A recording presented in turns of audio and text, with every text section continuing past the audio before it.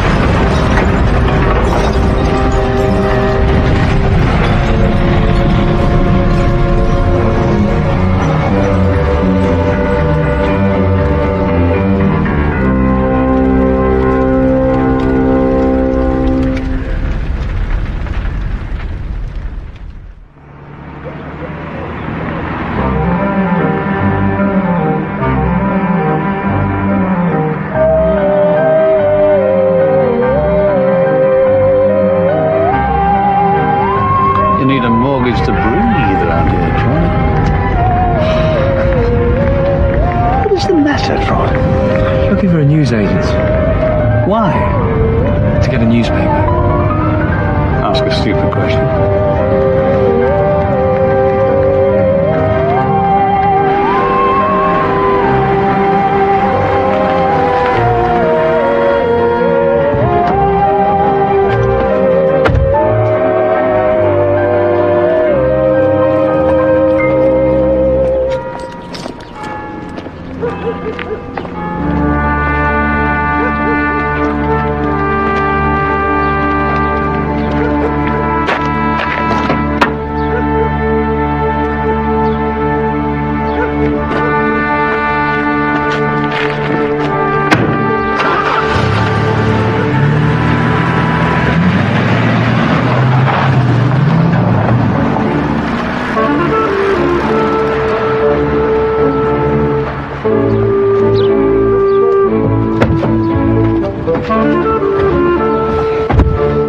Investment Daily, Trot.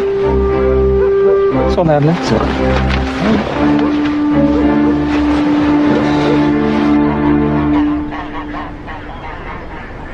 Well, the fire started when you turned on the ignition, is that right? Yes, it was simultaneous. Oh, let Forensic have a look at that. Can you think of anyone who might have had a grudge against you, Mr. Proctor? Certainly not. What kind of car is it, sir? It was a 1963 Alvis. Oh, a car like that? Maybe it was the wiring. I spent a fortune restoring this car. It was not the wiring. Where are you off to? Reading club. Poor James. He's going to be very upset about his car. It's not his car, it's my car. I'm very upset. Yes, darling, of course, I'm sorry. See you later. May I ask you, sir, who's James?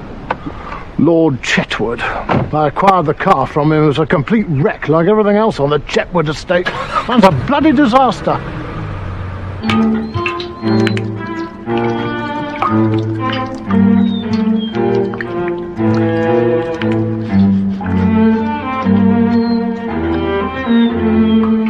James, I'm off to the reading club.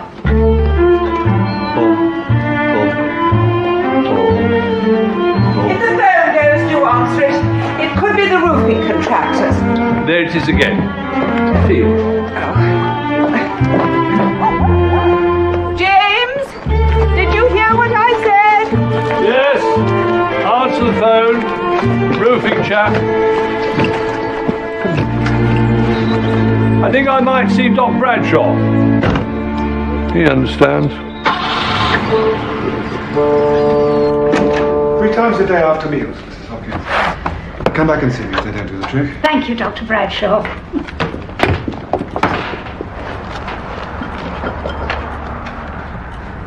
Mrs. Bradshaw? You'll be off to Marjorie's for the reading club, I expect. I expect I will, yes. Marjorie's kindly asked me to help her with the garden party this year. Oh, lovely. I'm in charge of salads. Lots to think about there.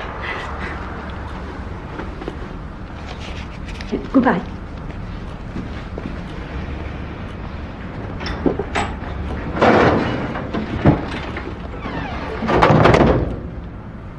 It's no time you lot started another book. You've been lugging that tome around for ages. Rupert, have we got an invitation to Marjorie's garden party yet? Not as far as I know. Surely she's not left us off the list this year. Pray God she has. Warm pims and rubber quiche in Marjorie's back garden is not my idea of fun. It's not about fun. It's about making a mark in village life. You've just got no drive, Rupert, socially or professionally.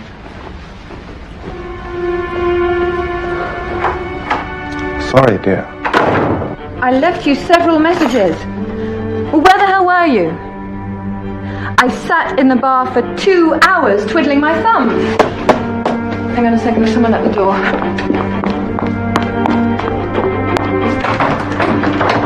Afternoon.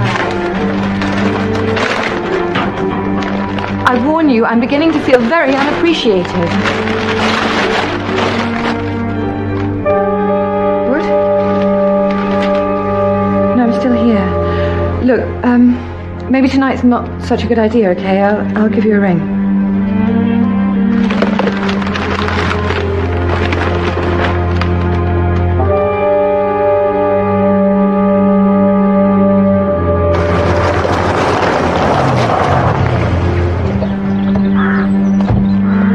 About time, too. Everyone else is present and correct.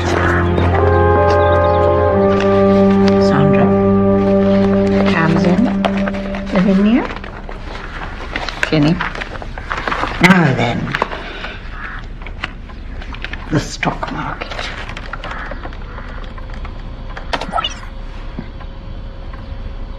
Jenny, where's your book? Oh, sorry, I left it in the car.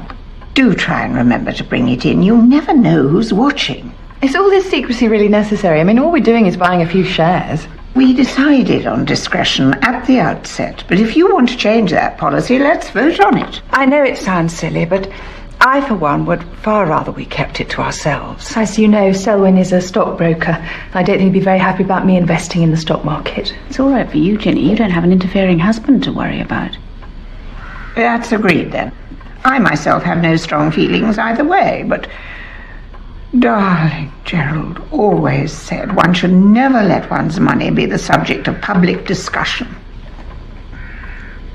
So, to business. We're halfway through our 4th financial year, and I'm delighted to report that the Midsomer Market Reading Club share portfolio is beating the UK index by 16%. Which means that we girls who aren't supposed to know tuppence about money matters are giving those overpaid analysts and fund managers a jolly good hiding. However, I must sound a note of caution. Gerald always said, spread the risk. So, I propose we sell off some of our biggest winners and reinvest. Sandra? Ginny mentioned a company called Tree Time at our last meeting. I'd read about it being involved in a takeover or something. So I've been looking into it. I was a little concerned about the interest on their borrowing, but taking the gross interest and the pre-tax profits, I've worked out that Tree Time are earning 7 times the interest repayments on their debt, which is very healthy indeed. Isn't she marvellous with figures? I dare say you get it from that bookmaker father of yours. If we're doing so well, couldn't we just sell some shares and take some actual money out? Oh, yes. Can't we make hay, so to speak? But the stock market only bears real fruit for the long-term investor, Lavinia. Is that the gospel according to Gerald? Yes, it is, Ginny, and I happen to agree with it. But let's put it to the vote. All those in favour of cashing in some of our investments? Those in favour of reinvesting? Reinvestment it is, then. Anything? No. The first thing anyone saw or heard last night was the fire engine. Not a very popular bloke, Selwyn Proctor. One woman asked if he'd been hurt. I said no. She said, pity. There's something in your paper about my pension plan. Sir, do you mind? Joyce was saying I ought to supplement my police pension, you know? Could I just... What are you doing?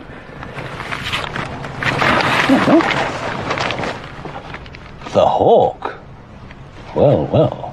My dad bought me the first issue when I was 6, and I just kept on buying it. It's become a sort of, habit, you know. And who exactly is the Hawk? Well, he's this private detective who fights evil. And he can turn into a hawk at night. He's got this amazing night vision. Can he fly? But only when he's a hawk. Extraordinary. You think you know someone and... I never actually read it. No, of course not. Now, about the pensions, you got yourself sorted out there, have you? Oh, God, no. Too young for things like that. Obviously.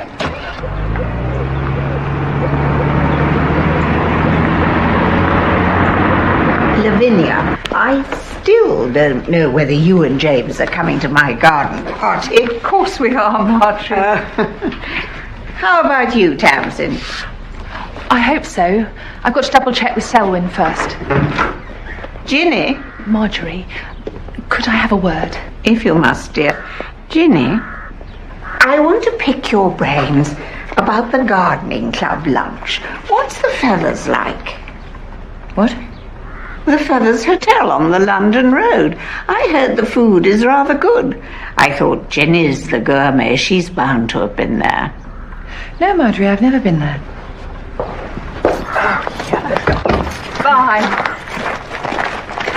Ginny, have you been invited to Marjorie's garden party? Yes, and I've a good mind not to go. I mean, none of us can stand the old boot, but we all turn out for her bloody garden parties. She's just lonely. She's downright rude. She always has a go at you about your father being a bookie. Or hadn't you noticed? I don't mind. Well, I do. One of these days, I'm going to tell that woman what I really think. And then she won't know what's hit her. I want to leave the club. I'd like to sell my share of the investments, Marjorie. Well, you have to offer them to the other members first. Why didn't you mention it at the meeting? Can't I do it now?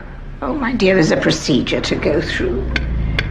Anyway, why the hurry? You're married to the richest man in the village, for heaven's sake. Or is there a problem? The Investment Daily? What brought that on? There's a story in here about the Dependable Insurance Company. They're being investigated for malpractice. But they're one of the biggest insurance companies in the country. Well, you say that, but it says here they're being investigated. It's probably routine. All these companies are under scrutiny. Quite right, too. I can't make head nor tail of this jargon. Leave it to the experts, darling.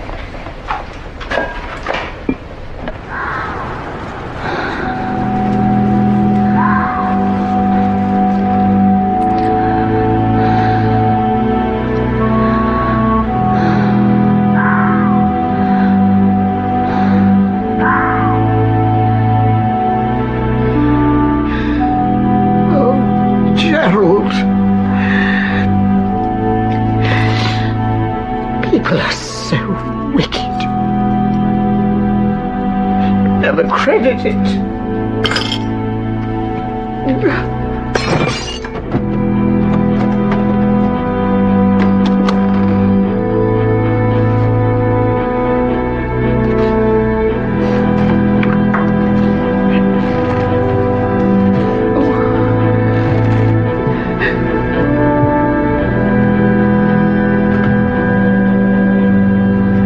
Hello?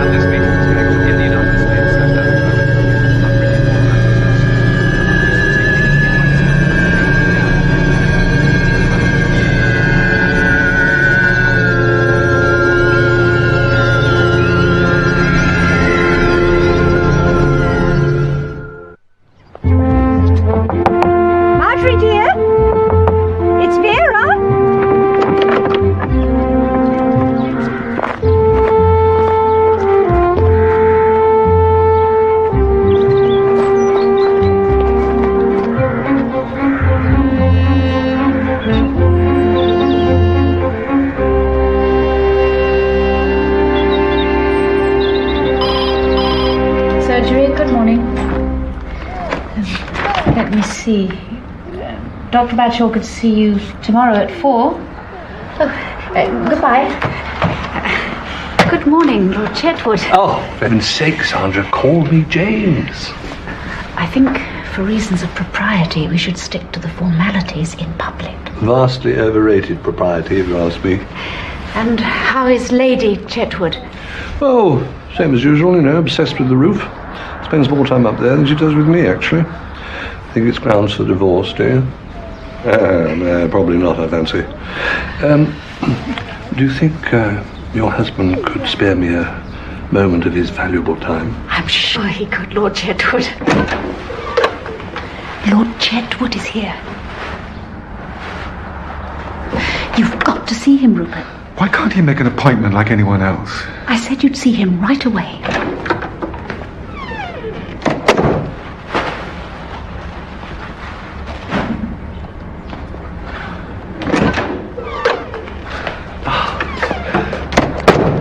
Terribly good of you, Rupert. Hello, James. What's the trouble this time? Oh, it's this wretched pressure behind the eyes. I can't sleep a wink. Right, sit down. Night after... Roll your sleeve up. Right.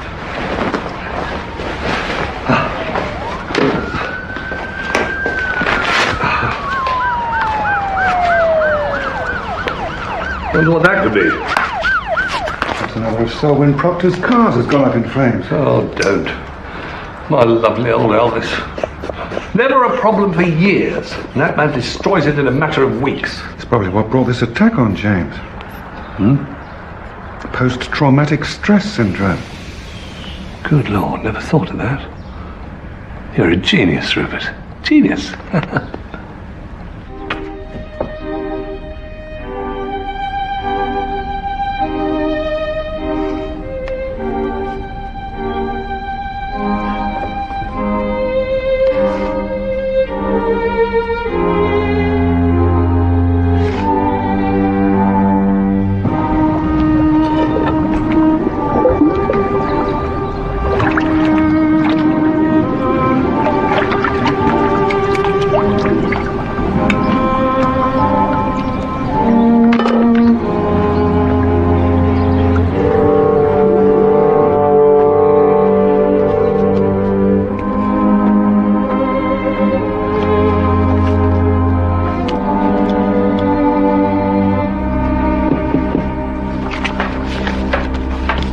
Come in, Harry. What is it? I found another one of these in the pool. It's just the kids next door, Harry. Chuck it back. You okay? Yes, I'm fine. You sure, you can trust me, I'm the pool man.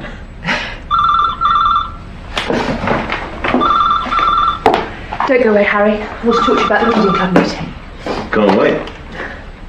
Hello. Hello? What? Oh my God. Yes. Yes, I can right away. Yes, as soon as possible. I've got to go to Ginny's. Something awful has happened to Marjorie Empson.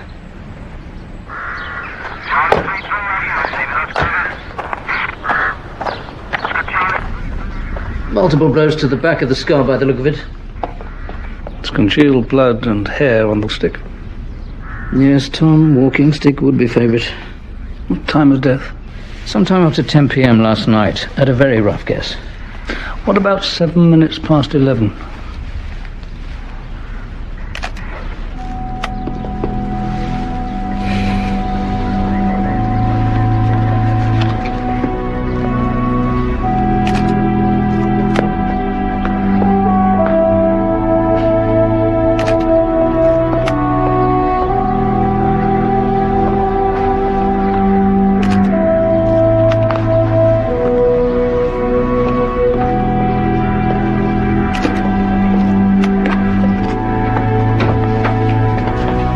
Sir, there's a Mrs. Hopkins in the kitchen. She called the emergency services when she saw the broken window. When did you last see her, Mrs. Hopkins? Yesterday. I was here most of the afternoon. Marjorie had kindly asked me to help with a garden party. We discussed salads and dips, and then I left so she could get ready for the reading club. The reading club? Yes, Lady Chetwood and so on. They meet here to discuss books. Marjorie begged me to join, but it's really not my thing. Mrs. Hopkins said that Mrs. Empson's silver is missing. Marjorie was very proud of her silver. It came from her father's side. Where does she keep the key to the cupboard? In the tea caddy. The police will want to talk to us about what's happened to poor Marjorie, so obviously we're going to have to come clean about what the reading club actually does. Yes, I suppose we will. Oh dear. Well, that's marvellous, Lavinia. How much are we worth? No, it's my money, darling. And it's for the roof.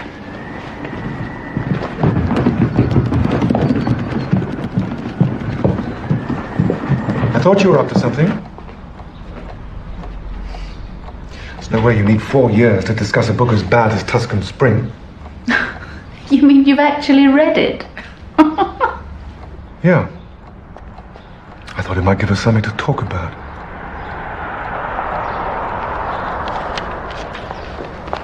You're completely mad. Insider dealing is a criminal offence. I could lose my job. I could be prosecuted, for God's sake. I'm sorry, Selwyn. How can I drum it into your thick head that money is a serious business? Day after day, I sit in this big house on my own because you're never here. That's serious.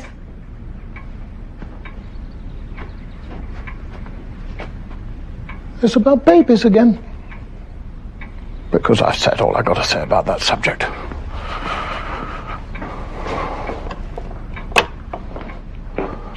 Well, I suppose we kept it secret because some of the men in Midsomer Market are a little behind the times. They like to wear the trousers where money's concerned. I'm divorced, thank God, so it's not my problem. Sorry to interrupt. You need a new filter, so I'll pop back later on in the week, yeah? Great. Thanks, Harry.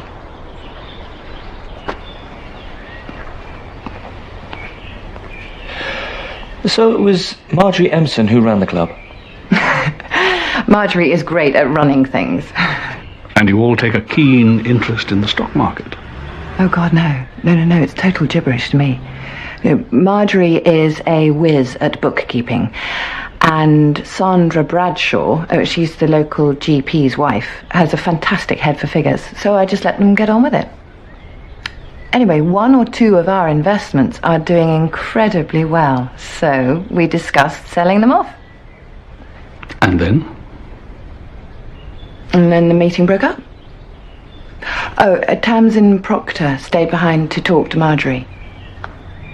What did you do? I got home at 7:10. I had a glass of wine and some supper.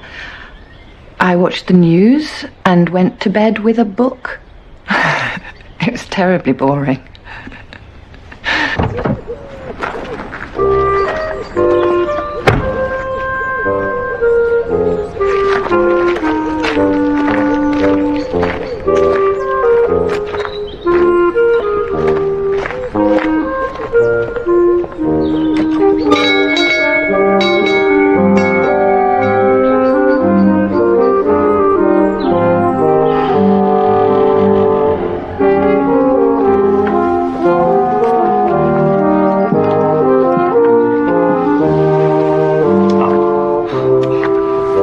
Start again from scratch, mate. Really?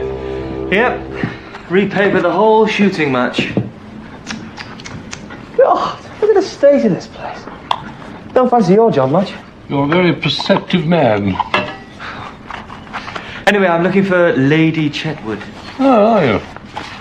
We'll go down the corridor. You turn left at the door and on up the stairs. You'll find my wife at the top, contemplating the roof. Cheers. Cheers.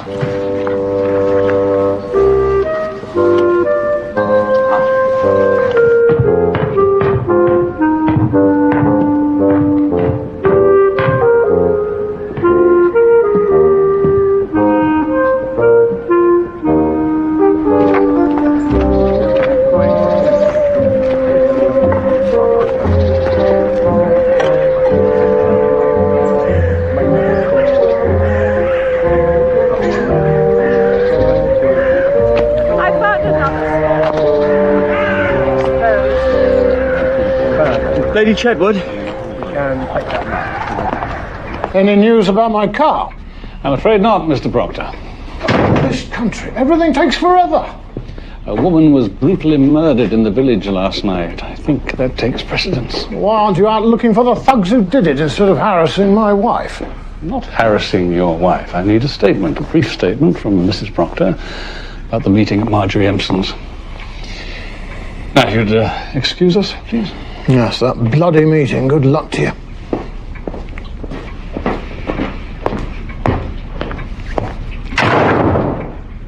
My husband's a lovely man, Sergeant, with many talents. But hanging on to money is not one of them. So you joined the reading club? Yes, it was my secret little plan, you see. To make some money so that I could patch up the roof here and there. And was the club doing well?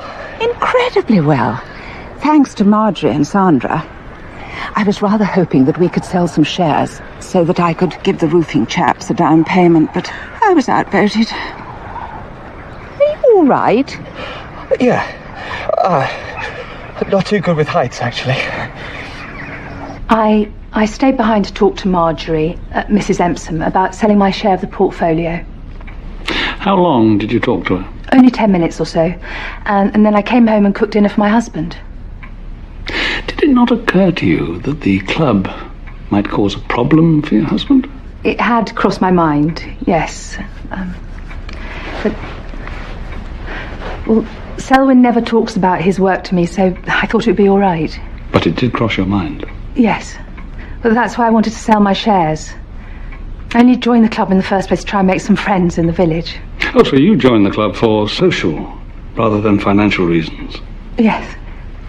Despite the fact that there might be a conflict of interest with your husband? Yes. But no. You see, the thing is, my husband...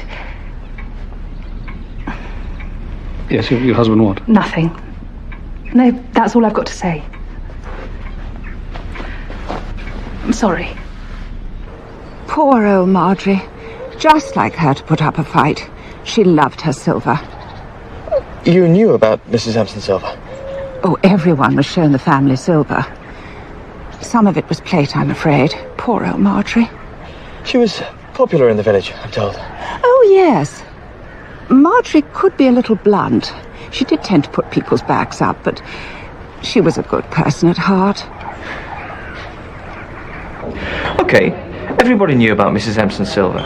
They even knew where she kept the key to the cupboard. You've got to be looking for some kind of local lowlife. But you're assuming it was a genuine break-in, aren't you? What do you mean? Well, you're local lowlife. Why would he ignore a purse stuffed with cash and credit cards, top-of-the-range laptop computer, expensive camera? You think this is something to do with that reading club thing? I am keeping an open mind, Troy. Oh, look. Look who's here.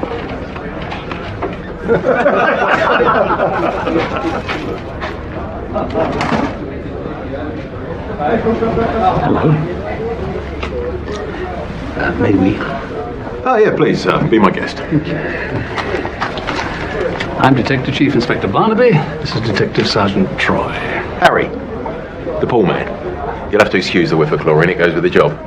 Everywhere I go in this village, you pop up. Well, there's a lot of swimming pools in this neck of the woods, I'm very happy to say. Do you live in the village, Mr. Painter. Just outside, a modest dwelling, but my own. And where were you on Monday night? I love it when coppers ask that. Been asked it a lot of you, Mr. Painter. Oh, he's good, isn't he, eh? We could continue this conversation somewhere more appropriate, if you like. Chill out. Monday. Let's see. I was in here. I'm on the quiz team, you see. Any strangers in here that night? Not that I can remember, no. Did you know Marjorie Empson? Not really. I only hang around with the swimming pool set, you see. Like the Proctors? Yeah. I do their pool wine. Just making inquiries. You, follow the stock market? I'm checking my pension. Oh, yeah. Who's it with then? Dependable. You're a bit of an expert on pensions, are you, Mr. Painter?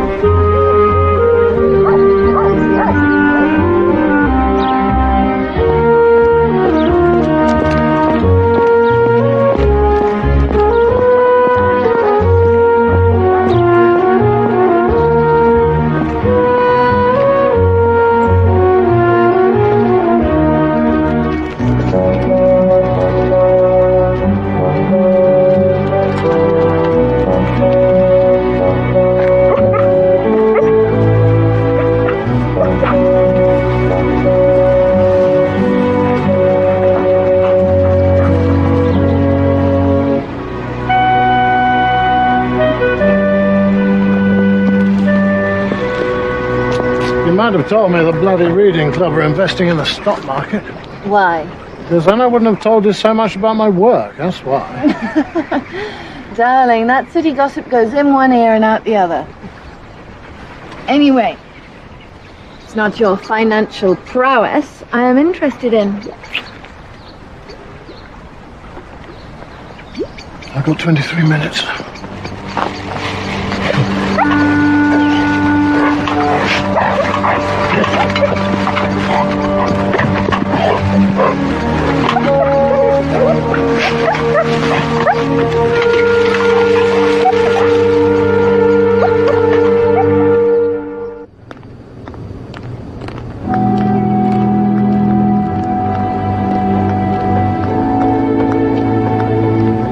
The cause of death, was it what you thought? Yes, the skull was fractured by multiple blows to the head. How many blows? 6 or 7. It was a frenzied attack. But look at these bruises on the upper arms.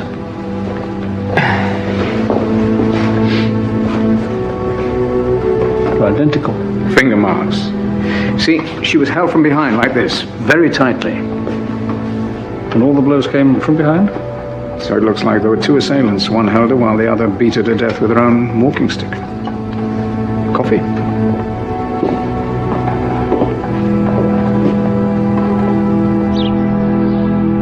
I wanted to ask you about Mrs. Empson's dodgy hip. She was due to have a replacement next month. Hence the walking stick. Yes, she couldn't get very far without it. I believe you drove through the village yesterday evening. I'm on the committee of the golf club. I attended an incredibly boring meeting there. Had some supper, drove back to the village and went to bed. After the meeting broke up, Ginny and I were talking about Marjorie's garden party, and Marjorie had clearly upset Ginny in some way or other. Did they argue at the meeting? Oh no, it was all very good-humoured as usual, though I have noticed some tension between the two in the past. Marjorie didn't think that Ginny was really PLU. What's PLU? People like us. And I think Ginny resented that. People can be extraordinarily sensitive. And Mrs. Bradshaw was home before you, was she? Yes, she was already in bed when I got home. I'm sorry, James. Surgery hasn't started yet. It's not you I'm after, Rupert. It's my young friend here, the wallpaper expert. Can you remember what Ginny said to you about Marjorie?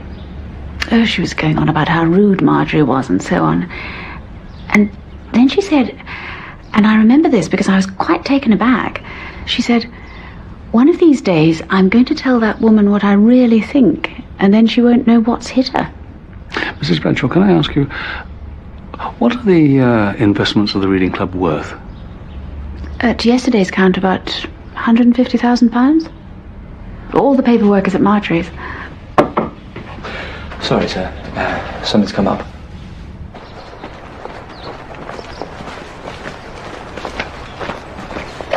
There.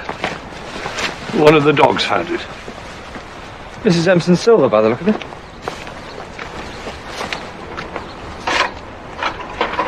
Whose house is this? Do you know, I'm not entirely sure. I think you'll find it's Ginny Sharp's place, sir. Oh.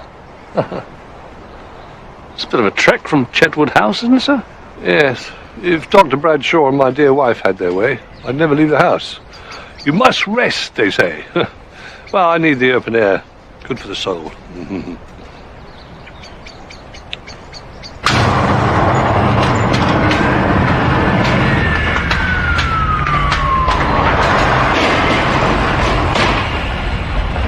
A piece of cloth soaked in petrol was shoved under the wheel arch.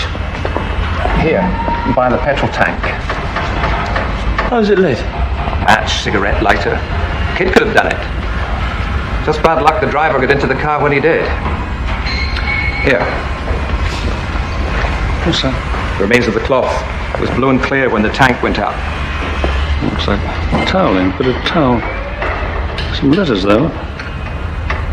You see what they are, Troy? Feathers. The Feathers Hotel?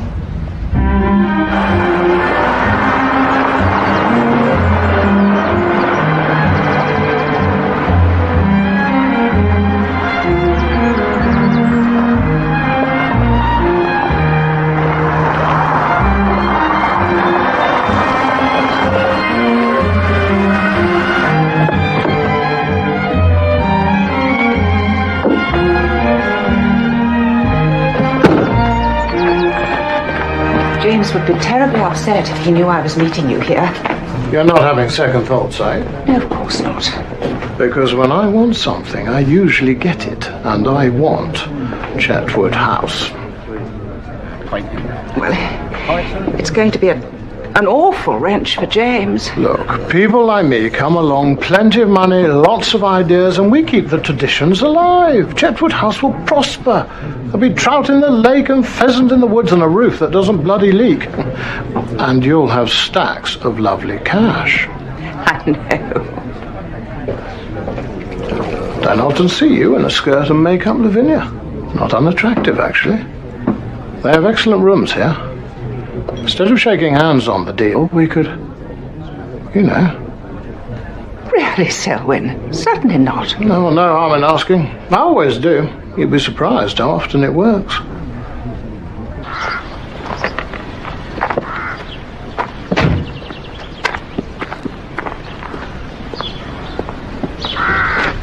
What is it? See that indentation? It was made recently.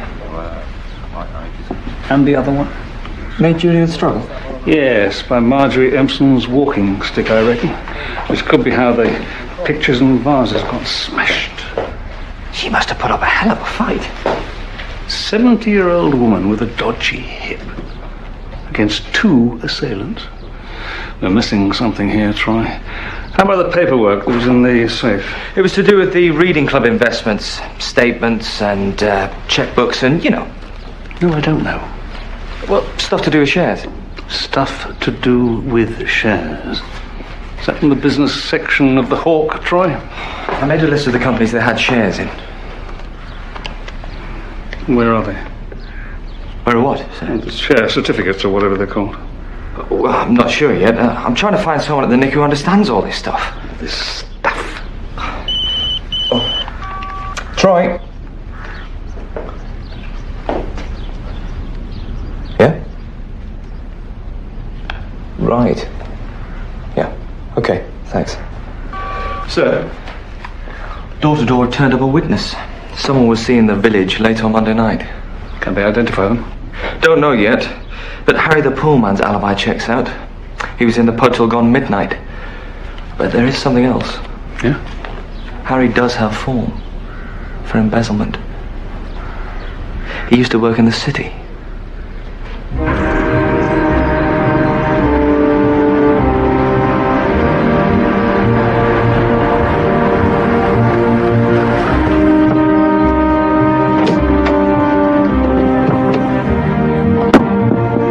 Expecting you. I was a currency trader. Big paychecks, big bonuses. But I was stupid. Instead of buying a Ferrari and sipping too much champagne, I played the stock market. And? I lost. Big time. Now that wasn't the stupid bit. The stupid bit was using other people's money when I ran out of my own. But I've paid my debt to society. No more deals for this boy. Huh? So what's about it, huh? I have to follow the market, read the business pages. It's just a habit. It doesn't sound very healthy to me. I don't know what you want from me, Inspector. But I'm a white-collar criminal, all right? I don't go around bashing up old ladies for their silver. What do you think of that? Well, it looks like someone's share portfolio. It's the Reading Club's portfolio, actually. What do you think of it? Well, it's an interesting mix. Lots of blue chip stuff, very conservative. Well, plus a few wild cards. What does that mean? Oh, small companies that suddenly went through the roof. You know, a merger here, a buyout there. Well, it looks like the ladies timed it beautifully. Well, perhaps they had inside information. In Midsomer Market? Like Tamsin Proctor, for instance. She's married to a stockbroker. Is she? All right, Harry.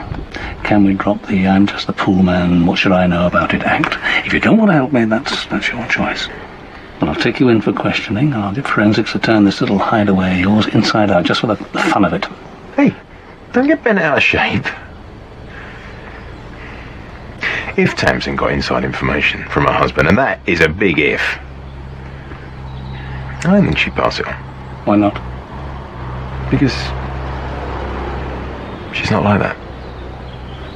You've got a soft spot for Tamsin, haven't you? Yeah. She's one of the good guys, but she's got her problems. Is she? Like what? Come with me. Here. These started turning up in the pool a few weeks back. One at a time. Did you show them to her? Yeah. She said it must be the kids next door, and that I should throw them back. Well, why didn't you? Well, there aren't any kids next door. That family moved out over a year ago.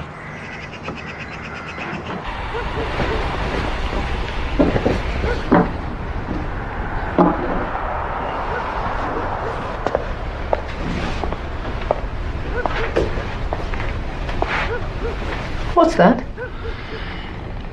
That is nothing. It's a dead end. Is it an anagram? Well, I was hoping it would be, but no luck.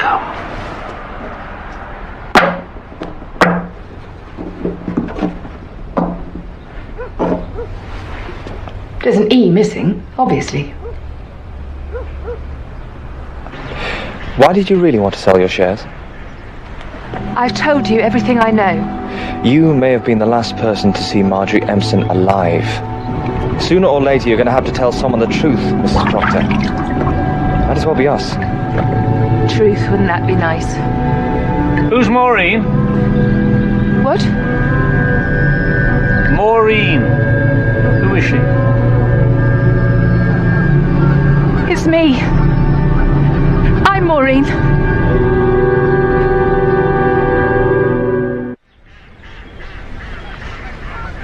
Where I come from, if you don't get out young, you don't get out at all. And I almost blew it. How do you mean? I got pregnant. They took the baby away from me in the hospital because I said I didn't want it. Because I thought that it would hold me back. Hold you back from what? All this. I was destined for better things, and I didn't want a baby in tow. So, Maureen became Tamsin. I learned how to dress, how to talk. I learned how to read a menu. I worked hard, and it paid off. I met Selwyn. Did you tell him about your baby? Oh, no. He'd have never married me if I had. But I wanted my baby back. It was like an ache. It wouldn't go away. And then I got a letter about a month ago, and Peter's foster parents wanted to adopt him legally. So suddenly there wasn't any time. So that's why I wanted to sell my shares. I don't understand. You're married to a very rich man. Selwyn's a control freak. I have to negotiate for every penny. When Marjorie Empson told me about the club, I jumped at the chance because I thought that I could make enough money to leave Selwyn. Talk to anyone in the village about your baby. No, not a soul. Someone knows. Well, it doesn't matter now.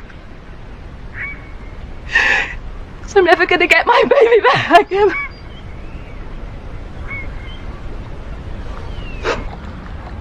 I hear you found Marjorie Empson's silver. Yeah. They are. Oh. Outside Ginny Sharp's house. Yeah. And again. Oh. You've got to stop it, James. Everyone in the village knows that Ginny Sharp likes to sunbathe in the nude, and people are beginning to talk about your rambles along the bridle path. Yes, well, she's such a gorgeous creature. Not the sort of woman I'd ever stand a chance with. I never will. Grow up, James. You have Lavinia. You're lucky. Yeah, a lot of good she is. I don't know what she's playing at lately. She was out all day yesterday. When I asked her where she'd been, she just mumbled and blushed and fled my presence. What about my throat? Perfectly all right. It can't be. Stay away from Ginny Sharp's house, James. You'll only get into trouble. Next, please. Mr. Baker? Lord Chetwood? Is everything all right? No, it isn't actually. Your husband no longer takes me seriously. My wife seems to have deserted me. What do you mean, Lord Chetwood? Well, she's either up on the roof or out cavorting, I know not where. Sometimes, you know, I think I might be better off without her. Good day, Sandra. The witness saw someone hurrying through here about 10:30. They're heading towards the gate over there. It's a shortcut through to Hollybank Lane. Can they identify who it was? No, it was too dark. But there are only 3 houses in Hollybank Lane. That's empty. The kids are at school. The parents are in Switzerland. The elderly couple who live there are on a cruise, which just leaves the lodge, down at the far end. Where Ginny Sharp lives. I've already told you. I had an early supper and went to bed. Someone was seen taking a shortcut through the churchyard at 10:30. What's that got to do with me? We have a witness says it was you, Mrs. Sharp.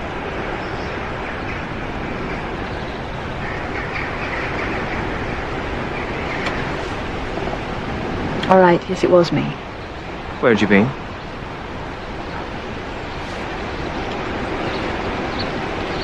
Marjorie Empson's. Will you tell us exactly what happened, please? I was about to go to the reading club meeting when a parcel was delivered to me. It contained a bathrobe from a hotel. Well, I go to this hotel occasionally to meet a friend. Discreetly. Who was the parcel from? It didn't say. It was scary. It was like someone was trying to send me a message. What did you do after you'd opened the parcel? I went to the reading club meeting. Only I didn't pay much attention because my mind was on the bathrobe and who might have sent it to me. And then after the meeting, Marjorie said something to me. Ginny, I want to pick your brains about the gardening club lunch. What's the feathers like? What? There was something about the way she looked at me when she said it, and I thought, my God, it's you, isn't it, you old cow? Did you say anything to her? No, not in front of the others. I went home, had a glass of wine, and fumed. And then I thought, sod it. I'm going to confront her. So I went round to her house, and I got a typically warm welcome. What on earth do you want? Are you spying on me, Marjorie? What are you talking about? I'm talking about the bathrobe.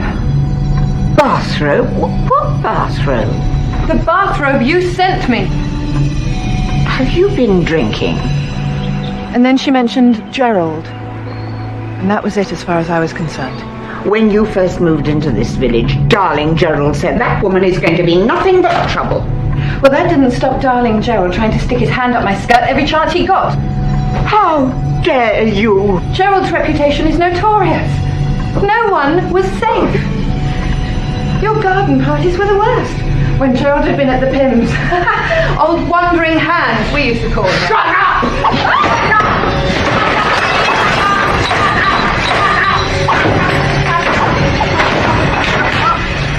She went berserk. She was trying to hit me, and then she dropped her stick and I grabbed her. She pushed me away, and I remember almost ripping one of her sleeves off. Come on, it's all right.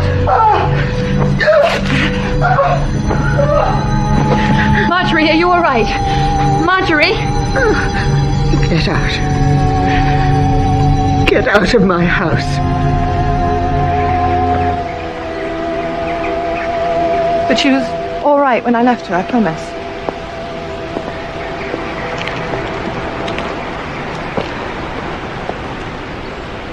I didn't kill Marjorie, I swear. Withholding evidence, that's a serious offence. Are you going to arrest me? No. I'm going to ask you to come down to Corston Police Station to make a formal statement, please. Of course, I'll do anything I can to help. I want to know who sent me that bathrobe. I want to know who's been spying on me.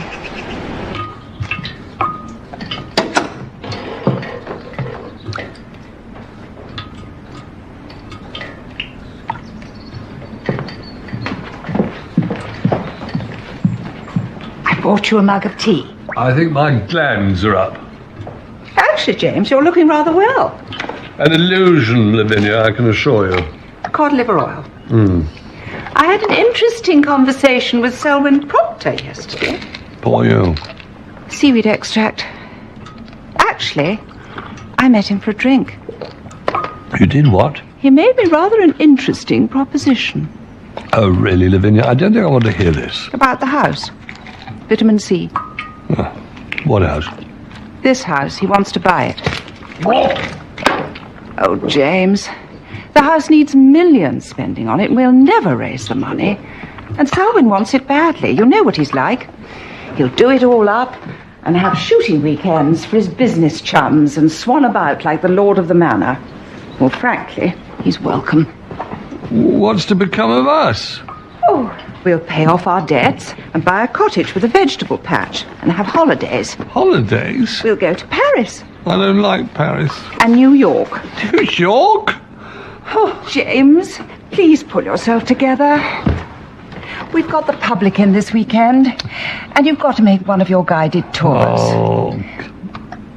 Would you like me to make you some eggy bread?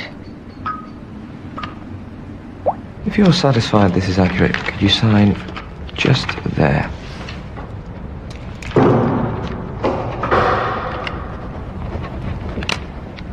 That bathrobe that was sent to you, which hotel was it from? The Feathers. It's on the London Road, the other side of Corston. And the friend you met there, was that Selwyn Proctor?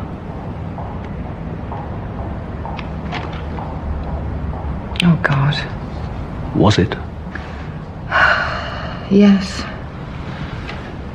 So it was you passing inside information to the reading club, wasn't it?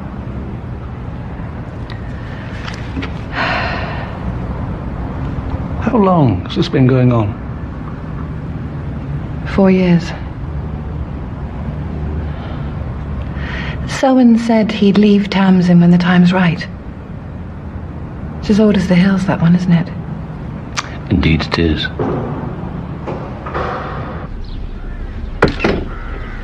We didn't ask Jenny Sharp what Mrs. Empson was wearing, did we? Sir? We assumed she was wearing her nightclothes. But Jenny said she'd almost torn off one of Marjorie's sleeves. But there were no rips in the clothes the body was found in. Come on, try.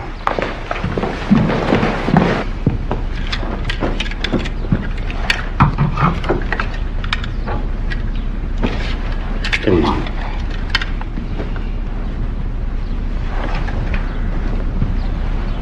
Okay, that's what she was wearing when Ginny came round.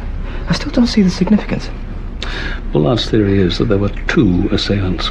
Marjorie Empson was hit repeatedly from behind while someone else held her, leaving bruises on her upper arms. Are you saying Bullard's wrong? He was just wrong about the timing. What's this blouse tell us? Ginny Sharp came here to confront Marjorie Empson. They argued. Marjorie attacked Ginny.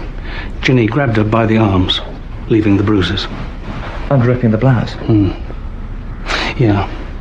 Then Ginny goes, Marjorie gets changed for bed, and then someone else turns up. And that someone else is the killer. Or Ginny comes back. No. I don't think Ginny Sharp's the murderer. Why not, sir? It was timing for a start.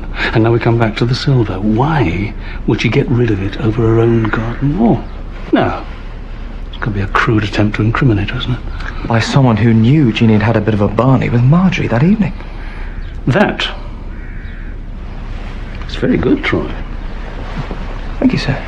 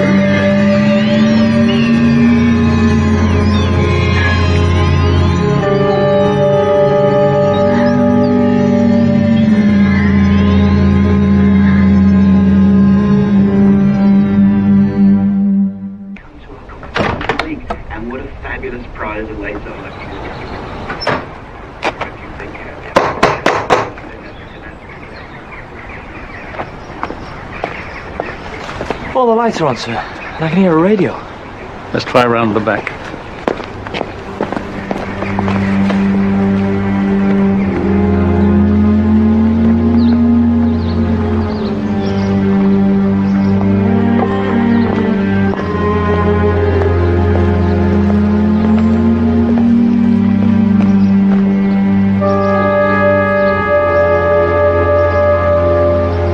Make the phone call, Troy.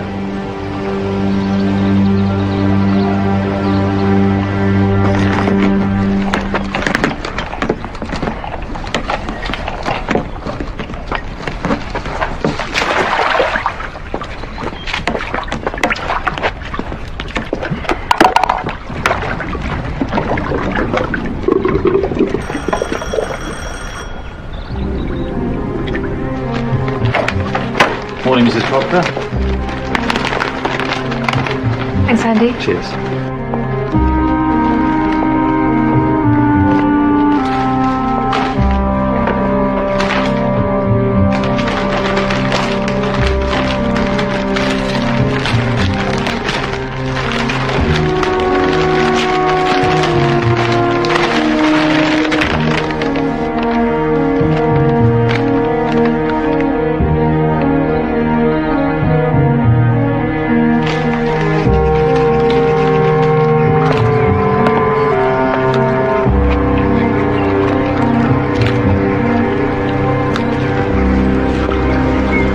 someone hit her over the head, then she probably fell in the pool.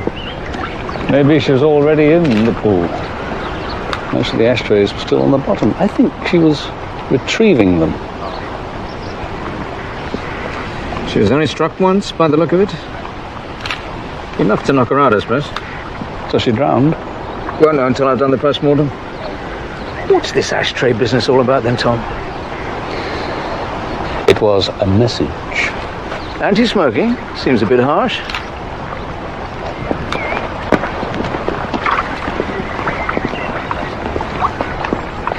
Can't believe it. Ginny was an excellent swimmer. Well, we are doing our best to establish what happened. You mean it wasn't an accident? It's too soon to say. Good God. Dr. Bradshaw, could I have a word? Yes, of course. Try. Are you all right, Mrs. Bradshaw? Yes, thanks. I'm fine. I'm sorry to have to ask, but can you remember what Marjorie Empson was wearing at the last reading club meeting?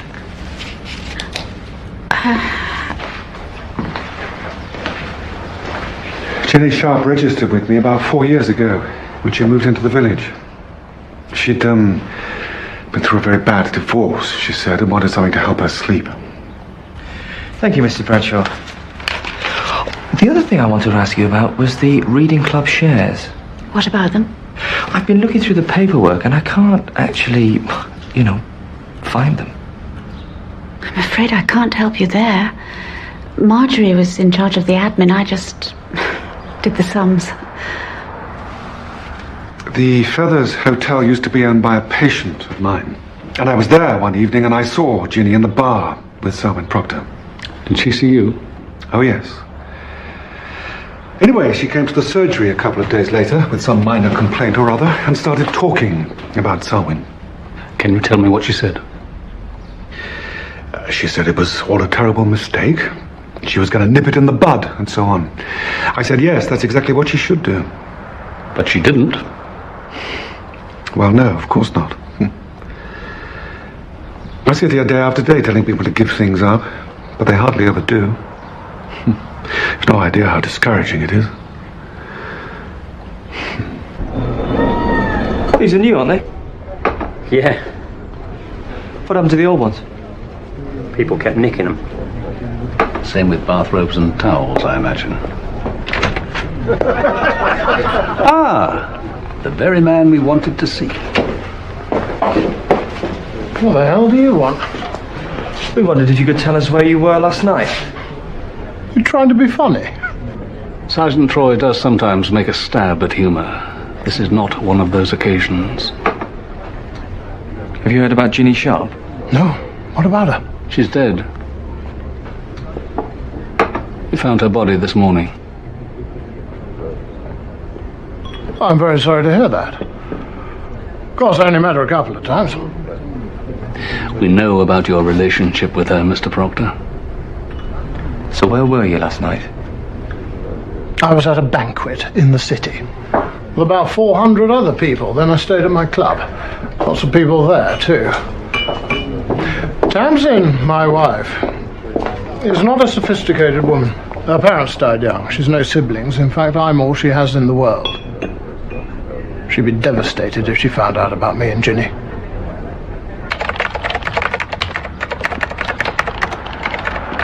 Oh, hello, Sandra. I hope I'm not too late. Any chance of seeing Rupert? Yes, of course. Go straight in.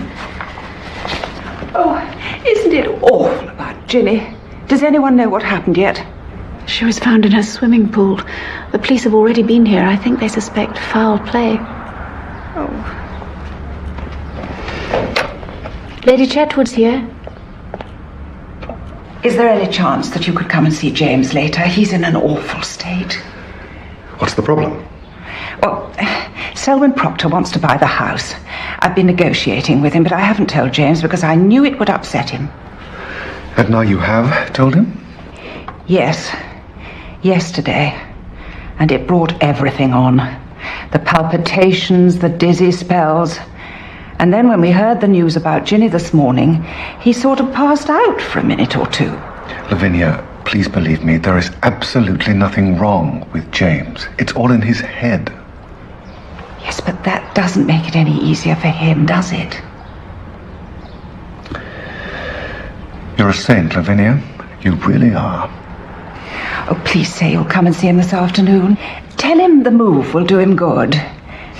I've got to get him out of the house, Rupert, for both our sakes. Of course I'll come. The roofing people are coming at 3 o'clock this afternoon to finish their report for Selwyn Proctor, so come about 4. I'll be there. It's the damp I can't stand. James doesn't seem to notice. It's 500 years of breeding, Lavinia. He's damp-proof. This is Alfred, my great-great-grandfather. Alfred died when he was 94, though he spent most of his life in bed. He had terrible health problems, you see. Funnily enough, I have a similar kind of relation.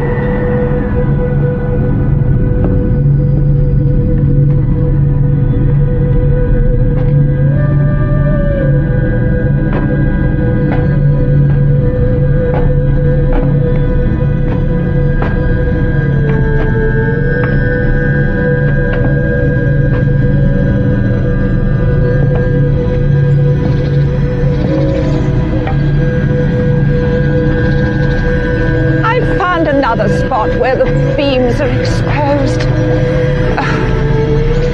Oh, it's you. I thought you were the roofing people. My heart will be quite normal for 5 minutes or so, and then suddenly...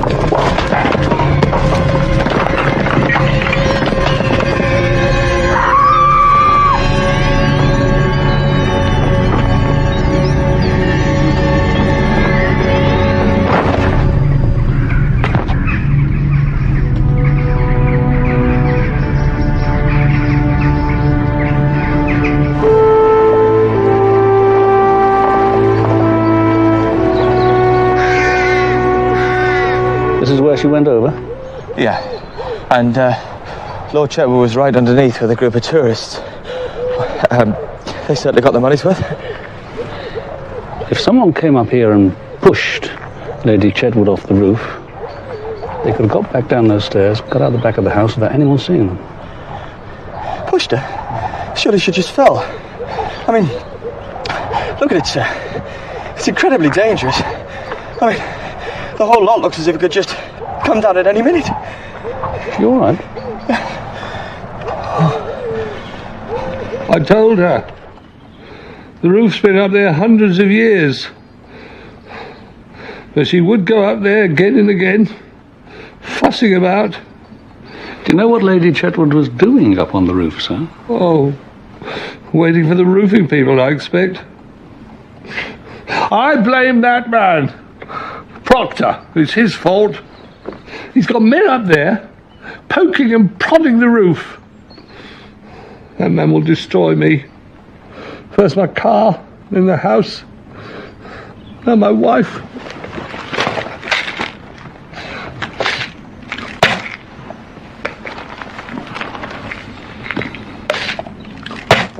I can't find my zinc tablets. Lavinia, though. Oh, Lavinia. What am I going to do? What will become of me? Can I get you a doctor, sir? No. The doctor's on his way, Dr. Bradshaw. He'll know what to do. The doc understands. To find out why the roofing contractor didn't turn up, Troy. Sir.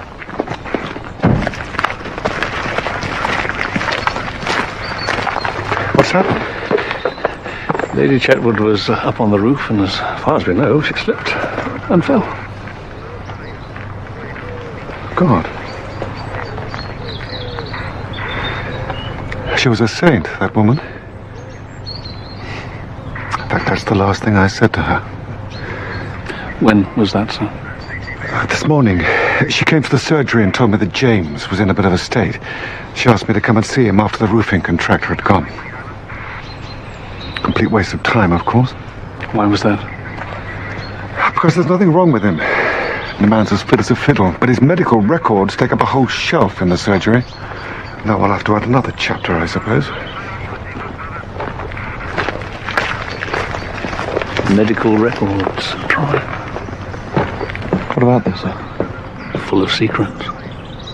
Wonder if Tamsin Proctor was ever a patient of Dr. Bradshaw's.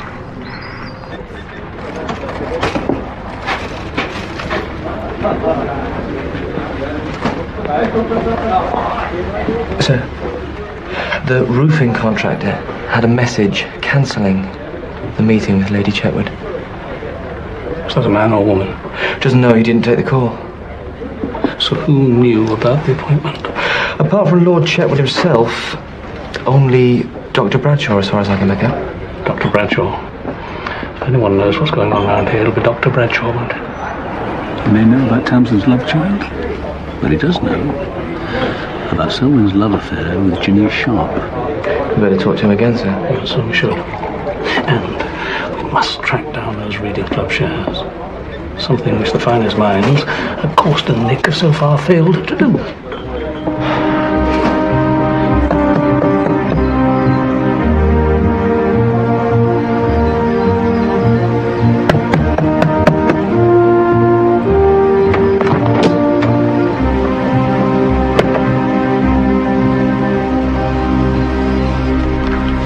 Is that where they found her? Yes. Is that blood? You concentrate on the paperwork, Harry. Well, you know, this is all pretty bog standard stuff. Transaction records, statements, dividends, tax credits. What about the shares? Well, there won't be any share certificates if that's what you're looking for. No, they've been dealing online. So all the shares will be in a nominee account. What's a nominee account?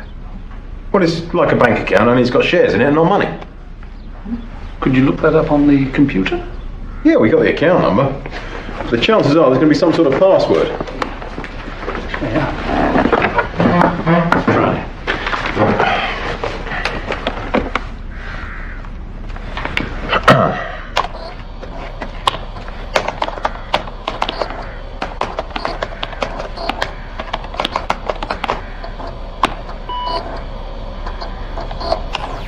Okay, here we are.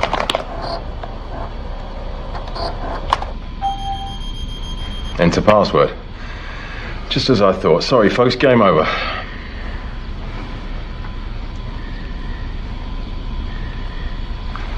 Try Gerald. Gerald? Gerald. Okay, Gerald it is. Hey! All in one. You should be a detective. According to this, the account's closed. What do you mean? It's been sold up. The entire Reading Club portfolio has been converted to cash. Well, that's it. Marjorie Empson stole the money, somebody found out about it and killed her. No, it can't have been her. This account was closed yesterday.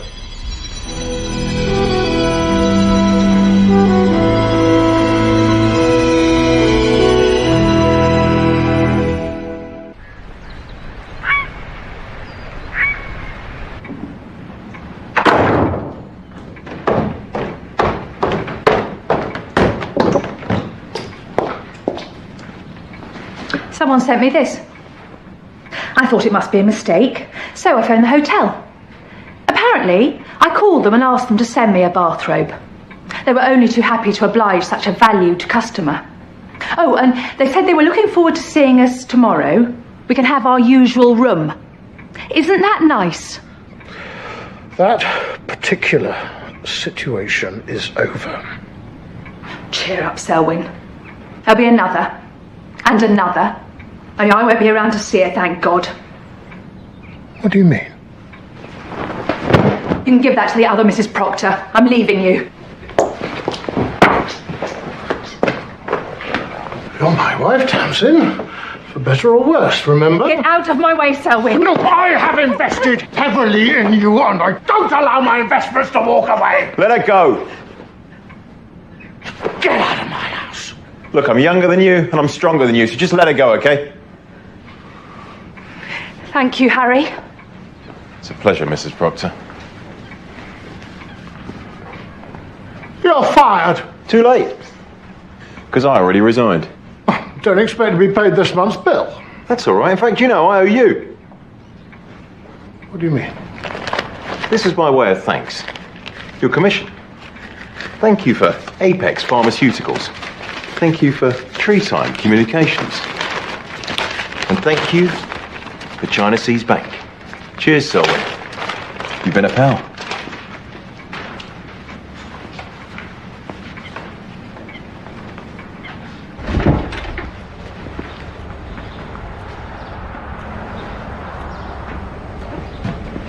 With you in a minute, sir. Come in. Can I have a word, please? Yes. Where's Mrs. Bradshaw? Gone out to Sherwood House to cook lunch for his lordship. Amazing how men like that always find someone to mother them. I'd like to ask you, Dr. Bradshaw. Was Tamsin Proctor a patient of yours? Oh, yes. Yes. Did you know her by her other name? Maureen Carter? Yes, I did. It was a typical bureaucratic cock-up. Tamsin Proctor had 2 sets of medical records under different names. So yes, I knew about her child, but I didn't tell anyone.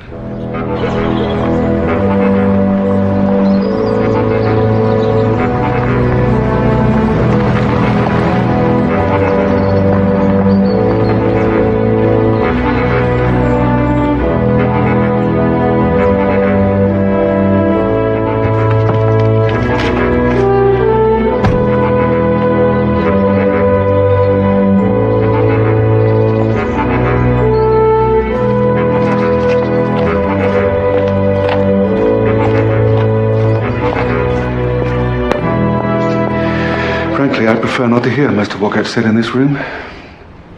Take that idiot James Chetwood, for example. What about him?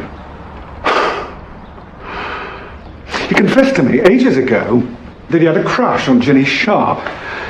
Then I hear gossip in the village that he's been spying on her. I mean, what am I supposed to do about that? I'm a doctor, not a social worker. Is that switched off, Dr. Bradshaw? Yes?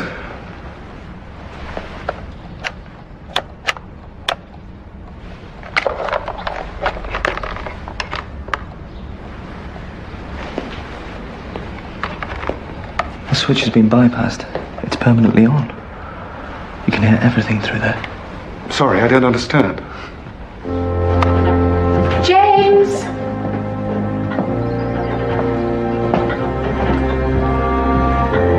James, where are you? In here.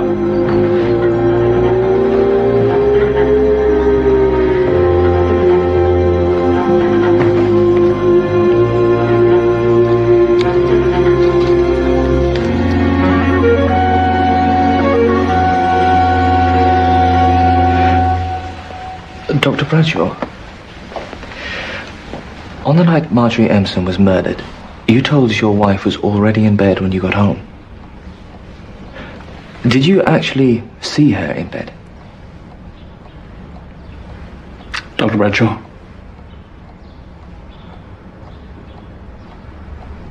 No, I didn't.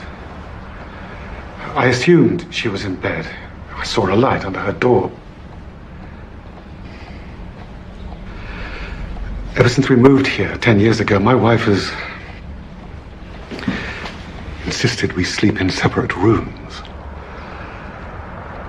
I find it very shaming.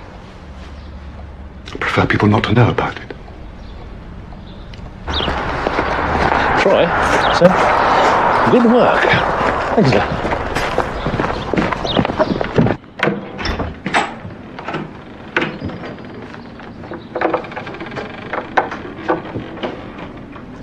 Hello, James.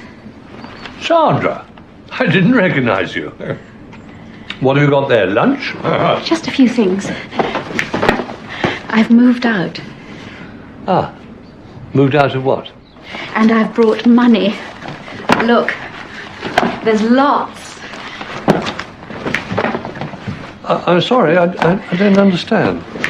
Long last, we can put our plan into action. Plan? What plan? You made your feelings clear to me 10 years ago when we first met. My feelings? I know you care for me, James. My dear good woman, you are labouring under a massive delusion. Together we'll restore Chetwood House to its former glory. And I can nurse you back to health, James. Let's face it, dear Lavinia wasn't up to much in the nursing stakes. Lavinia? Something had to be done about her, and I was happy to do it. Do what? What do you mean? She was driving you out of your home. You said to me yourself you'd be better off without her. Do you mean that? We'll move into the east wing, I think. Oh, my God. It'll be easier to keep warm in the winter. Poor Lavinia. Oh.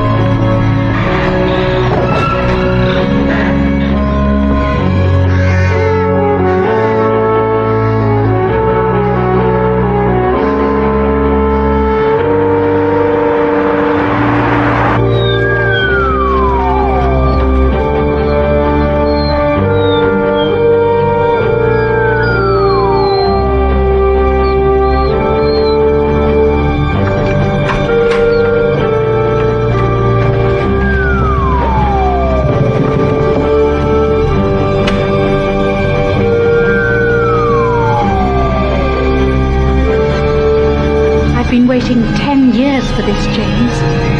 I'm not going to give up now.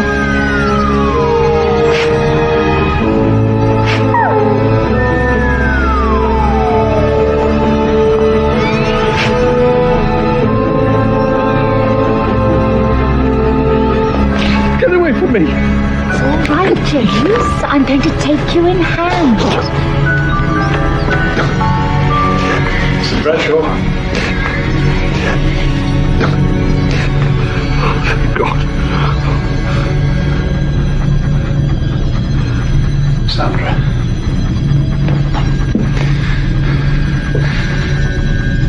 You can come with me now. Is Lord Chetwood expecting you?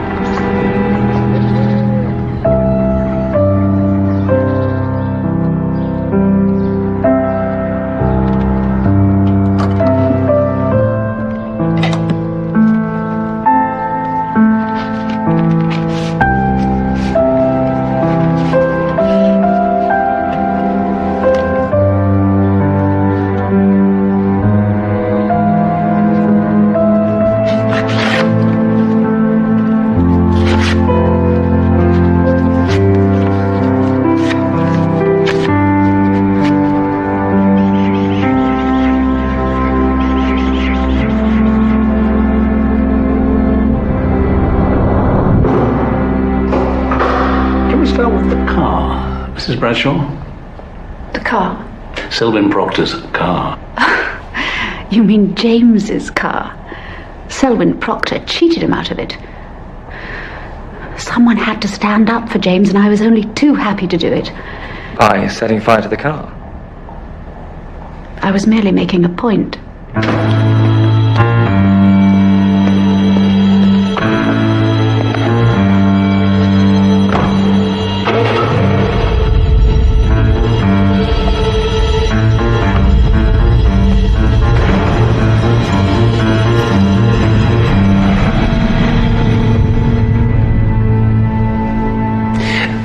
What happened at the meeting of the reading club?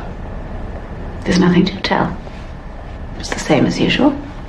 Except you went back to Marjorie Empson's later that night, didn't you? Why did you go back, Sandra? To make a point? Yes. I did all the reading club donkey work and Marjorie Empson took the credit. And I had to endure Marjorie's endless jokes about my father being a bookmaker. Still, you have to rub along with people. That's what village life is all about. But that reading club meeting was the last straw. Why, what happened? I discovered that I was the only one who hadn't been invited to Marjorie's garden party. I was left out for the first time in 10 years, after all the work I'd done for the village. Did you say anything? Certainly not. I went home and thought about it. I thought, all right, if I'm not wanted, I'll resign. So I went to inform Marjorie of my decision. I heard raised voices from inside the cottage. It was Marjorie arguing with Ginny Sharp. I saw Marjorie try to hit Ginny with her stick. Shut up! Shut up! Shut up! Shut up! I waited until Ginny had gone. Marjorie went upstairs, so I went round to the back of the house. I let myself in through the French windows. What's going on here? Sandra, how did you get in here? I'm resigning from the reading club, Marjorie. You've come round here in the middle of the night to tell me that. And when I move into Chetwood House, you will not be welcome there. When what? You heard.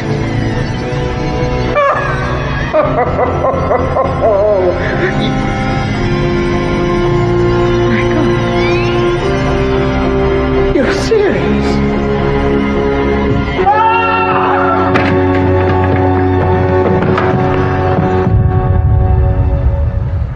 So Mrs. Empson was lying there at your feet.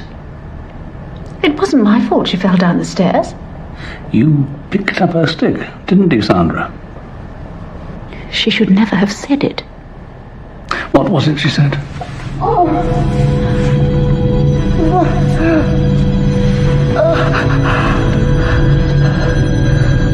Bookie's daughter.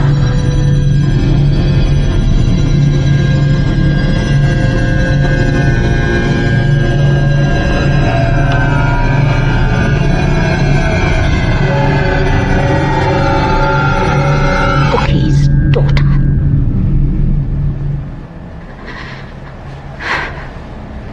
She gave me no choice. And Ginny Sharp, did she give you a choice? She was flaunting herself in front of my poor James.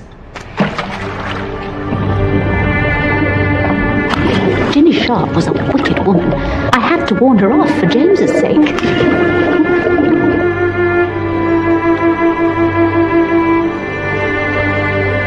She came out while I was there, so I thought I might as well speak to her directly.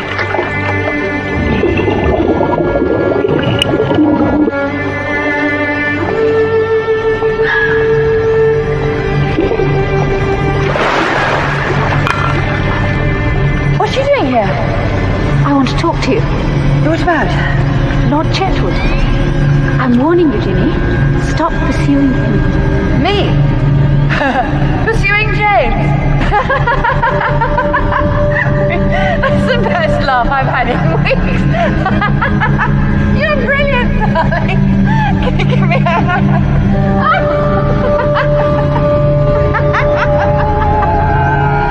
That's fantastic.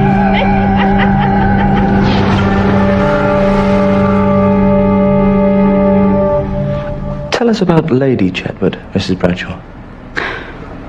Poor James. No wonder his health was failing. Lavinia was a dear friend, but she didn't have the first idea about looking after him. She She came to the surgery and told Rupert that Selwyn Proctor had made an offer for Chetwood House behind James's back. Selwyn Proctor wants to buy Chetwood House. I've been negotiating with him, but I put off telling James because I knew it would upset him. Yes, yesterday, and he bought everything on the palpitations, the dizziness. Please come see him this afternoon. Tell him the move will do him good. The roofing people are coming at 3 to finish their report, so come after 4. She mentioned the appointment with the roofing contractor, so I cancelled it. I drove up to Chetwood House. James was showing some tourists around. I found Lavinia on the roof. I want a word with you, Lavinia. I'm not far away. Is it about the reading club? No, it's about James. James? Why, James? Yes. We've had plans to be together for some time, you see, and we thought it only fair to tell you. Plans? Yes. Oh, Sandra, dear. Are you feeling all right? Perfectly all right, thanks.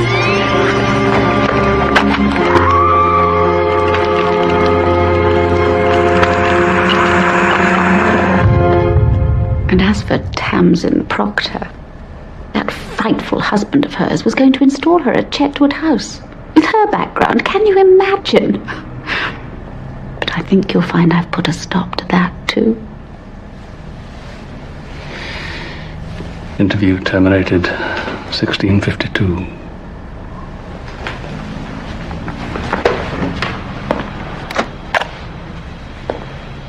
James will come round to my way of thinking in the end.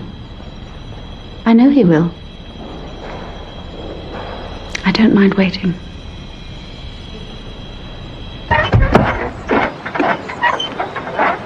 Moving on, are we, Harry?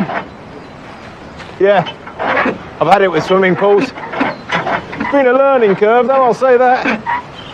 Oh, yeah? And what have you learned? The bigger your swimming pool, the less time you have to use it. Oh, that's deep. He's good, isn't he, eh? Yeah, yes, he is. So what's next, Harry? Well, I haven't been entirely honest with you, Inspector. Oh, really? And I feel bad about it. You see, when I said that I'd given up the stock market, well, I hadn't. A couple of years ago, I got chatting to Tamsin and told her what I used to do. She told me about the reading club and asked my advice. Just couldn't resist, could I? Inside information, huh? Hey, she didn't know I was using it. She's straight. So, yeah, I made a bit of money. Everything's packed away in here. We're going to go and see if we can get her boy back. Just for starters. It's going to be a bit of a change of lifestyle for you, isn't it? Downsizing, they call it. Don't they, Harry? Anyway, I've had enough of big houses. Well, for the time being. Well, hope it works out. Thank you. Oh, sorry to hear about your pension, by the way. What do you mean? They've been cleared of malpractice, haven't they? Floods hit Central Asia. Yeah, well, what's that got to do with my pension? Well, they've had to close the microchip factories down. That's where the spotty youths who run your pension have been sending your hard-earned cash. Still, try not to worry too much, you know. What goes down sometimes comes back up again.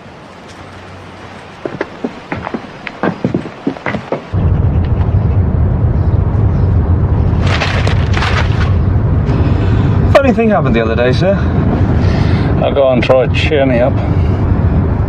Lord Chetwood put me onto this chap. He's a collector, he collects comics. Really? Anyway, he phoned up and asked me about the Hawk. I've got them all, you see, from the first issue. And they're in really good condition. Anyway, this collector wants to buy them. And you'll never guess how much he's offered. It's amazing. Go on, sir. Have a guess.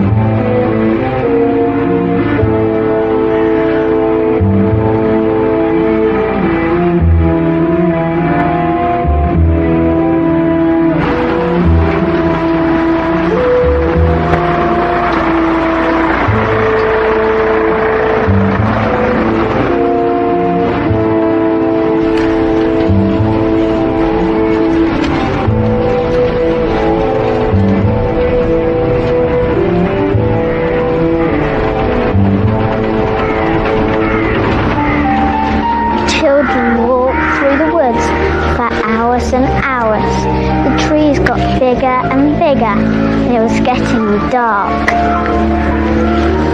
There was lots of thunder, and animals made horrid rustling noises in the night. Foxes and wolves. And a huge, big bear. There's no bears. There was then, with fangs to reach you. Can we go back, Julie? Bear's coming. Run, Sean.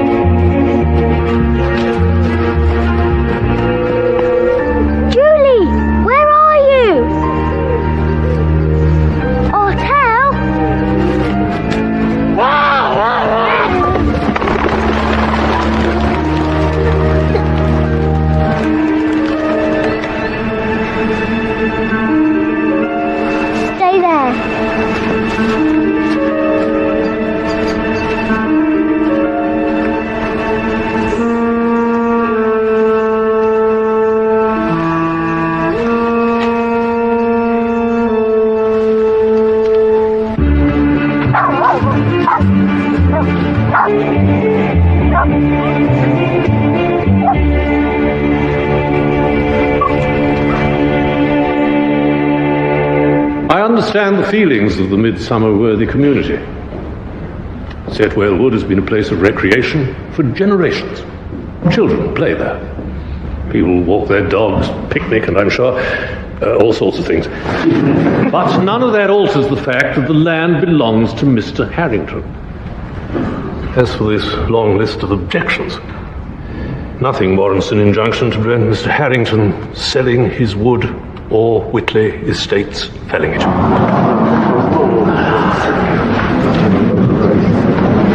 With all due respect, Your Honour. Miss Sullivan, when a barrister addresses the bench with those words, it is because he or she is about to show no respect at all.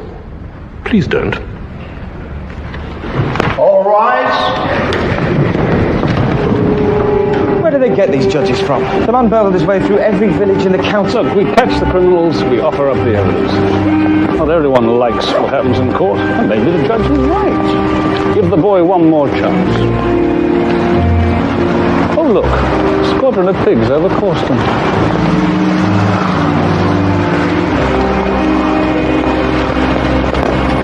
It's not finished. They move in next week. Setwell Wood will be flattened in a fortnight. On my dead body. It suits me. Not the way, Simon. There are those who prefer your body alive and kicking. Right, Miss Sullivan?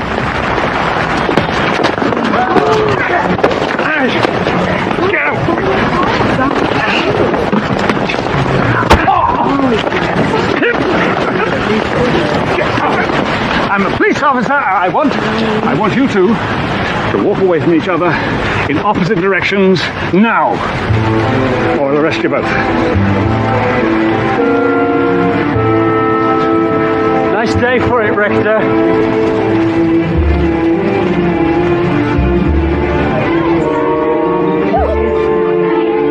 Hi. Hey. Okay, off you go. I've got to talk to Mummy.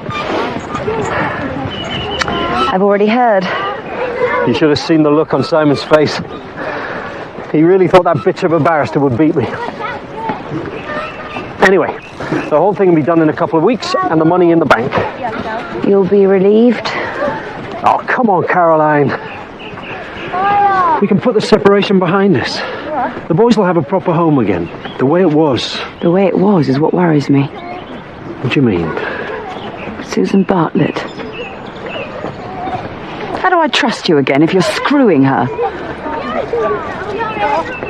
I'm not, Caroline. Susan Bartlett stood between us through 6 years of marriage. If she's still there, forget it all. You can sell your precious farm and pay me what you owe. Wow, Mom.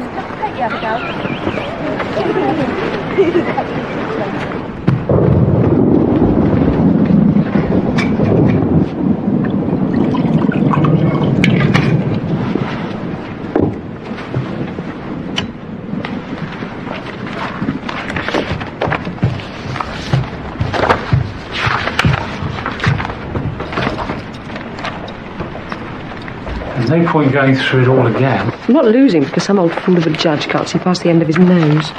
Setwell Wood belongs to James. Whatever we say about the environment or the local community, it means sod all. One of the intriguing things about English common law is it's a mess. The further you go back, the bigger the mess. I think a history lesson is going to solve anything. We don't need a solution. Just the mess. 500 years ago, Abbey Farm was part of Midsomer Abbey. It was sold off after the dissolution. According to these, half of any profit made from Setwell Wood, cash or kind, can be claimed by the abbot's successor. That's the rector. This one can stand up for 5 minutes. This is ammunition for months of legal wrangling. Harrington will be bankrupt before a chainsaw starts buzzing.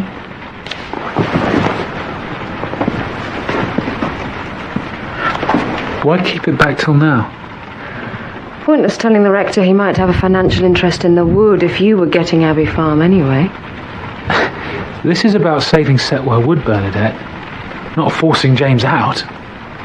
So you buy Abbey Farm and save the environment. Perfect end. I've got to go.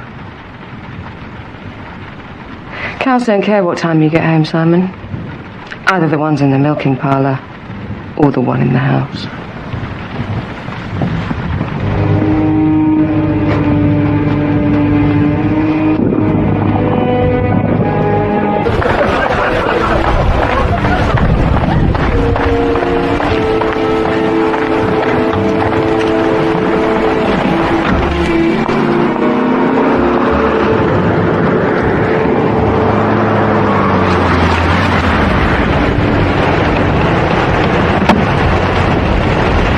Sorry, Victoria.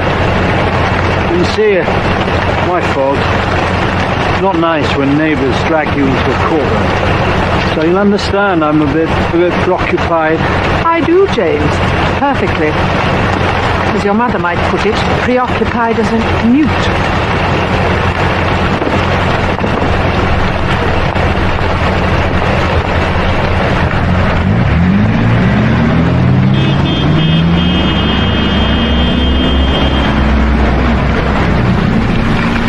We ran all the way to the road, all the way home.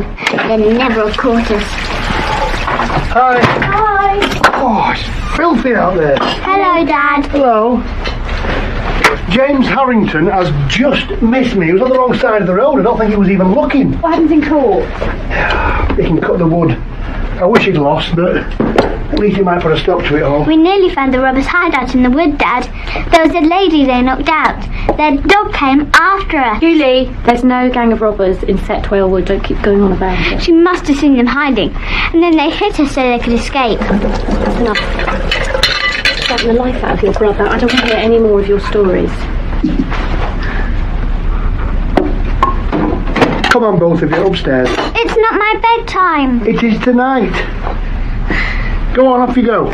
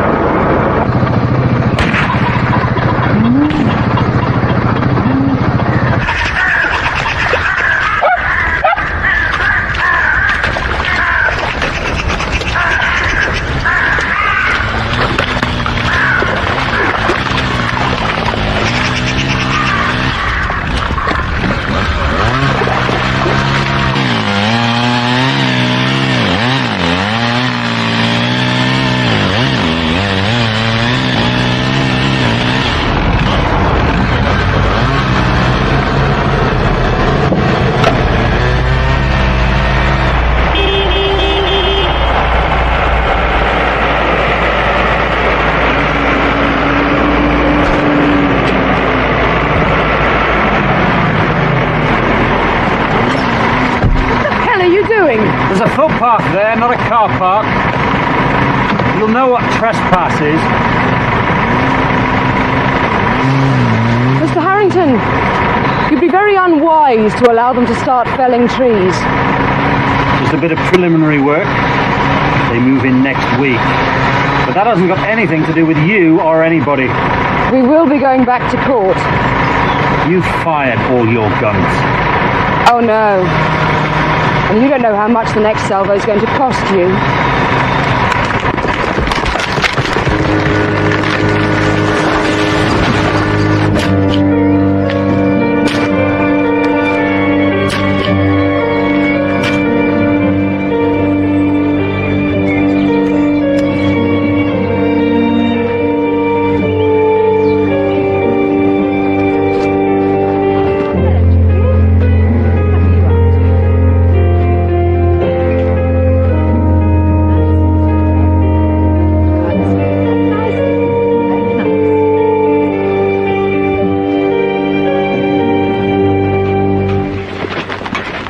Doing it again.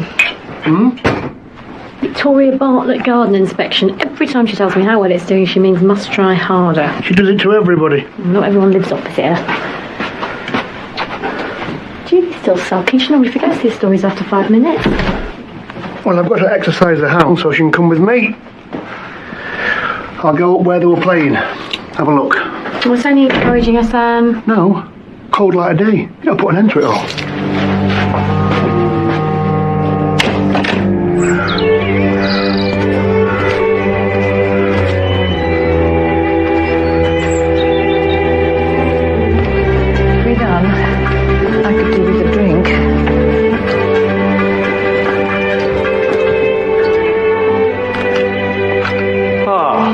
Marvellous, ladies. Delightful.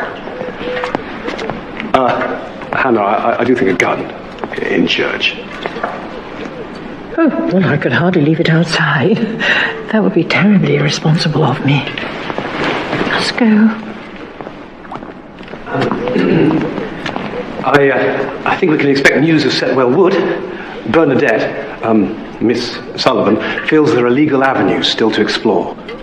Miss Sullivan only bought a house here a year ago. Mostly she's in London. She means to help. Hannah's family have been here for hundreds of years, like mine. I love the wood as much as anyone, but I don't see things the way my son does. And if there's no other way for James to save his farm, I can't blame him. He's got forestry people up there already. We'll have to move quickly. Oh dear. Hello, Victoria. Bernadette? I didn't mean to interrupt. Oh, it's all right. I'm just clearing up. I leave you two to conspire alone. Yes. Well, the documents are in the vestry.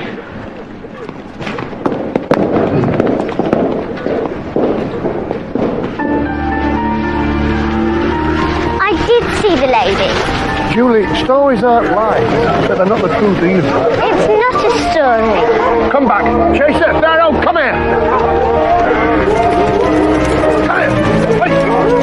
Rufus, come here. Come here, boy.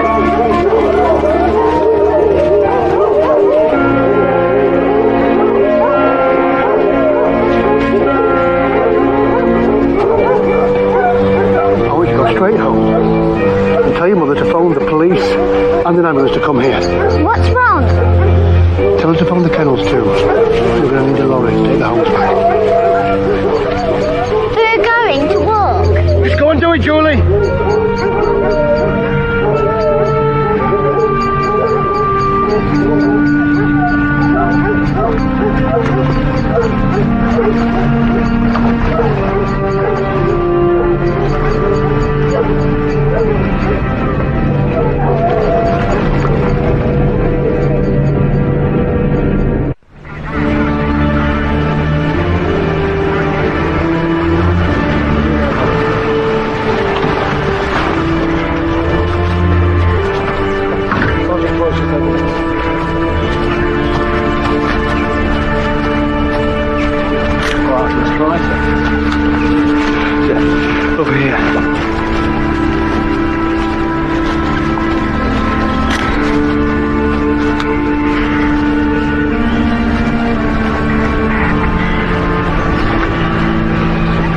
who she is? Susan Bartlett, local farmer's wife.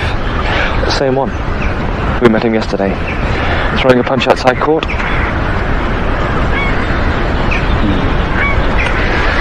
That's a positive idea, is it? Yes. Mr. Fielding knows her. He found the body? Well, his dogs did. He was exercising the Midsomer Hunt pack. He's the kennel master.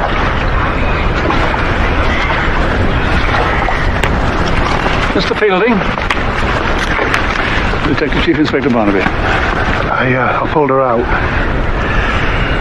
Yeah, I couldn't leave her in there, and I knew there was nothing I could do for her. She must have been dead since yesterday afternoon. How do you mean, since yesterday afternoon? Well, my daughter saw the body. We didn't believe her. Your daughter saw the body dead? But not in the pond. Somewhere in the bushes. I just thought it was one of her stories. Oh, sorry. I'm really sorry.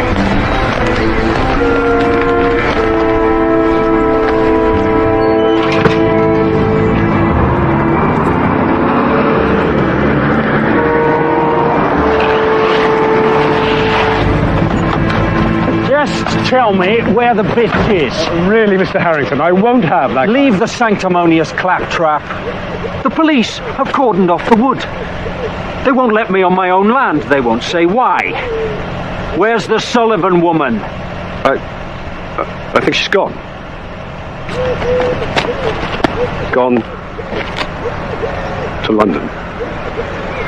I'll have her. Simon, all of you.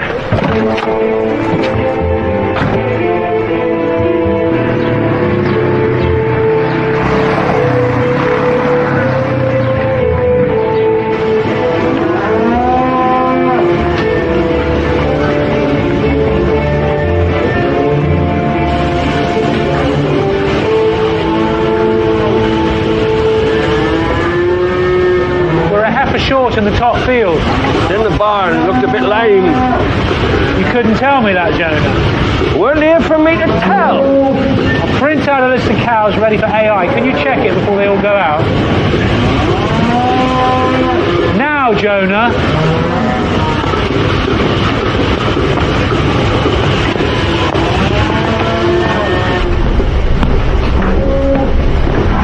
Should be an email to confirm bulls. I don't need guff to tell me a cow's bulling. It's never right, that thing. Cows know when they're for serving.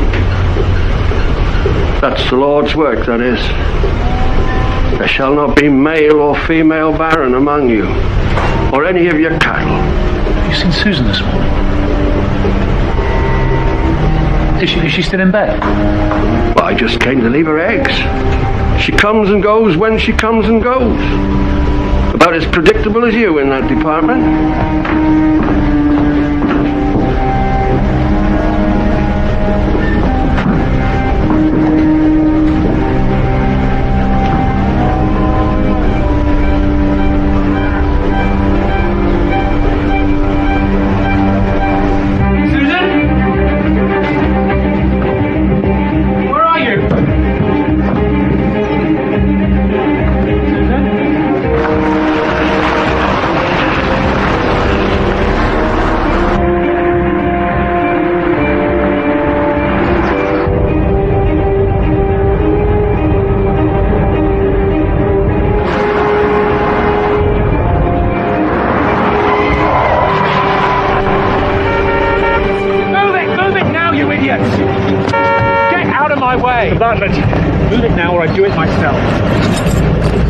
Mr. Bartlett, you may remember me. We met yesterday. I'm Detective Chief Inspector Barnaby. This is Detective Sergeant Troy. And I need to talk to you. Where would your wife have sent this from, Mr. Bartlett? She had a laptop in the house. She had her own email address, did she? Where was she? I mean, what? The body was found in Setwell Wood this morning. It appears she drowned. But we'll know more after the post-mortem. I will have to ask you to confirm her identity, sir. Oh, Susan. I just never thought that... Shall we go up to the house? Obviously there are questions I need to ask you. Yeah. See what else you can get here.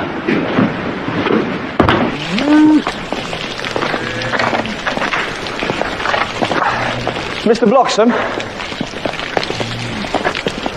You don't live on the farm. When was the last time you saw Mrs. Bartlett? Yesterday. What time is that? Got them all in milking at 10, maybe? You didn't see her after that? Not here, I didn't. I saw her yesterday, early. That was the last time. I was going out, she was coming downstairs. And she wasn't in when you got back from the court? I don't know. I assumed she was. I went straight to bed myself. The court case had been a bit of a shock. We needed to take stock, so we'd been talking till late. And you were where? At Bernadette Sullivan's. She's the barrister for the campaign. What time did you get home? 10:30, a little later. You had separate bedrooms? Dairy farmers work unsociable hours. It was better for Susan. Who else was at this meeting? It wasn't a meeting exactly. It was more of a debriefing. Bernadette and me. What was this truth that's being referred to in the email? I must face up to the truth now, no more pretending. What was that?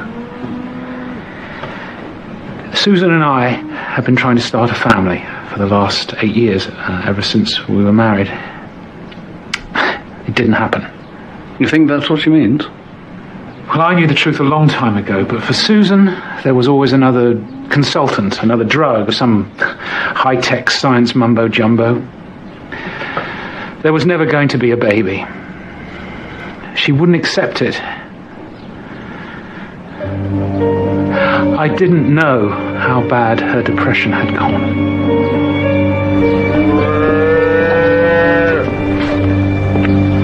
He last saw his wife at 8 o'clock yesterday morning. What about Bloxham? Was he here all day? On and off. Last saw Mrs. Bartlett at 12 on his way into the village. She was leaving the Harrington farm. And Bartlett was just about to go into court with this man, Harrington. Not the best time to drop in for a cup of coffee, was it? Susan Bartlett only ever went to Abbey Farm when her husband wasn't around. Do I detect a euphemism? Bloxham reckons they were at it. That's better try. Don't start discussing matters of the flesh with delicacy and discretion. I'll never know what you're talking about.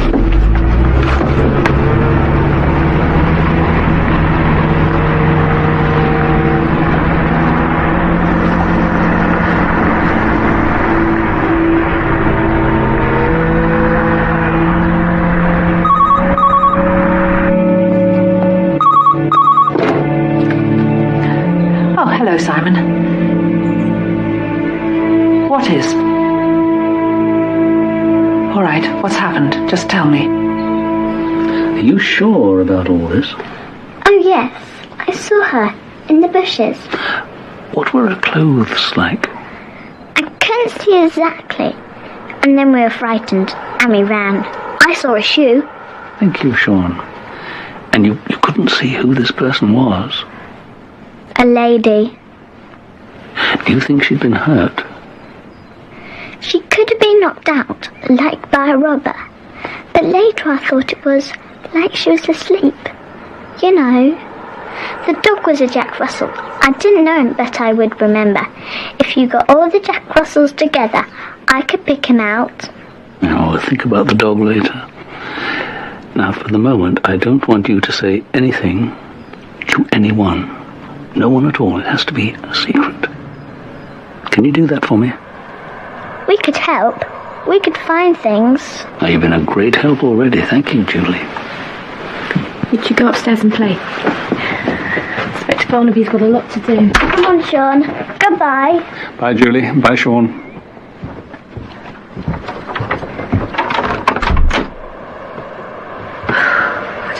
say. She's been telling so many tales lately, and making things up all about the woods.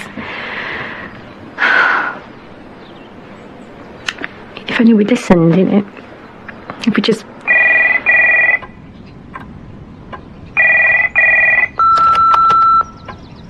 Hi there, I can't get to the phone just now. Please leave a message. Bernadette, I need to talk to you. Something terrible. Susan.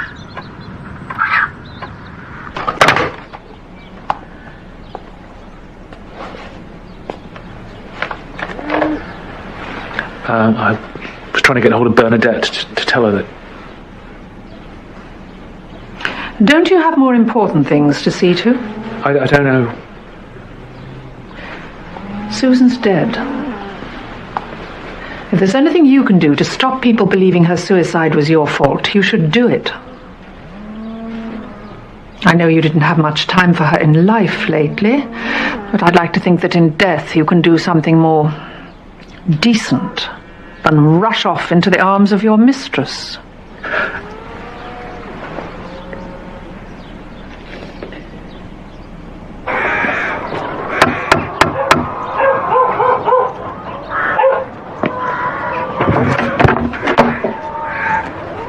Oh, it's you.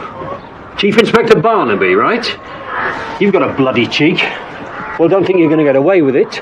My woods, my timber. That's what the judge said. Shall we start again, Mr. Harrington?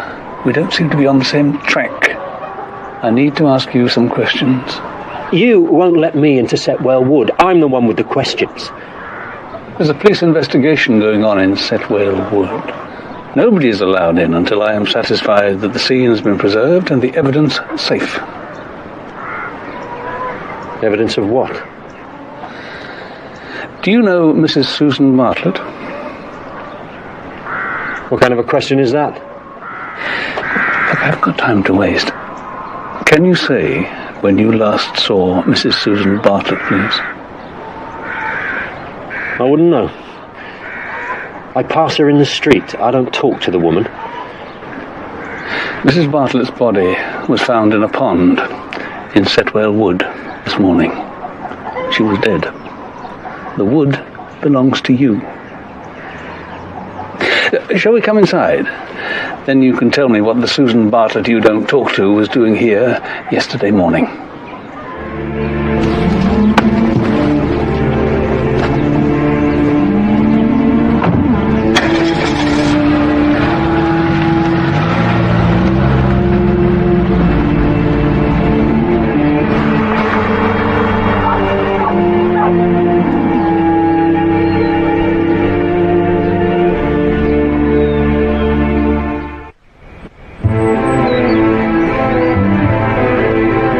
Here. What time? 11-ish. She didn't stay. I had to be in court. She popped in, that's all. Did she make a habit of popping in? Of course she didn't. And why yesterday? The row over Setwell Wood. She thought there could be a last-ditch compromise between Simon and me. Waste of time. You saw that yourself. Can I make something clear to you? I am investigating a suspicious death. At the moment, you're one of the last people to have seen Susan Bartlett alive. You think somebody killed her? Anyone have a reason to? Oh, for God's sake, I didn't. And the truth shouldn't be a problem, should it? Simon and I grew up together. We weren't always at each other's throats. We were friends. Susan and I were an item in our teens. Then I was away, agricultural college. Next thing, she's marrying Simon. A whirlwind romance. Like hell, he was at her, behind my back all the time. A long time ago. I was still in love with her. My wife Caroline knew, eventually. It didn't make for much of a marriage. Mrs. Bartlett, can we get up to date? And Susan was... Yes? She made a play for me. All these years later. So it happened. I needed to find out how I felt. And I did.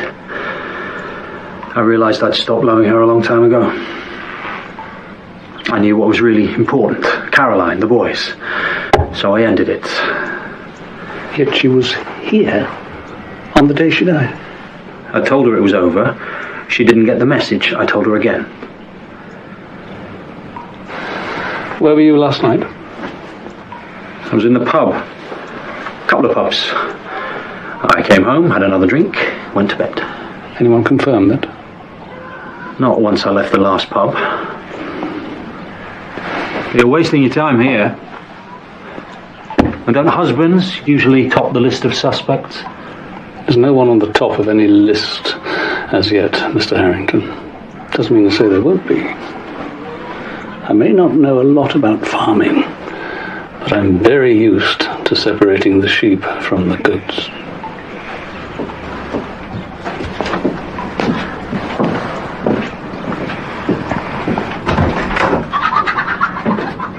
No doubt about the cause of death, is there, or the time? What time did you see? Right.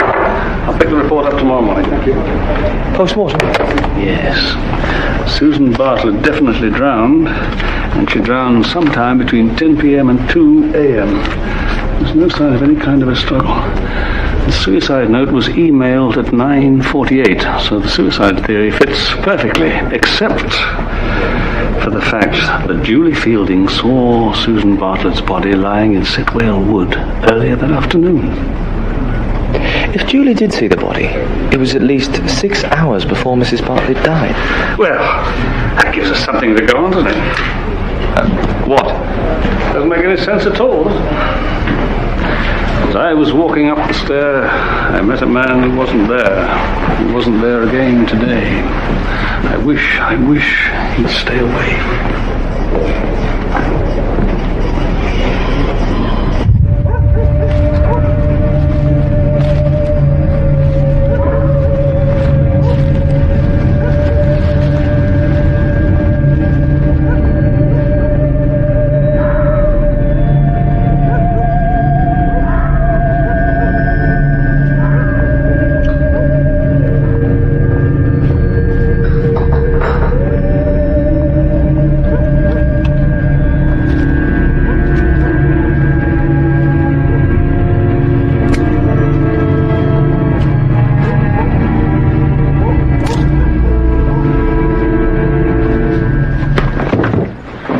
The night at my flat in London. I've just walked in. Was it an accident? Not an accident, no. The general opinion in the village is suicide. That's not your opinion. Other people's assumptions are interesting. I've made none myself. You're a barrister. You'll understand about suspicious death. Mr. Bartlett says he spent the evening of the Sitwell Wood court case here. Is that right? Yes. When did he leave? I'm not sure exactly. 10, half past. And you were with him all that day since... Since the night before. There was a case to prepare. It was late. He stayed the night. Silence signifies you'd like to know the nature of our relationship. Yeah, it would save time. I didn't make up the spare bed. Mr. Bartlett chose not to tell me that he spent the previous night here with you. Discretion. The Bartletts have an image in the community. Did Mrs. Bartlett know about the relationship? Maybe. I never got the impression she was very concerned what Simon got up to. She had other things on her mind. But then you'll know about that. No, like what? Depression. It was hardly a secret.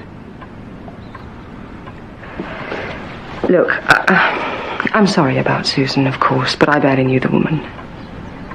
If she did commit suicide, I don't suppose it's much of a surprise. But the short version is, Simon was with me from 9 in the morning till 10:30 the following night. You didn't go home at all? Briefly, to talk to Bloxham. There's more to say about cows than I've fathomed. How long was he there? An hour and a bit. You're surely not suggesting Simon had something to do with his wife's death? That's absurd. No, I'm sure you're right. Well, thank you. Thank you for your help, Mrs. Sullivan.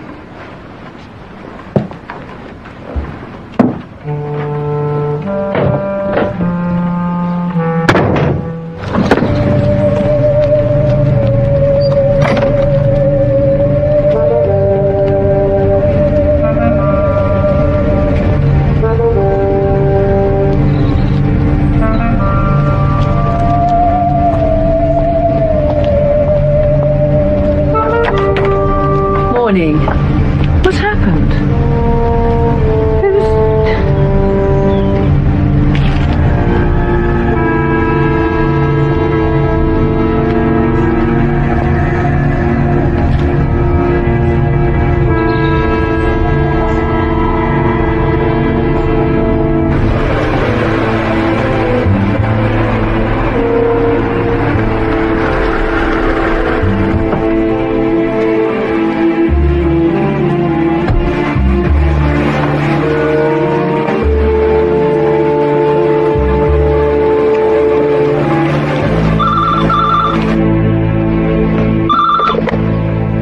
Bernadette, why the hell didn't you tell me you were going away? I was trying to get hold of... What did he want? I'll need to take these back, Mr. Bartlett. I'll give you a receipt. Well, who the hell do you think it was? Yes. So I'll talk to you later. Miss Sullivan? Any reason why not? Look, am I going to get an explanation for all this? Why is my house being searched? Why are Susan's things being taken? The laptop the Sergeant Troy has just removed. Anyone apart from you and your wife have access to that? It was hers. I didn't use it. Never? Never. You see, the problem is the computer was used to send the email, the suicide note. It was sent when your wife's body had been lying in Setwell Wood for at least 6 hours. Probably longer. So whoever emailed it to you, it wasn't her. Your wife did drown, sir, but I don't think she killed herself. I think she was murdered.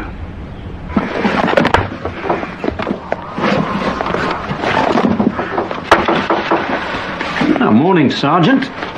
I need to have a look around the farm, Mr. Harrington. I haven't got a search warrant. Help yourself, old son. Inside, outside. There are no bodies that I can call to mind, but you never know. Oh, just one thing. You won't leave a mess, will you? Mrs. Bartlett had a computer, laptop. You weren't aware of it? Can't say as I was. She did bang on about the web. Gynecological advice on the web. Tarot card readings. Not my sort of thing. There's enough bullshit in Midsomer worthy without scouring the planet for the stuff. You didn't have access to this computer? Never even seen it. I haven't been inside Grange Farm for 10 years. Hello. Oh, hello, Mother. Oh, yeah, there is a policeman here as it happens. Are they putting up a schedule in the post office? By all means. It's my mother. She's in urgent need of a policeman for some reason. I'm in need of a drink. Sergeant Troy.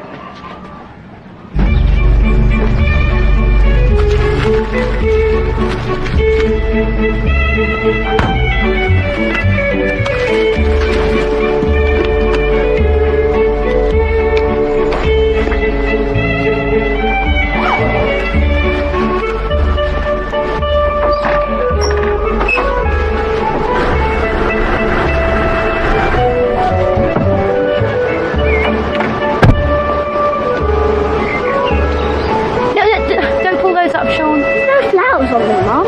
There would have been. Can we go for a walk? I'm weeding. No, not those. Can we? Well, just once around the village, all right?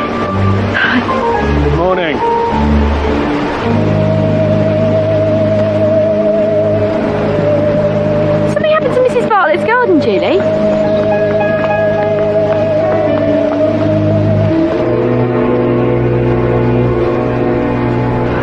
I didn't want to bother you, but Hannah thought...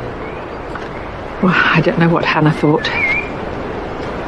However horrid, I can't see it has to do with poor Susan. Really, all I want is to sweep the flowers away and forget about it. Oh, please, leave them for the moment, Mrs. Bartlett. My boss will want to take a look. Oh, well, do what you must. As far as I'm concerned, there's only one way to deal with other people's unpleasantness. Plenty of hot tea. Oh, that'd be very welcome.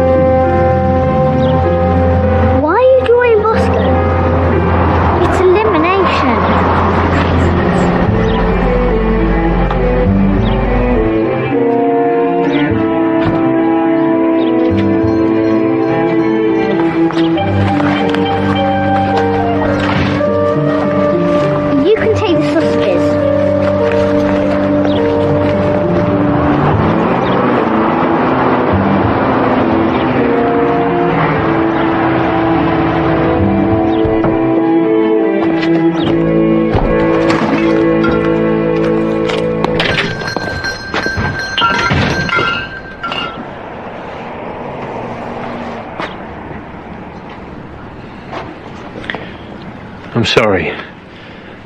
About Susan. Are you? Come on, Simon, of course I am. She didn't care about you. She didn't give a stuff, but you never could take that. What are you talking about? You were trying to get her back and she still wouldn't listen. She still thought you were the same loser that you always were. You're out of your mind. Is that why you killed her? Because you begged her and she still wouldn't. You're a maniac, Bartlett. You are an animal! Get lost! I loved her. Do you even know what that means? You will get what's coming to you. If the police don't get you, I will.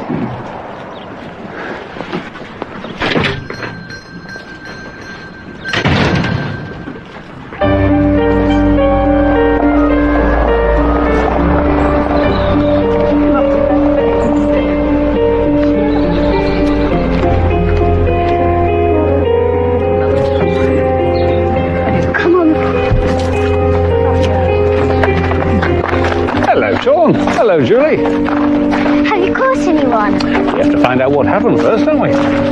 What about the dog? Sergeant Troy is hot on the trail of every Jack Russell for miles. But he won't even know what it looks like. Yeah, well, he is a bit short of local knowledge. Come on. Mrs. Bartlett, Mrs. Harrington. I'm sorry about this, Mr. Barnaby. Somebody's foul idea of a joke. I know you have more important things, and the flowers will grow again. I'm not saying there is a link with your daughter-in-law's death, Mrs. Bartlett, but I'd like to know why anyone would think of doing something so very odd. Is there anyone you would regard as being your enemy? Or someone your son would? People often fall out with each other. Your garden's never been vandalised before, has it? No. And I don't believe anyone we know would respond to such a... Susan's suicide by doing such a thing. Well, I wish it were as simple as it appeared to be yesterday, Mrs. Bartlett, but it isn't. This is now a murder investigation. Everyone thinks Susan's death makes it bad manners to stop him destroying the wood. You know I've come up with something that could bankrupt the man. Get on with it if that's what you want. What I want? We've been fighting this for the last 9 months, Simon. I don't give a damn about the dissolution of the bloody monasteries. Well, you should. It's you that gets Abbey Farm when all this is over. Look, ever since we met, you've banged on about what you could do with more land. I can make that happen. I can make sure that when we do get together, you will have everything you've ever wanted.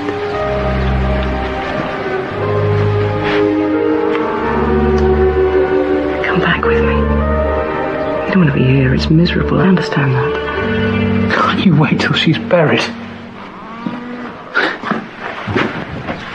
What is the decent period for abstaining from carnal knowledge of your mistress when your wife dies? If she'd walked out of here, you'd have thrown a party. It's the same woman. It's not that simple. Why not? Unless you killed her. Of course I didn't kill her. Well, you're a bit weak in the alibi department, darling. I only hope you can convince Barnaby. So I don't want anything more to do with this, James or Setwell would. Or me? I didn't say that. I could drop you off if you like, Mrs. Bartlett. No, I'd rather walk. I have to go to the rectory. There's Susan's funeral. Bye, Mr. Barnaby. You know Mrs. Bartlett a long time? Forever. When we were kids, there was hardly a day we didn't meet. Usually in the wood. There's the ruins of a cottage there. We didn't think anyone else knew of it. Of course, everybody did. It's even marked on the map. This thing with the flowers, Victoria Bartlett's garden. You believe it was a lot more than just a tasteless joke, don't you? They were burning witches here up until the 17th century. One of the things the witches were accused of was putting the evil eye on people. It wasn't the evil eye which killed Susan. I only mean it makes a statement, a warning, if you like. Mr. Barnaby, I'm not easily frightened. But when I saw those flowers laid out in the shape of a dead body, another dead body, it made my blood run cold.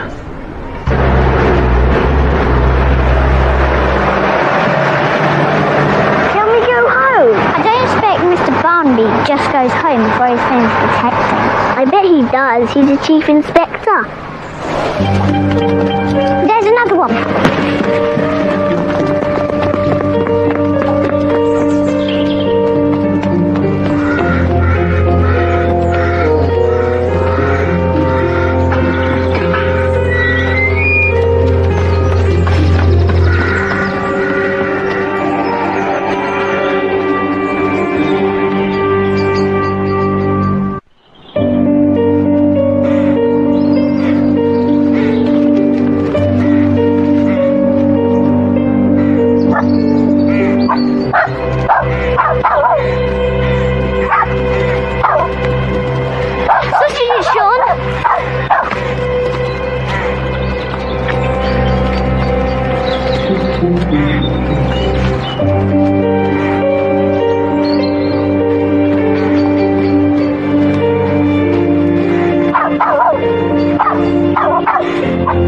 This is the one from the wood.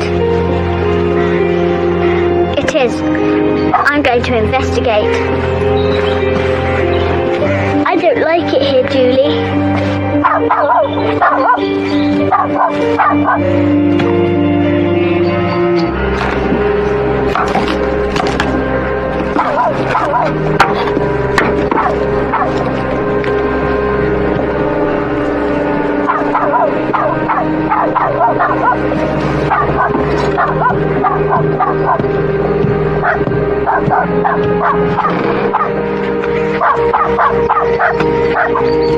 He's eaten them all, Julie. No one comes here. No one. I know who you are. You come again and I'll have you. You will know the white trash of the wrath of God. We can establish that the email was sent using the phone line in Grange Farm. Yeah, but that doesn't get us very far. There was no password. Anyone who knew how to operate a PC, even at a basic level, could have got into it. Yeah, but you'd need to know it was there, wouldn't you? And you'd need to get into the house if you weren't there already. The house was empty. Yeah, if Simon Bartlett left Bernadette Sullivan's when he said he did. Well, she's not likely to lie. I mean, she's a barrister, isn't she? I can see, Troy, that despite your experiences at Causton Crown Court, you still have a touching faith in the legal profession. You think she is lying? I think all sorts of people are lying, Troy. Susan Bartlett's phone calls. Pretty well all to the gynecologist at St. Thomas's in London. She tried to phone Harrington a lot. The calls only last a few seconds. There's one very odd call she received the day before the murder. The number's been traced to Mrs. Caroline Harrington in Causton. Wouldn't have thought they had much to chat about. You didn't take a pound of sausages this morning, did you, Sam? Of course I did. I always take a pound of raw sausages to work with me. Everybody does. I don't want to be the odd one out, do I? What's the use, then? All the kids.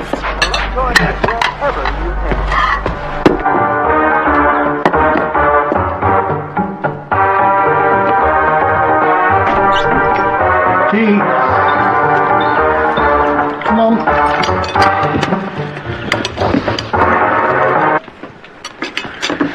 Looks interesting. It's just dogs. It's all the Jack Russells we followed to find where the lady was. When did you do this, Julie? Today. You followed people. We did find a dog. I'm sure we did.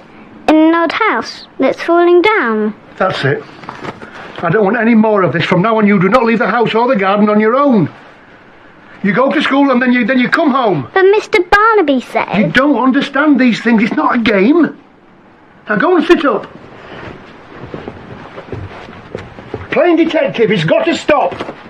Sam, we've got to find a better way of stopping it than shouting at her. I don't want them going out on their own. What's the matter? Susan Bartlett. She didn't kill herself. Someone murdered her. Julie and Sean are out there following.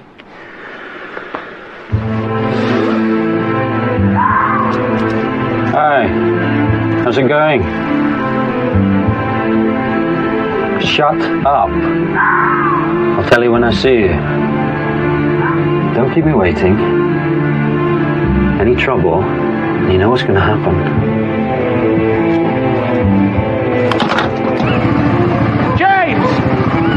James, if you're in there, I want to talk to you.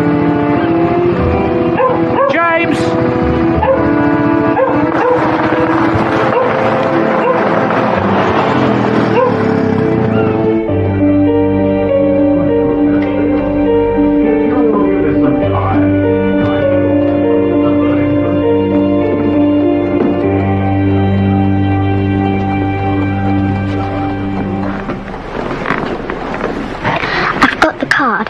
Chief Inspector Barnaby lives in Causton. We've got to tell him about Mr. Bloxham's Jack Russell. We're not allowed. It'll just have to be a secret, like he said.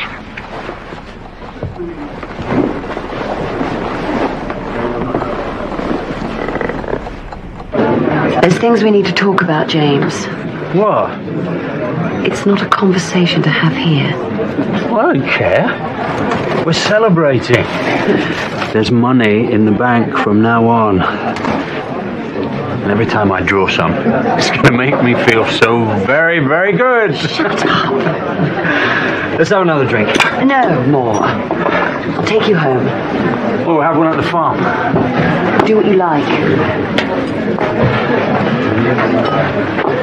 Night, Mother. Bad manners to leave awake early, I know, but you can put a long face on with the best of them.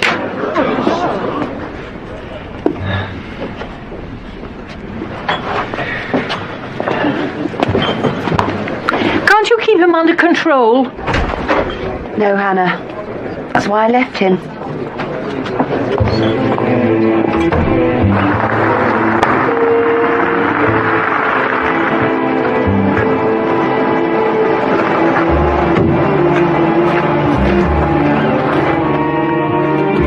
James. There's something I need to tell you. Well, come and have a drink then. I don't want one. Well, I do. Oh, sod off then!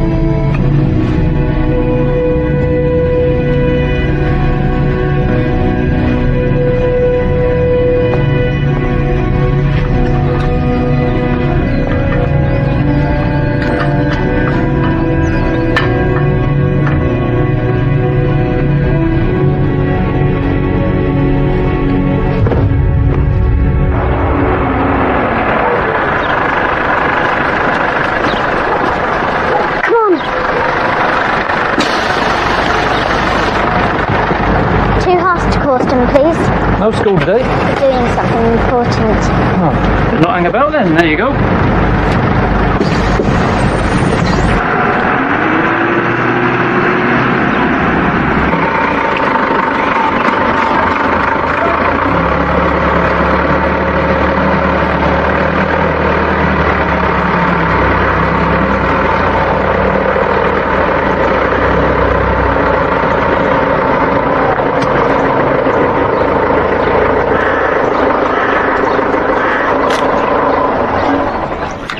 Yes, that's James, my son.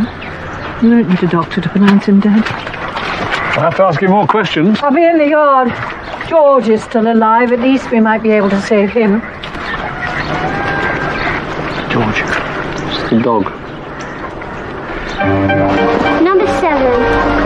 I'm starving.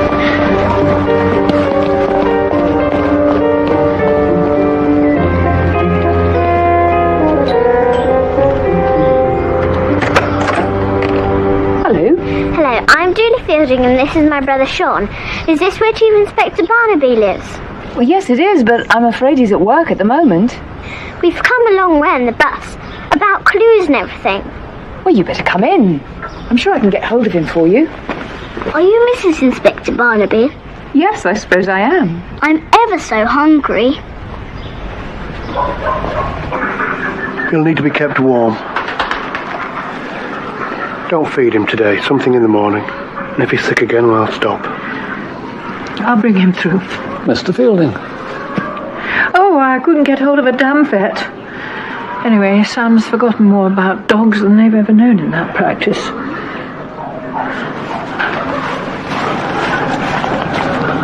What happened to the dog? Well, something knocked him out. Whatever it was strong. His sick took most of it. It's all around him. Poison, is it? No symptoms that I recognise. It's just knocked him out cold. Nothing to tell you what it was? An odd smell on his breath. It reminded me of something, but no, it's gone now. Sir, have you got a minute? We found his car still outside the pub. His mother said he was in there with his wife, or ex-wife. Not quite sure what we're supposed to call her. Oh, whatever she was yesterday, X seems to cover it today. So Caroline Harrington gave him a lift home, did she? Yeah, that means she was the last person to see him alive. So far, anyway. Right, I'll talk to her in Causton. In the meantime... Yeah? There's a lot of dog vomit in there. Mr. Fielding will show you where it is. Dog vomit? Yeah, could you, collect it up? Much as you can.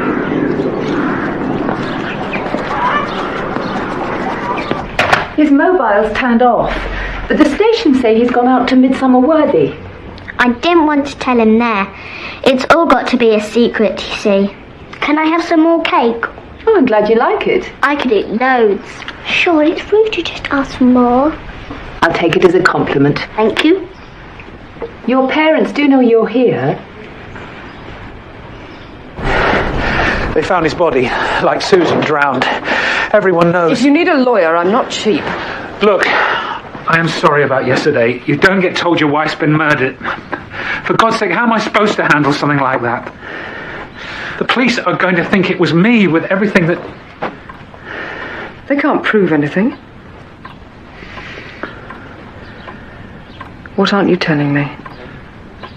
I went to Abbey Farm last night. That's clever. I didn't know someone was going to kill James. He wasn't even there. I am frightened, Bernadette. I went to the farm, I went home, I was on my own. He could have been there dead when I was.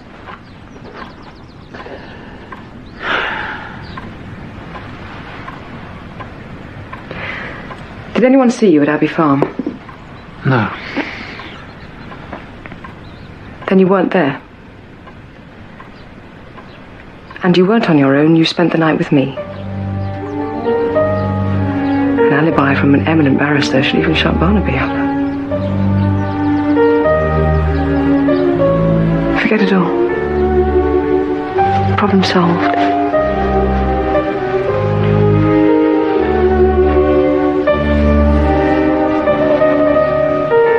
I called at the house and there was no one there. You just missed Mr. Fielding. He was here. Look, you go on home. I'll take these two over to him at the kennels. Harry! May we see some detecting, please? Come on, in the car. Can we put the siren on? No, you may not. See you later, Joyce. It was Mr. Bloxham's Jack Russell. Honestly. In.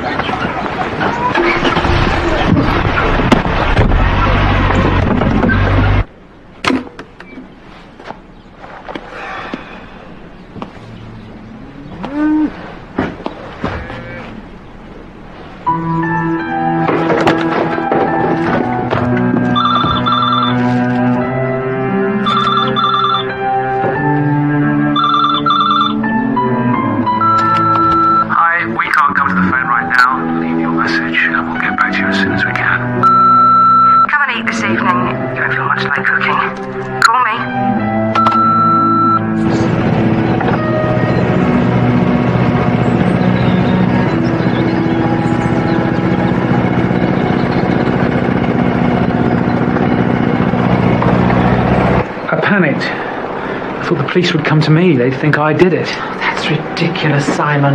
Then I realised it was stupid.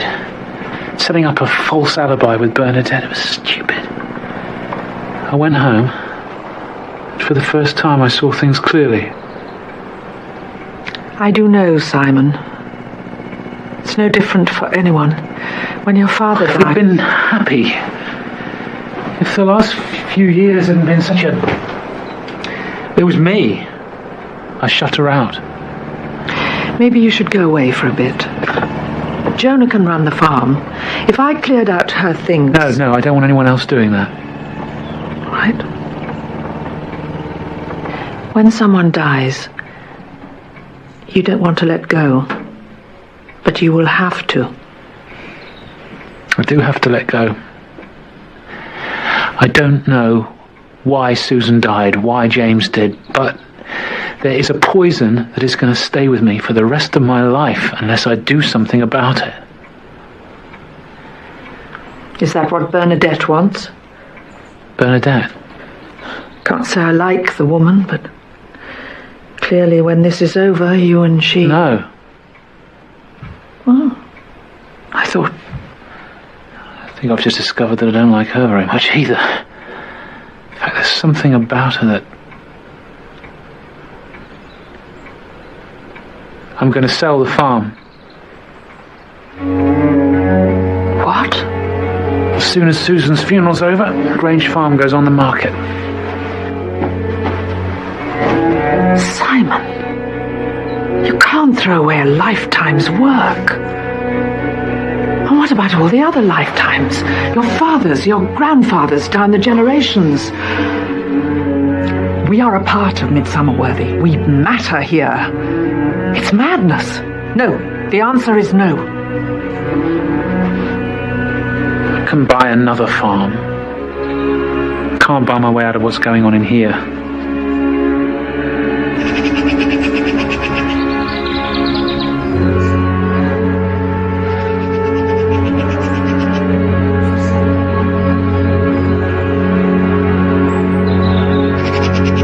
Denise will go ballistic. I mean, anything could have happened.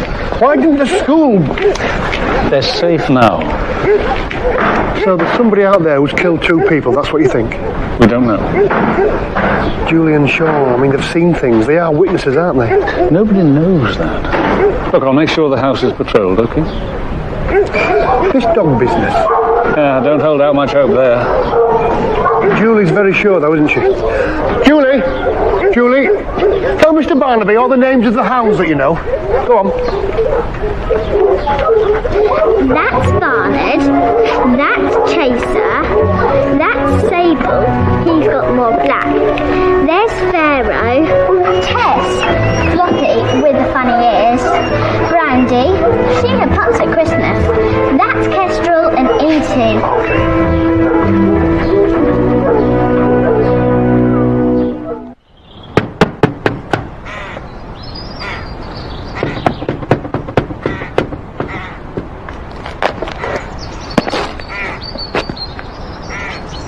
You want something? You've got a Jack Russell Terrier. Whatever I have. Can we go inside? I still need to find anyone who was in Setwell Wood on the day Susan Bartlett died. People see things. On their own, they don't mean much, but the smallest thing can help. And now there may have been another murder. I wasn't there. Your dog was seen in the wood in the afternoon, at a time when we know Mrs. Bartlett's body was already there. Plenty of Jack Russells round here. There's a good chance this was yours. He goes where he wants, anywhere there's vermin. Plenty in Setwell Wood. And you weren't with him? No. See, we haven't found anyone who saw Mrs. Bartlett after you did, Mr. Bloxham, when she drove out of Abbey Farm. Next one would be who killed her.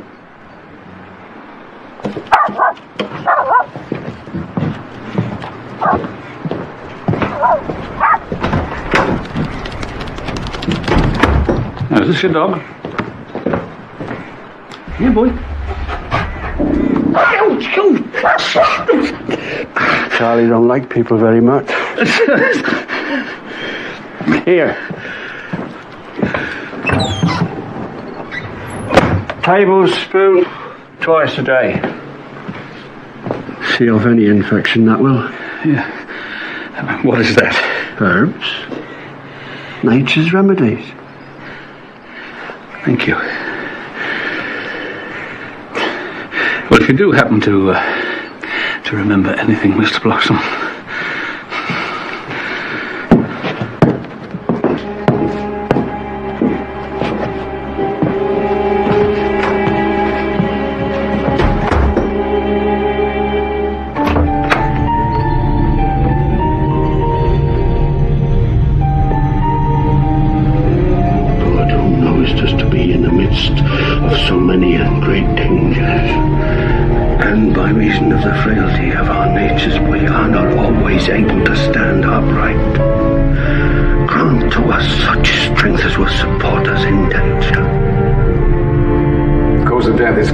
Asphyxia, direct result of liquid animal waste entering the breathing passages. It consumed a great deal of alcohol and valerian, the root of Valeriana officinalis. It's a sedative used for nervous conditions. Popular cure for insomnia. It's in any chemist, so it's not dangerous. Normally, no. However, normal isn't the word for what's in Mr. Harrington's system, or what the dog threw up. But it looks to be a very concentrated form of valerian. And Susan Bartlett? I've been back, the same. Enough to kill. Not in a healthy adult, we're talking about paralysis, unconsciousness. Out of the mouths of babes and sucklings. She could have been knocked out, like by a robber. Later I thought it was like she was asleep. Julie Fielding said she was asleep. I thought she said that because she didn't really understand what dead meant. But she was telling us exactly what she saw. Tom, I know you're not a great believer in coincidences, but I was struck by where Mrs. Bartlett was found. Setwell Wood. Valerian's had various names in its long and ancient history, but in the Middle Ages it was called Setwell.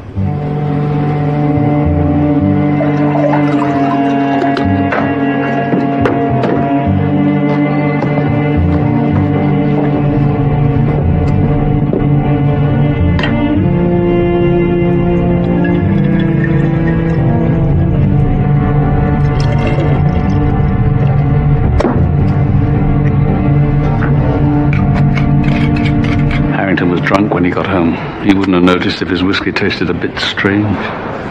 And Susan Bartlett, she was taking pills and potions like there was no tomorrow, some with valerian in. Small doses, but it wouldn't have been hard to substitute the concentrated stuff. That puts it pretty close to home. Doesn't it? What's Simon Bartlett's alibi for last night? Miss Sullivan confirms he was with her. Jonah Bloxham's dog. Anything else from Abbey Farm? I found these. Harrington's life was insured for £400,000. 2 policies. The premiums on these must have been a bit hefty. Are they still active? Insurance company says yes. He wasn't paying for them. His wife was. She has been since the separation.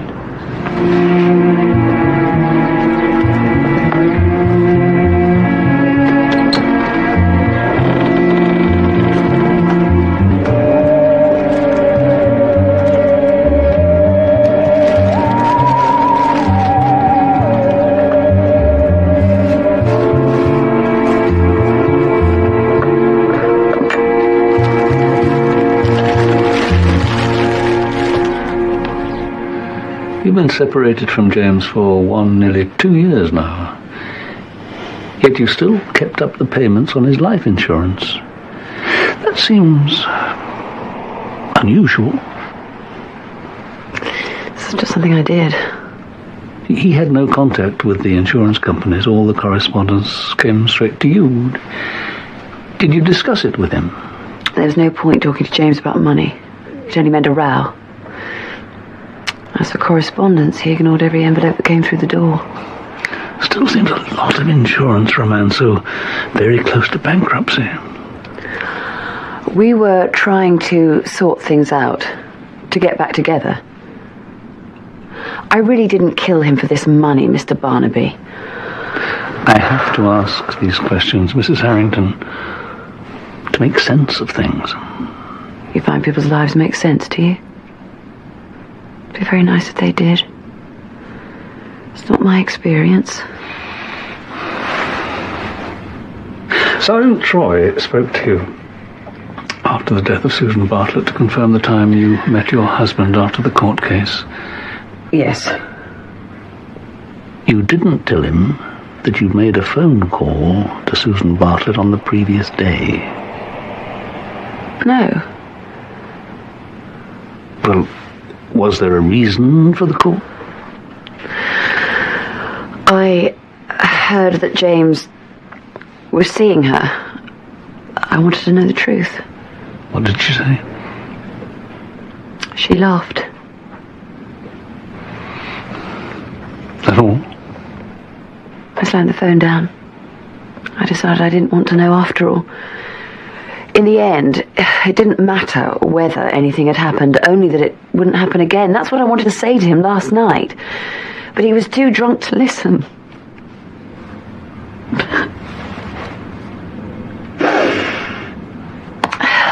If I had any inclination to kill Susan, I would have done it years ago. I won't say it didn't cross my mind. Then. He went to Warrington's farm and killed him. He done Susan Bartlett too. He took her body to the woods in his ATV. Searched the farm.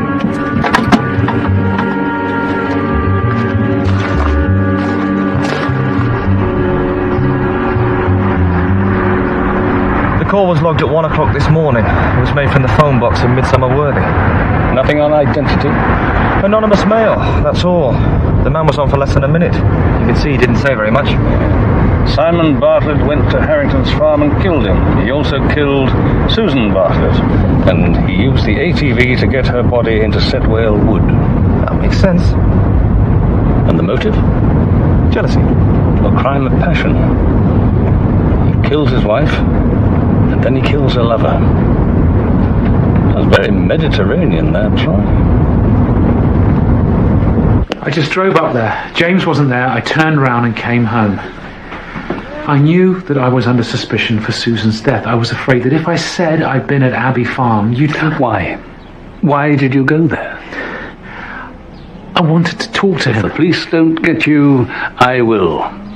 You do remember saying that, don't you? That was... I didn't know what I was saying. I didn't mean it. All right. So you came home. You were never at the Sullivans at all? No. Why would she lie about it? I believed it was to protect me. Now I'm not so sure. What do you mean? Well, she wasn't just giving me an alibi. She was giving herself one.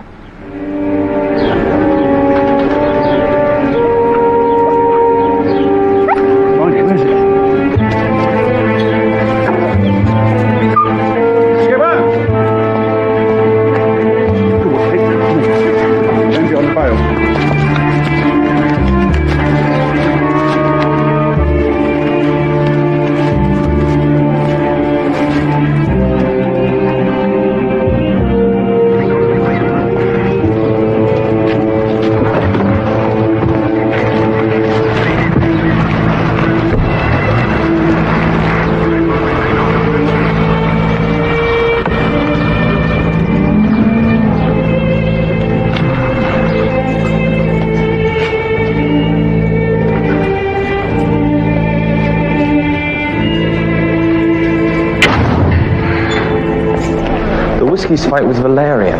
Stronger than anything the lab's seen. What about the rest? The hair on the ATV is human. They'll be able to match it to samples of Susan Bartlett's hair. So whoever made that call is right. That's how he moved her. We're up against a top barrister here, sir. We'll have to tread carefully. So will she.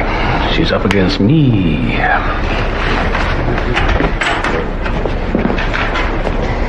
Simon Bartlett is my client. I'd like to know precisely why he's been arrested. I think you're under a misapprehension as to why you're here. You provided Simon Bartlett with a false alibi for the night of James Harrington's death. You don't need legal advice from me to understand the implications of that.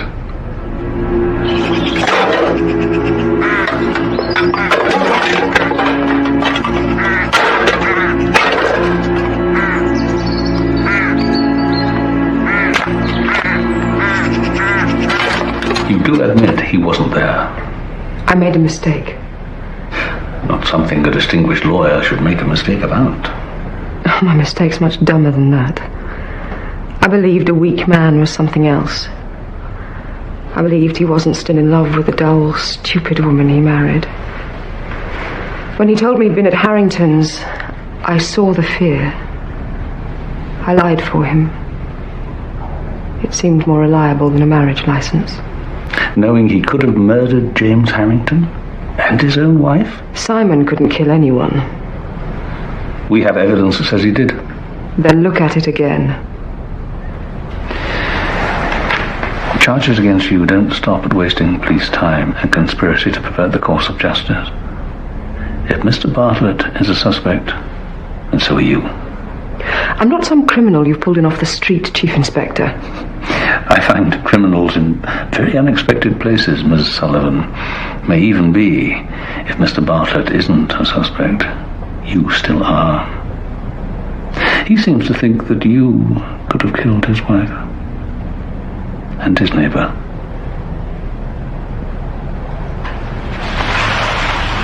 Setwale Wood. You know a lot about that. I've wasted enough time on it. Do you know what Setwale means? It's a plant, a valerian. Yes, someone here is referred to as the devil's herb. Is that the same plant? What's this all about? In 1652, a woman was burned as a witch, apparently because she tried to kill her neighbour with the devil's herb. Witchcraft didn't kill Susan Bartlett or James Harrington. No. But both bodies contained large amounts of valerian. You were trying to stop Harrington felling the wood using some old feudal laws, whatever. Why did you need to know anything about herbs and potions? It interested me. Where did you get the information? Church records, the library. A local historian wrote a piece about the Bloxham family back in the 50s. As in Jonah Bloxham? He's a descendant. The woman they burned as a witch was called Mary Bloxham. Even after the war, the villagers used to go to his grandfather for remedies. Old people trusted him more than the doctor. The ATV.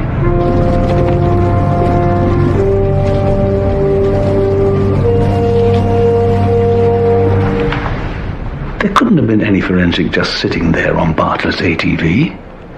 Bloxham spent a morning cleaning it. Like I see arrows in the land of the giants. Even so, and the young children.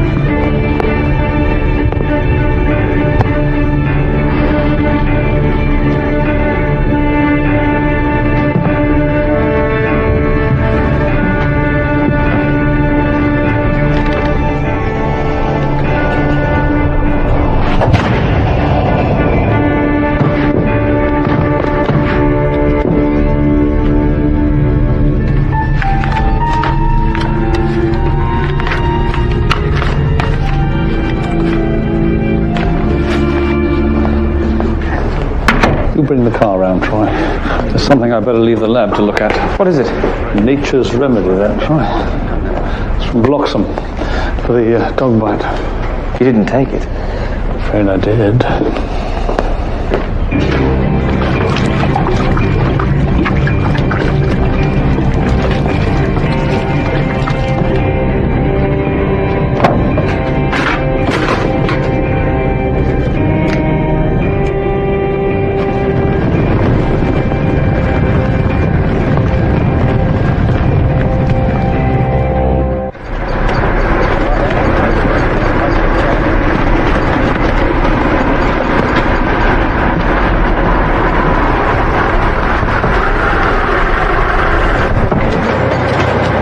were early enough to save the house, but Mr. Bloxham's touch and go. Where is he? In here.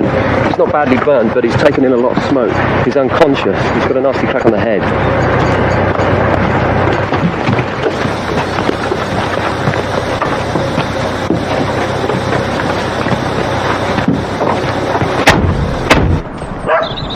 He's fine. Like nothing's happened. You know, I think I know what knocked him out. I recognise the smell, it's valerian. I remember it from when I was a kid. My dad used to say that the gypsies used it to deal with unfriendly dogs. It doesn't stay in the system, and it doesn't leave any after effects, but it must have taken a hell of a lot to do that.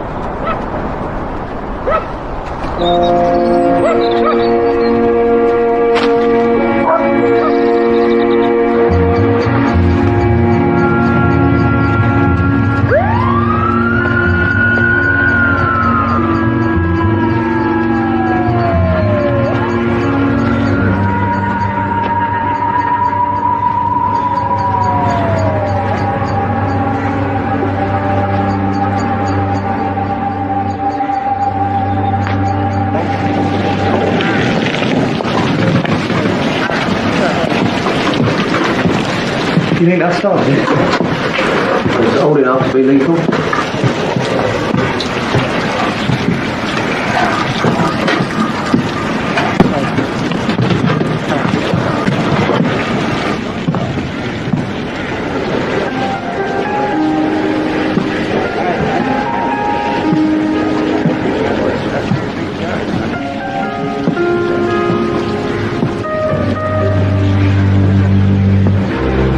The way the fire spread, there must have been something on the carpet.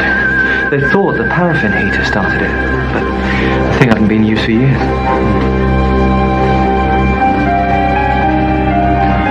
This has been stripped. There were lots of pictures, old black and white photographs. It didn't register at the time. He didn't want me to see. And he wasn't the only one. When we were kids, there was hardly a day we didn't meet.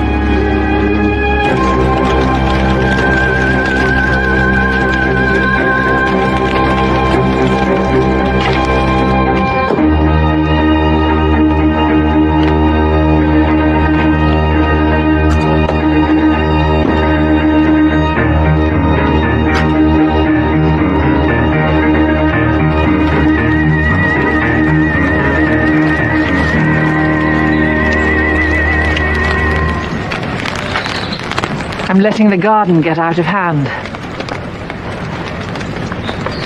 It's time I did some clearing up. Me too, Victoria. High time.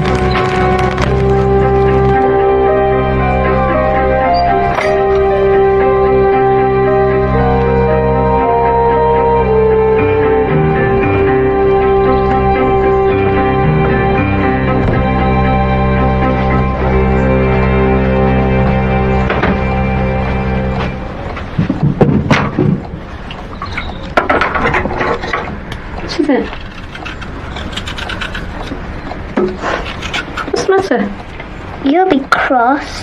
Of course I won't. You were before. What is it, Julie?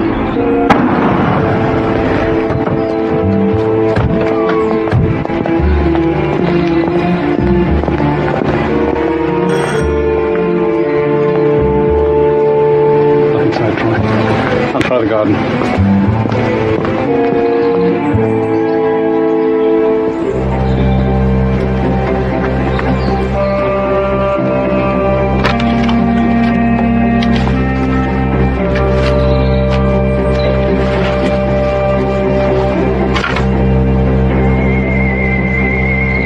No one here, sir.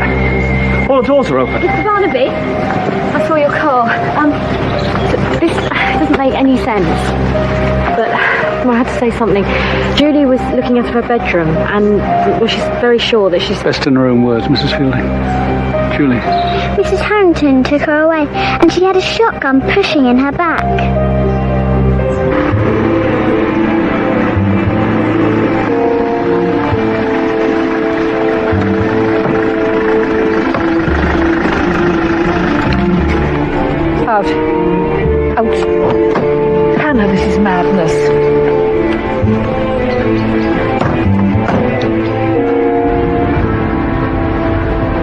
right, the main road. No, not the main road. Where do you think she's going?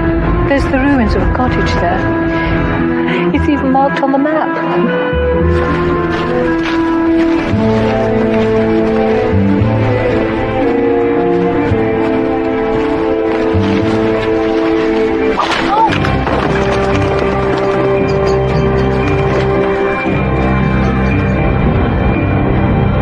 Left.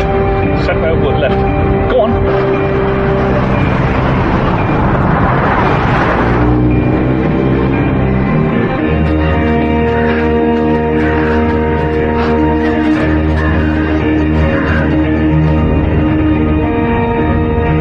That's it.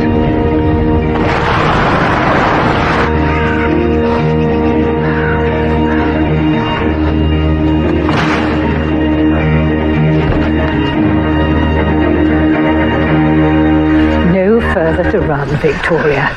You frightened me, Hannah. You murdered my son. You killed Susan too. I knew as soon as I heard the word Valerian. Remember how you picked the plants with Jonah? You'd catch rabbits and squirrels. See how long they stayed unconscious. Mostly they died. Not a very nice hobby for the prettiest girl in Midsomer Worthy. Your parents were relieved when you discovered boys.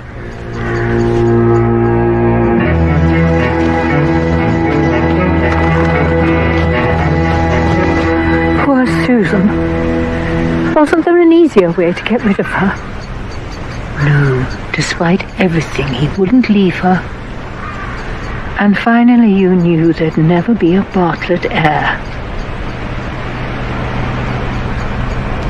My God, is that it? He didn't have the guts to kick her out. So you did it for him. I put my son first. I looked at James, a drunk, who couldn't keep his life together because of her. She was dangerous. But if she delivered grandchildren? The Bartletts have farmed here for 500 years. You don't let that disappear. There's a debt to the future. For God's sake, Hannah, even your waster of a son could produce children. Is that why you killed him? I didn't want to. He saw my car here. He was blundering about in the wood. Drunk, I suppose. I don't know what he was doing. But he knew once the police came. Any trouble? He phoned me. You know what's going to happen? He wanted money from me. He wanted me to pay him to keep quiet.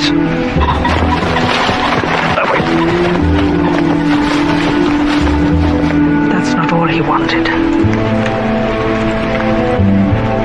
He wanted to rub our noses in the dirt.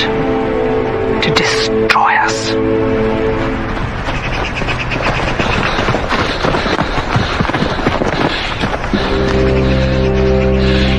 It would be a good idea if you put the gun down, Mrs. Harrington.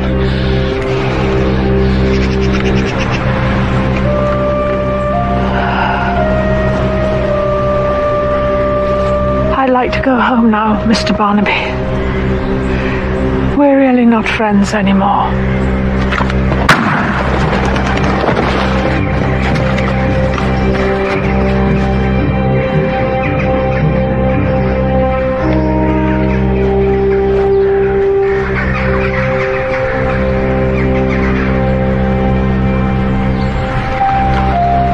We've been friends all our lives, Mr. Barnaby. I wouldn't even let a dog of mine suffer more than it had to.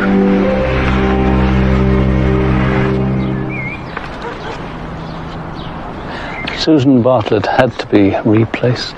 By Bernadette Sullivan? By any woman who could provide a grandchild. But Harrington worked it out.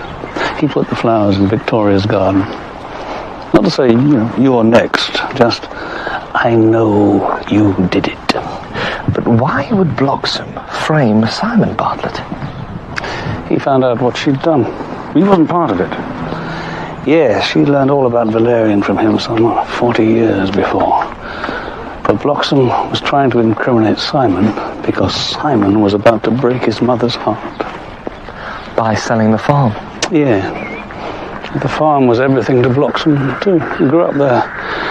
And Victoria, she was 5 years younger than him, but she was like a kid sister. Hannah said she idolized him, and he loved her. But couldn't stay kids forever. So he turned the only time he was happy into a private world. And he had to protect it. And even Simon was expendable. Victoria didn't see it like that. Thank you for waiting for me, Mr. Barnaby.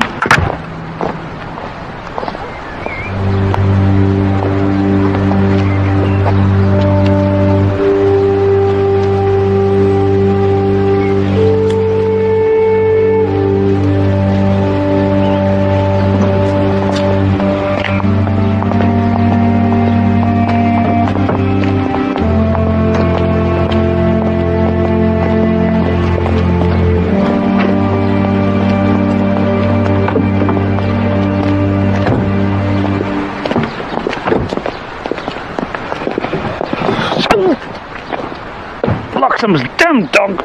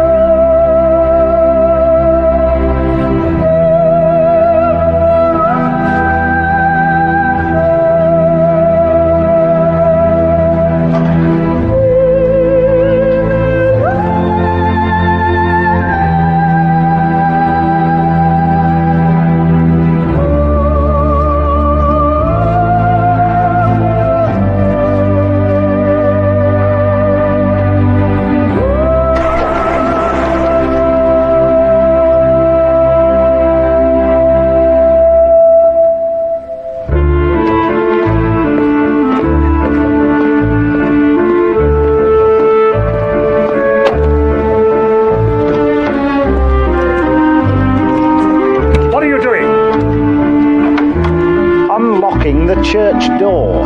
Why? We're going to practice.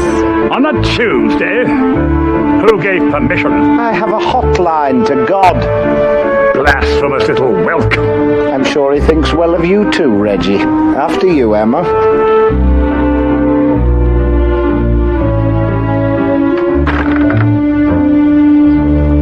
You are, without doubt, the vainest, blatantest, loathsomest serial womanizer in the history of adultery. I thought you was at the cash and carry. So you ain't leaving? No, Greg. You are.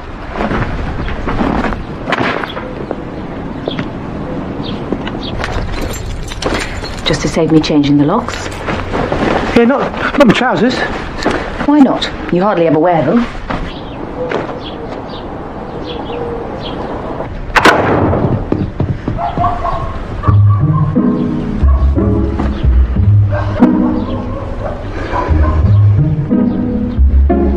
Poor darling. Has the worm finally turned? Why didn't she have a go at you? Because I'm clearly an innocent victim of your lechery.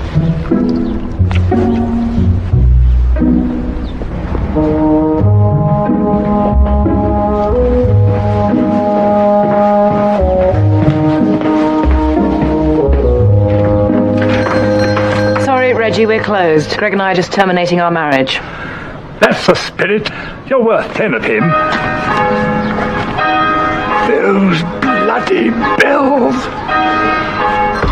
No, I'm late for ringing practice.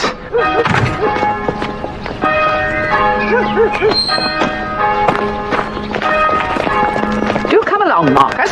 Sorry. Evening, Reggie. Francis. Still doing it then, Marcus. Bell ringing. It's not a blood sport, Reggie. Be the death of him. Nonsense. Good, healthy exercise. Inhaling dust along with wickedness.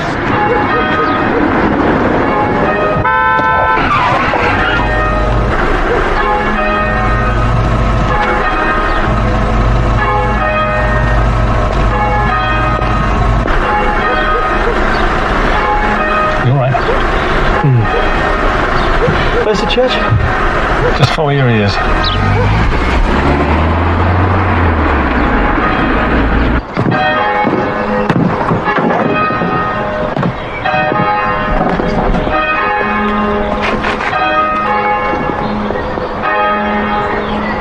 Yes.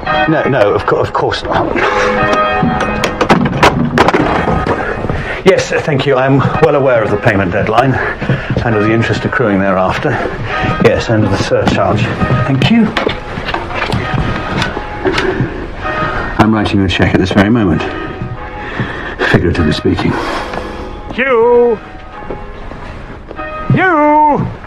You in there? Oh, for pity's sake. Hello, Uncle Reggie. What's going on, Hugh? Are you moving?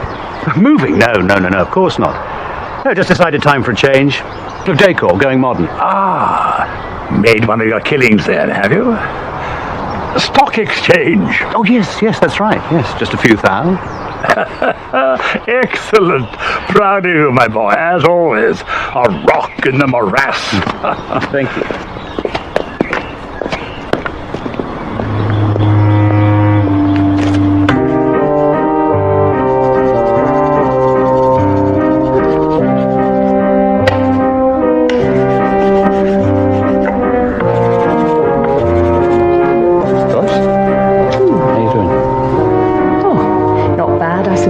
For a novice.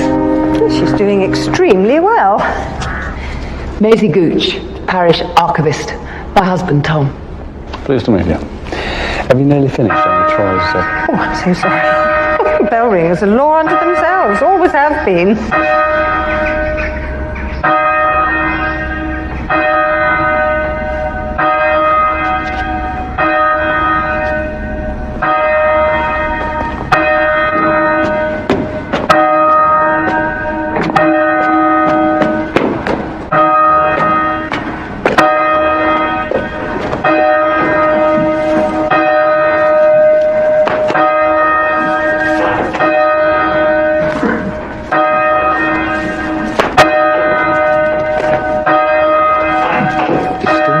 feeling it, Emmy. You're not quite there on the stroke. Can I help, mate? No, thanks. It's just leaving.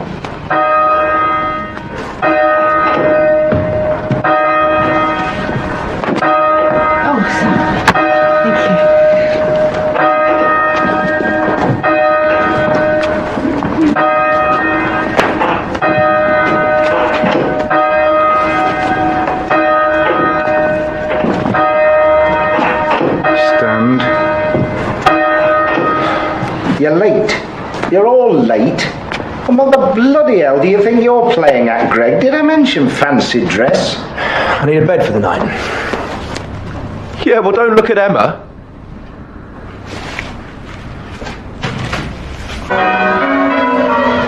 Isn't that just England? They're practicing again in a couple of days if you're interested. Oh, yes. Thank you, Troy. There was a notice in the church.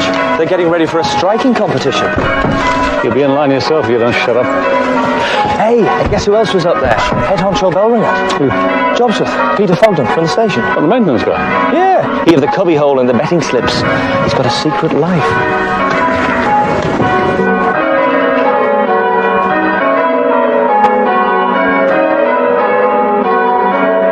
That's all. Stand.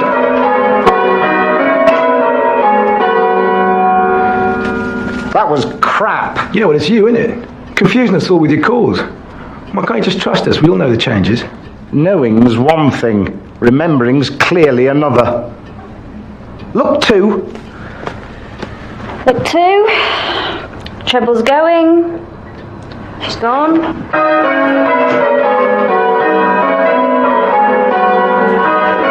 Go grand Sir doubles.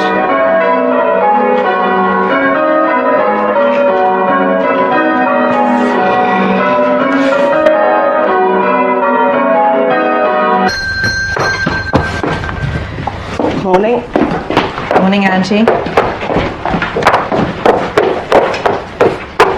Is it back? Certainly not. Back is not an option. I dare say you'll fall on his feet. Either his feet or the missionary position. Do you care? Me? Of course not. You mean more work? Less canoodling behind the freezer? Canoodling?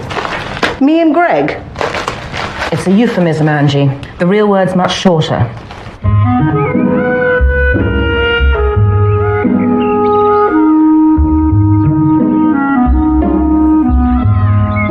So where are you going? London. London? Yeah, you know, that big place with shops. I'm having lunch with my husband. So I can stay then? Of course. My bristly bit of rough. Till I get bored with you.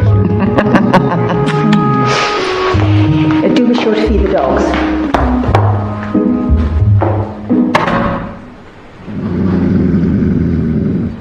You don't find yourself being drawn into it then, sir? What? The fascinating world of brass rubbing. Strangely, Troy, no. Come on now! Go on, Speedy, my son! Come on, my boy! Go on, my son! Go on, go on, go on! Oh, yes! Oh, you He won, Mr. Barnaby. Ring-a-ding did it for us. Ring-a-ding-a-ding! Us?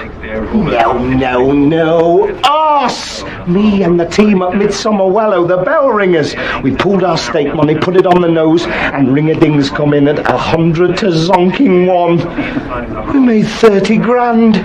30 grand! Only one way to celebrate.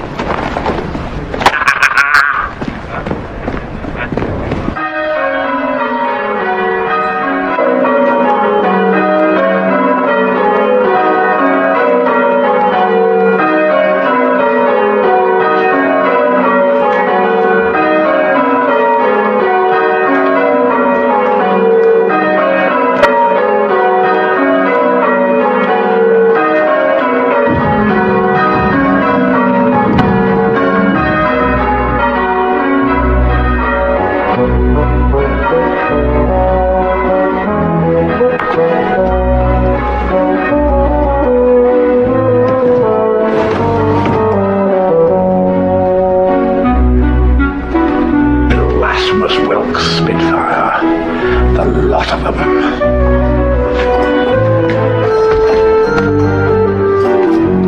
We're closing now here.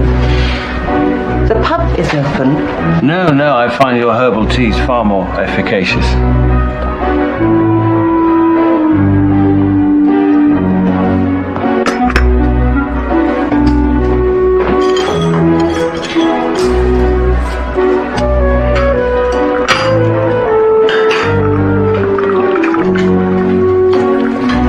So is God's gift sharing his winnings with you then? I should hardly think so. Why not? Took the stake money from the till in the first place. I saw him. Your till. Your money. You're entitled to at least half. Angie, my dear, the sum is trifling. I simply cannot imagine Sue being so terribly mean-minded.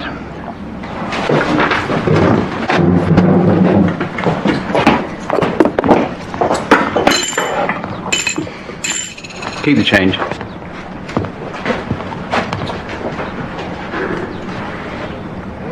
Good night, Sue.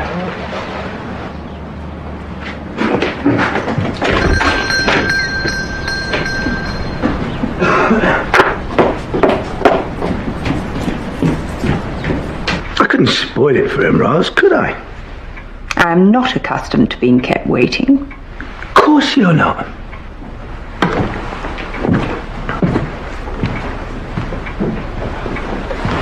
Of course you're not. And beer fumes are not an aphrodisiac.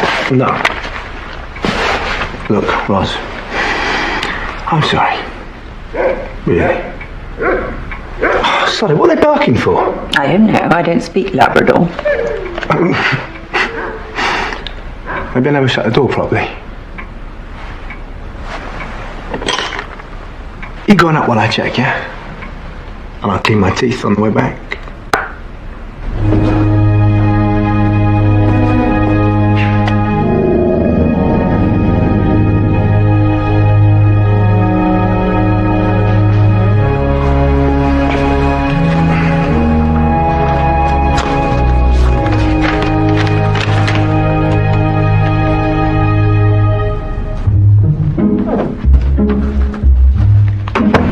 Well?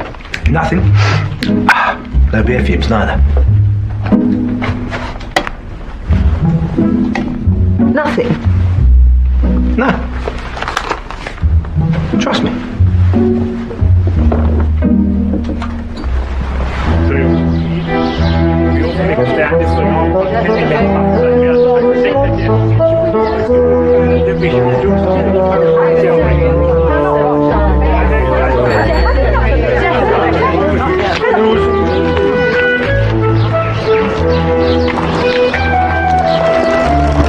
Your days are numbered, Fogden!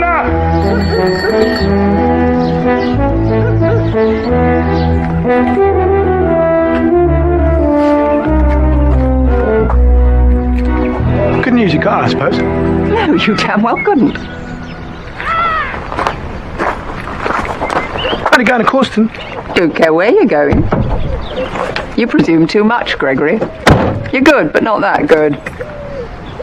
Won't keep you waiting tonight. Promise you. You won't keep me waiting again, ever. That much I promise you.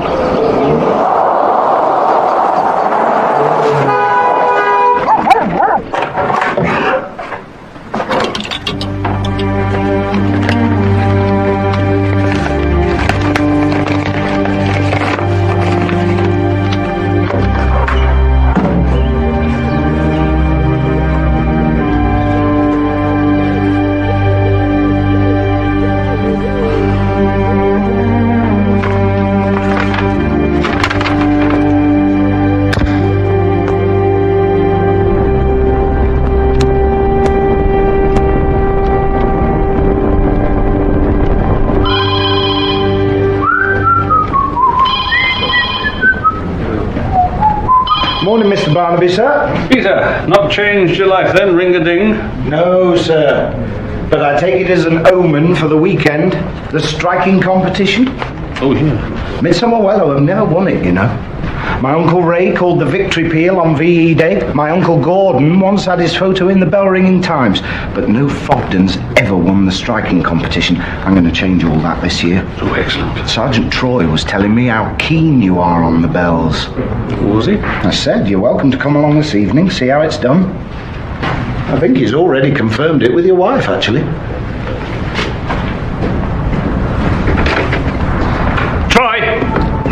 I don't know why you're being so grumpy about it. Not being so grumpy about it. Some of the bells are 600 years old. Just think of the stories they could tell. Oh, we're not getting a lecture as well, are we?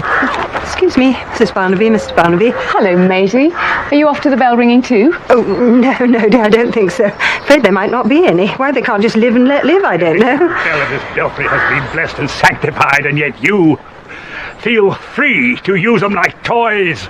Worse, to celebrate success in the wickedness of gambling. Oh, come on, Reggie. Church bells are an instrument of happiness. They're an instrument of God, and we are here to protect the house of God. You're a bunch of depraved heathens. I'm not a heathen, Reggie. You know I'm not. I'm in church every Sunday. In church, not just bell ringing. Yes, and you're supposed to be a civilizing influence on this bunch of desperados, but you're not, are you? You're weak. And the weak must face the consequences. Is that in the Bible too, Reggie? Shift him, Liam.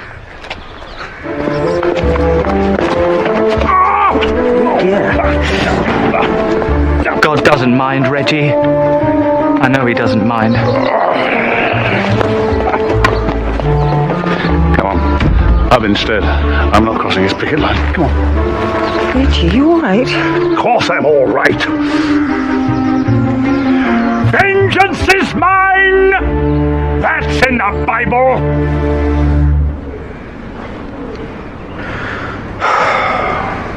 No Greg again.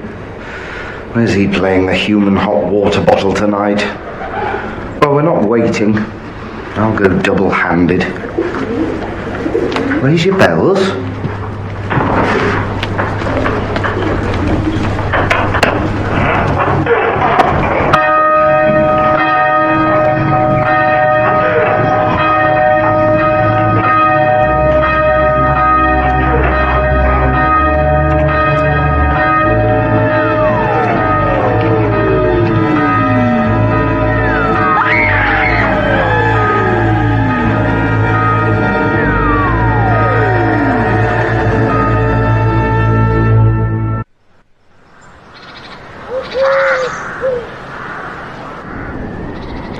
Did one of us kill him? Well, some of these bells weigh half a ton. He's been shot through the heart.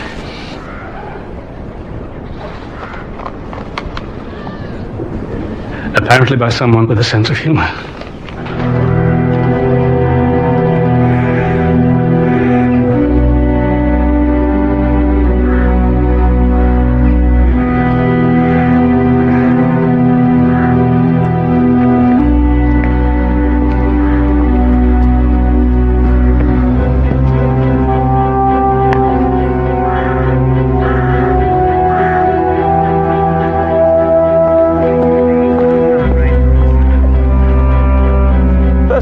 Sir? Yes, Troy. First on scene. Amazing where an interest in campanology will land you, isn't it? I'm not interested in campanology, Troy. I am here because of your big mouth. Now, what would you rather do? Crawl about in blood looking for a bullet? Or sit in a pew taking notes? Best leave the crawling about to the experts, I think, sir. I'm sorry to use your church as a police interview room, but you're all here, I'm here, so... Why would anyone want to kill Greg? That is exactly my first question, Miss Tyson. I suppose this means the tower's out of bounds while the men in white coats swarm all over it. Peter! Well, it's just typical of Greg, isn't it? Dying in the way most likely to screw our chances in the striking competition. There most likely won't even be a competition now. Is the bell tower locked when you're not ringing? Yes, and that's the only way up. Who has the key? None of us. And all of us. Cracked Abel looks after it. Cracked Abel, what's that? The old bell in the corner. The key's kept under. It has been for centuries. Was the key there when you all arrived for practice? Yes.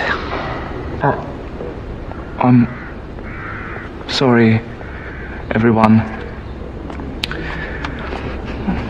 I feel compelled to tell the truth. Mr. Stillman, do you want to talk in private? No. I met Greg earlier this morning in Corston.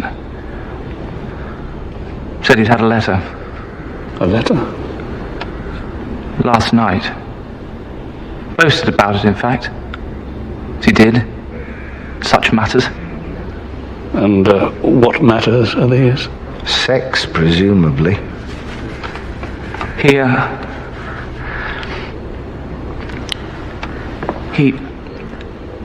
said he'd had an invitation for a bit of leg over, as he put it. Bell Tower of all places. Final fling before the wedding. Whose wedding? Emma's. Marcus! What? What are you saying, you little rat? Liam! What are you getting up to? I'll break your bloody neck!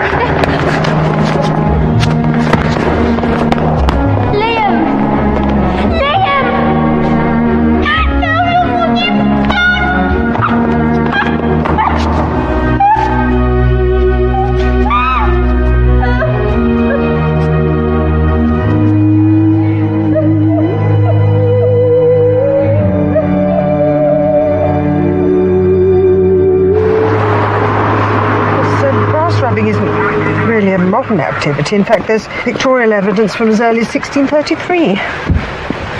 Mrs. Gooch, I need to speak to the vicar. Well, I'm afraid we haven't got one. We're in the middle of an interregnum, you see. So who's currently in charge of the church on a day-to-day basis? Well, the parochial church council. Who chairs that? Oh dear. Well, anyway, there's going to be no bell ringing, Joyce, so you'd best... Leave the car, won't you? Well, I could drive you home. You only live at Corston, don't you? I'm perfectly safe. Should we be letting these bell ringers just slide away, sir? Do you want to sit up all night with them?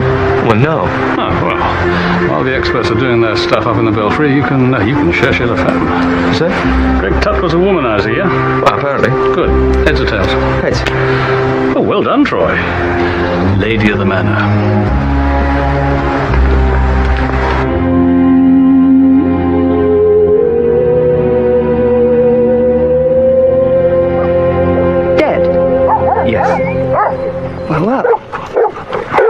Could I ask when you last saw him? Oh, must you? This is terribly sordid. If you wouldn't mind. This morning. After breakfast, he said he was going to Corston. He was staying here with you? On a very temporary basis. Here, boys. I'm between lovers at the moment. Oh, I see. Mr. Tutt had apparently just won £5,000. You wouldn't know what happened to the money? Heavens, no. I've no interest in the stuff. It's very vulgar, especially such small quantities. The other thing is a note delivered to Mr. Tutt last night. He didn't mention it. No. Why should he? Our relationship was fleeting and exclusively carnal. Right. Presumably he left some of his possessions here. Mr. Tutt's clothes? I shredded them after he buggered off to Corston this morning. I do the taking for granted, not the man. It's the only house rule. Anyway, with Greg's sad demise, there's a vacancy in the fleeting and exclusively carnal department. Well, thank you very much, Mrs. Parr. We'll be in touch. I'll look forward to it. You've such expressive fingers.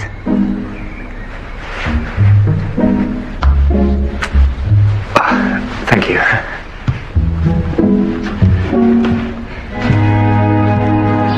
sorry. You must be confusing me with someone who gives a damn. What am I supposed to have killed him for? His winnings? People have been killed for less.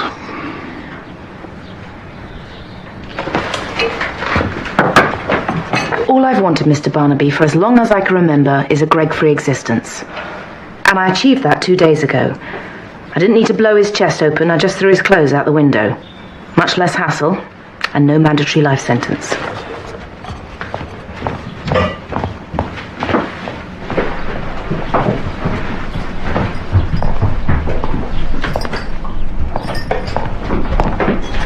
She does care, you know, under the facade. I'm sorry? Angie Blunstone, I work here. Ah, you knew Mr. Tutt, did you? Oh, yes. A real charmer. Magnetic, really. Dangerous thing to be in a village. Why's that? Well, big fish in a small pond leads to jealousies and small minds. And they don't come much smaller than the Ding Dong Brigade, believe me. I've rung bells in various places.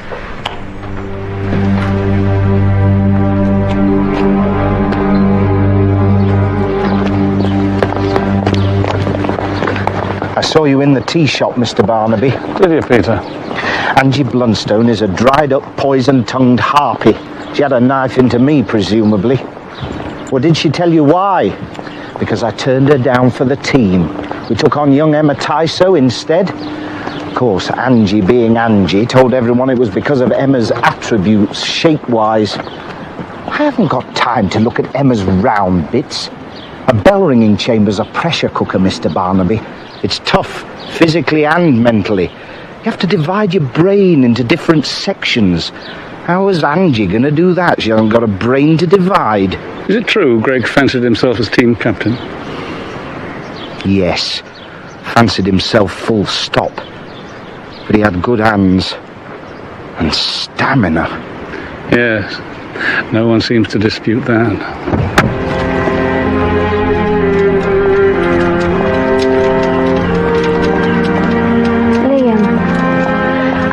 Sent him a letter. Why should Marcus make it up? Marcus of all people. I don't know. I'm not stupid. I've seen the way Greg looked at you. It's not my fault. You look at me. Wedding's off. Liam? You heard? It can't be off. My mum's done all the cooking.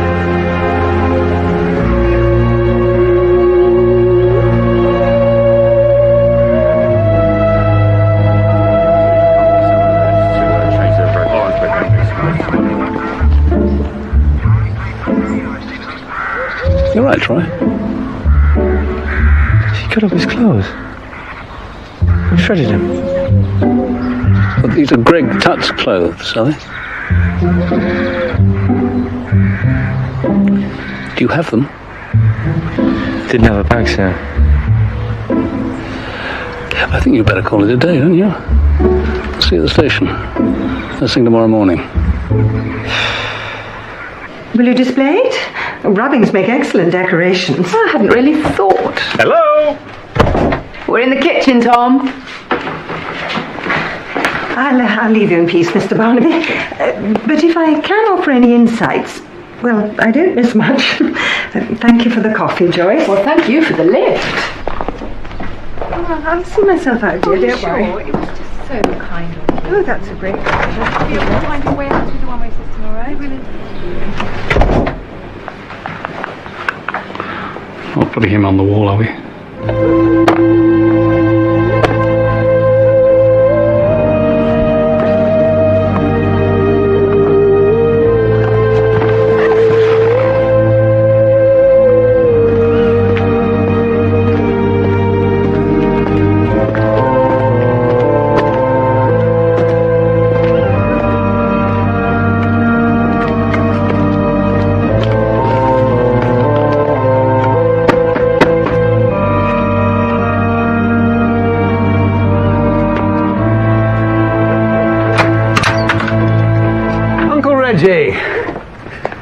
You're out late. Things going around in my mind, you. Wanted to share them with you.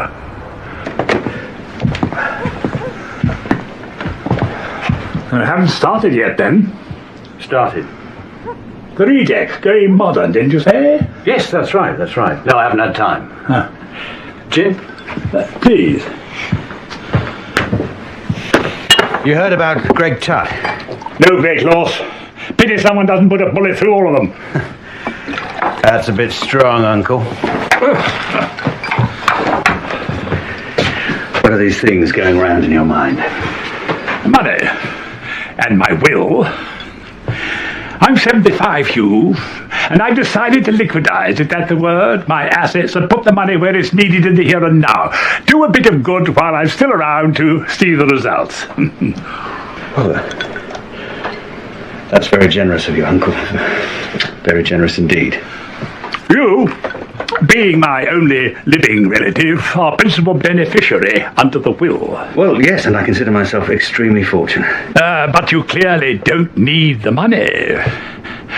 I mean, unless a man of a certain age would have caved in, you know, after losing their job in the city. But you proved yourself to be a Barton through and through, my boy.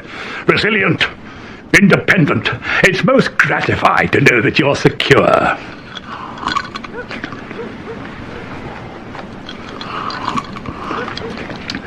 Which means my own humble nest egg can be put to a different use. And with the bishop letting our church go to rack and ruin under the spineless pretext of lack of funds, well, what I've got put away would cover 90% of the cost of restoration. The proviso will be that the other 10% must come from the sale of the bells. No sale of bells, no 90% from me. I have it in my power, Hugh, in one fell swoop, to save the church and put an end once and for all to that sacrilegious racket. There, what do you think of that? Good. We'll sort out the paperwork ASAP then. Yes? ASAP, Uncle. ASAP. Good fellow.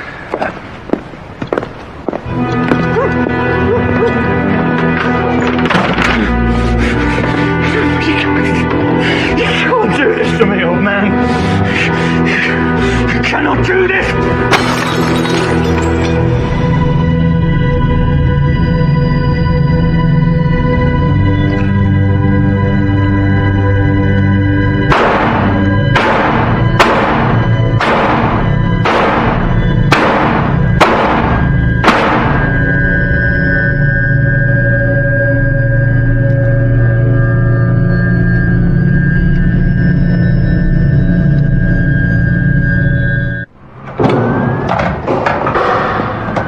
Sir? Peter?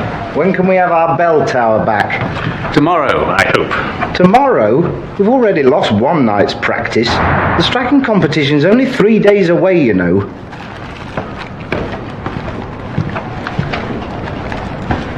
Doesn't occur to you you're being just a tad insensitive, does it? Anyway, where were you prior to yesterday's inconvenient event? Home, with Clapper. My cat.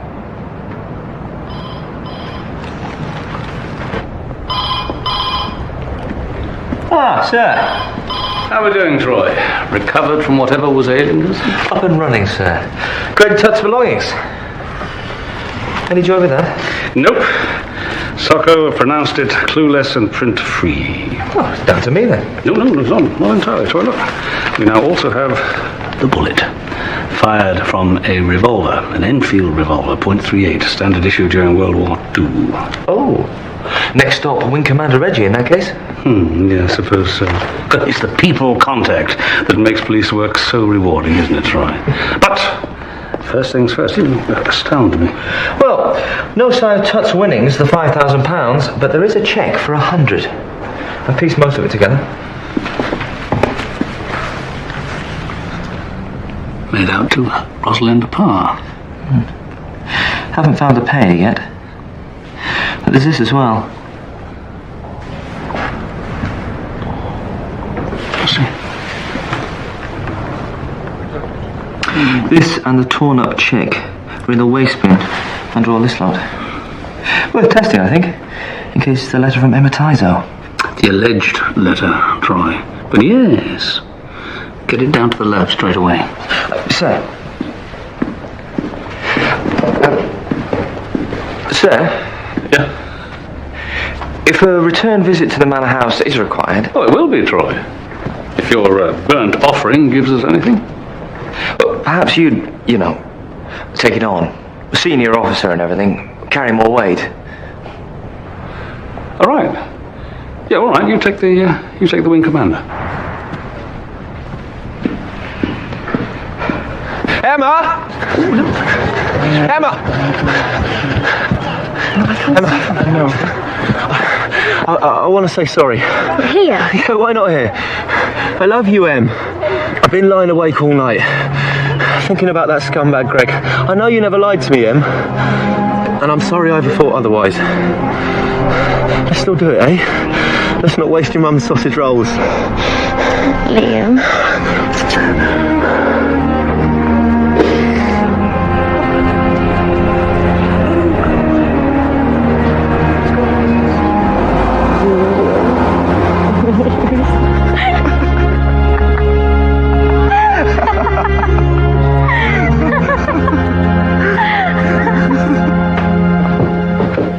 A check?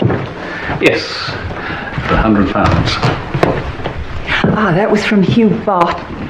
A small outstanding debt. Thank you. He arrived to pay it off while I was having a ripping time with my craft knife.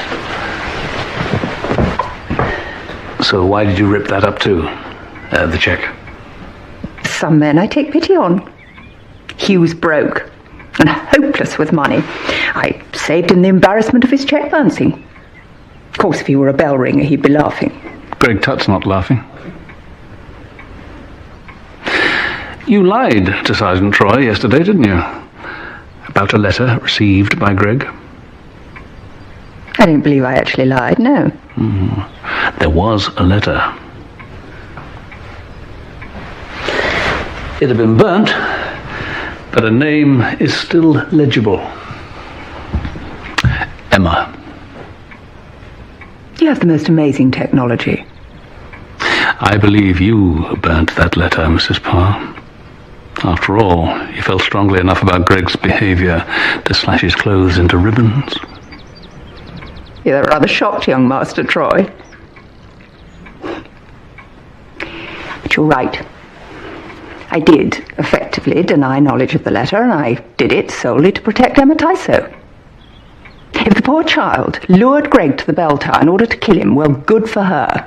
She struck a blow for decent womanhood. Not a club of which I'm a member, of course, but a girl can empathise. A revolver? Yes, sir. I wasn't a cowboy, Sonny. I flew Lancasters. Do you think we leant out of the cockpit and peppered Germany with our pop guns? No, sir. I suppose not. Through here. You've caught me in a bit of a state, Mr. Barnaby. Auntie, that's a grade A porky. It's always been like this. Never has been anywhere to sit down. I expect you're right. My nephew Dennis and his lovely wife Jen. They're visiting from London, together with their unborn son. They know it's a boy. Isn't that amazing? It's not that amazing, not nowadays. Oh, it is. So useful. I know to buy blue wool. We'll get out your way. No, please, all right. Oh, we were off anyway. Jen needs to put her feet up for a bit. My dear. Bye, Mr. Barnaby. We're chuffed someone in the family is pleased, Auntie. Write and tell the old misery, will you? That's my brother, the old misery. Thinks we should let the line die out, thinks we're an unlucky family. Oh. I never see him anymore. Haven't got the patience. Trouble with being parish archivist is, well, it's the archives. I'm sure you didn't come to talk about history.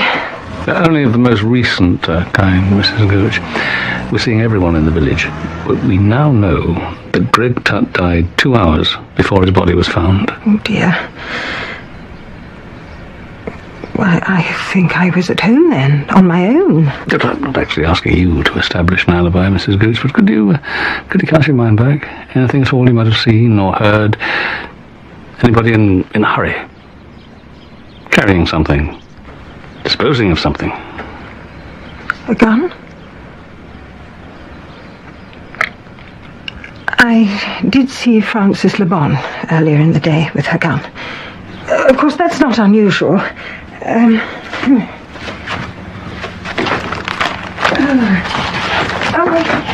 Yes. She won the Inter-County Championship in 1964. I intend putting it in our village Hall of Fame when I get round to mounting it. Yes, I was a seriously good markswoman. Gave me a certain street cred when I was teaching. My husband was a much better shot. Ah, you still keep your hand in, I see. Here and at the club in Corston. Veteran standard now, I'm afraid. I bet you're still better than most, aren't you? And your husband? He died 10 years ago. Of natural causes. Not that there's anything natural about a stroke at 50. Anyway, my guns.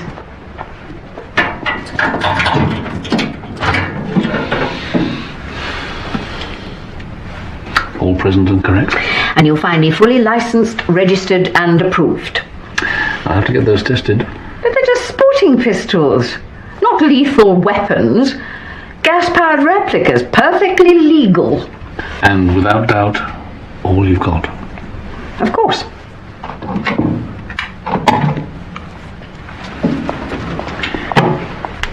You haven't lent them to anyone recently, have you? I'm a sportswoman, Mr. Barnaby.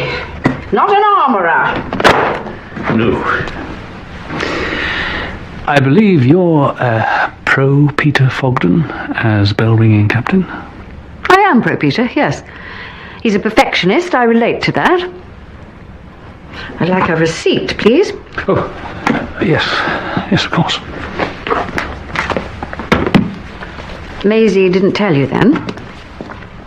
Maisie didn't tell me what? Back in the 70s, my husband Tony and I ran our own gun club here. So you see, there's quite a few people in Midsomer Wellow, apart from me, who know how to handle a gun.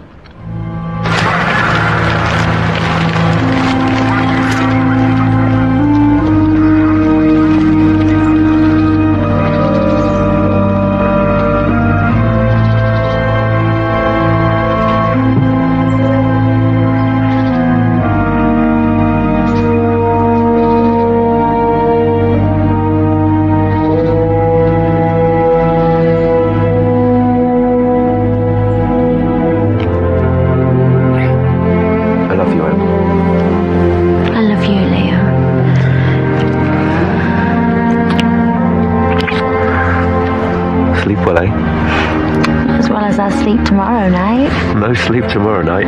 Honeymoon.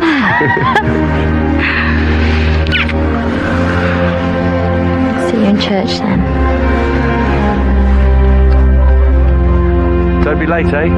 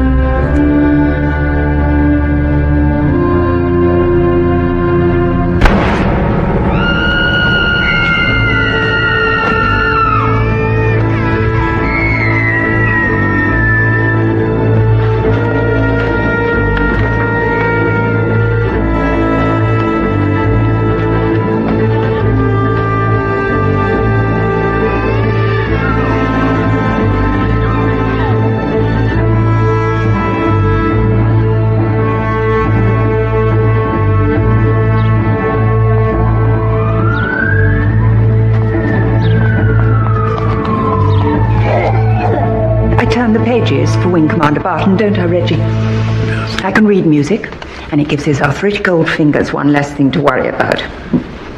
And neither of you saw or heard anything? I told you, I heard the bang. I was coming to investigate when you came charging in. We were still in the vestry putting the music away. I saw no one else. Mr. Barnaby, I'm told you wished to see me. Yes, Mrs. Gibson, thank you. As the local historian, I was hoping you might be able to enlighten me. Inspector, can we move now? Yes, you can, but not far, please. Oh, how awful. I think you'll find it's a local corruption of the traditional rhyme, Mr. Barnaby. It's well known here, or was. Come with me. The well's over there, or was.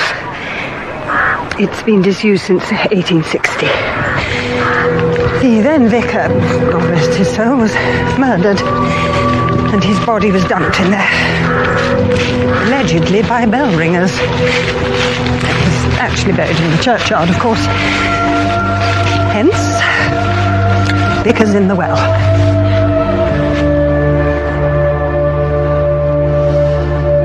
Well, that's what she says.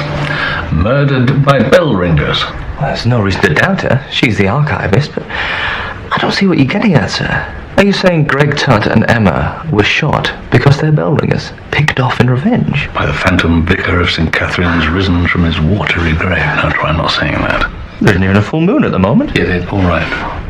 But whoever left those notes knows the local rhyme and presumably the origin. Why leave them? To muddy the waters? Or is there some other agenda that links Greg and Emma? These murders aren't very good for trade, you know. Well, we're doing our best to compensate.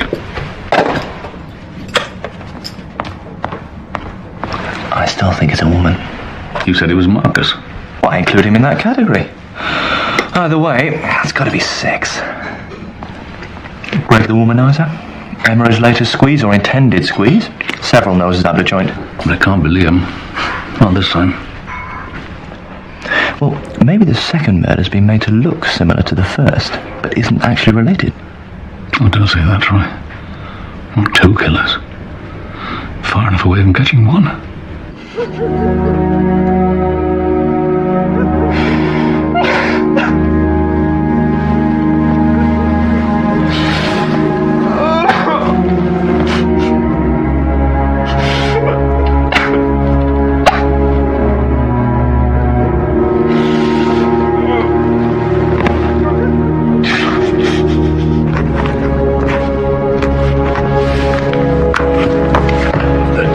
Done, Spitfire. The deed is done.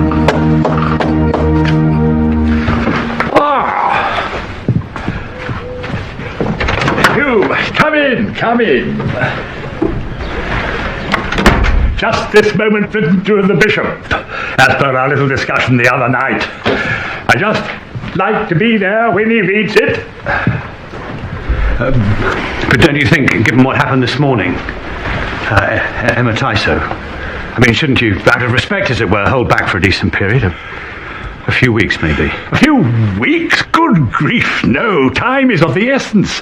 Vital repairs need to be put in train before another winter takes its toll. No more excuses for Bishop Trev. The money needs to be shoved into his limp little palm ASAP. Where would you like me to deliver it? Wouldn't even trouble you, dear boy. No, it's no trouble. I was saved with that frightful bus journey. Already spoken to Susan. Sue Tutt. Fine woman, don't you think? Well, yes. Needs her mind taking off things. She's going to deliver it for me.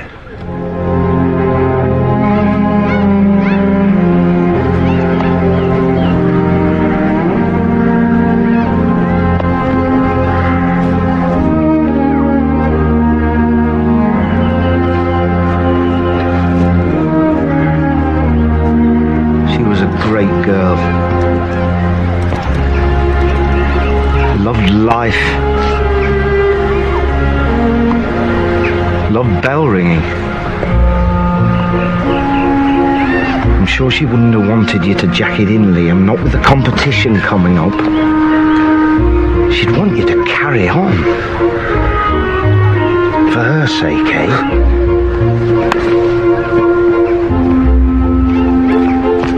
A little forensic test of the Amatiso bullet, fired from the same gun that killed Greg Tutt. Oh, well, at least we're back to one murderer. Yes, but apparently it isn't Francis Le Bon. Not murder weapons, then? Replicas, as you so rightly said, Mrs. Le Bon, unmodified. I'm sorry to have troubled you. Not at all. There's something else, though? No, I don't think so. Do you own a word processor, Mrs. Le Bon, a home computer? Yes. Who doesn't?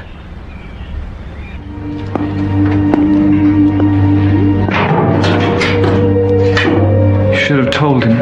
No. What are we going to do, Francis? Stay calm, Marcus. What else? If you don't stay calm, you'll have a panic attack, and that will bring on your asthma. And you don't want that. Emma is dead. But you are still alive.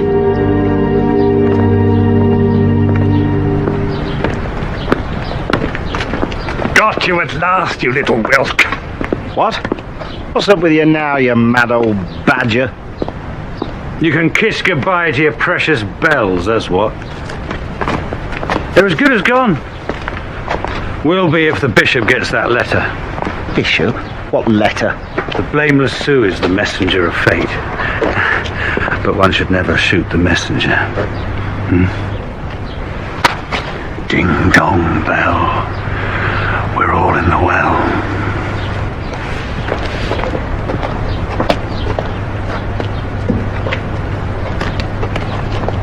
You? Oh, thank God for that. I thought he was going to try and come in here. Where's Sue? What's this letter? Mind your own business. We're closed. No, you're not. Sue's laying on supper for the team. You haven't got a team. Well, you haven't. All right, Peter. I've done you ham and cheese and a bit of quiche. Thank you, Sue. What's this letter Hugh's on about? Oh, you'll have to ask Reggie. Would you like tea or coffee or a pot of both? Sue, is it about my bells? Sorry, my lips are sealed. Evening. Hello, Francis. Marcus. You all right? There you go. Angie, I've got to pop out for a bit. Do you mind staying on? No. It's not as if I got a life.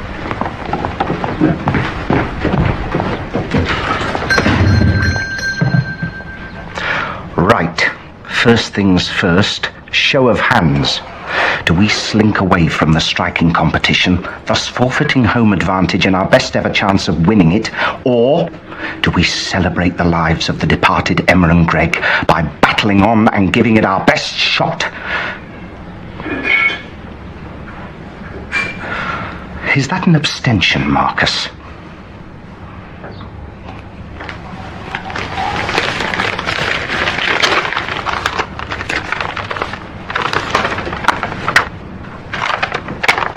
Where did this come from? It's on my doormat.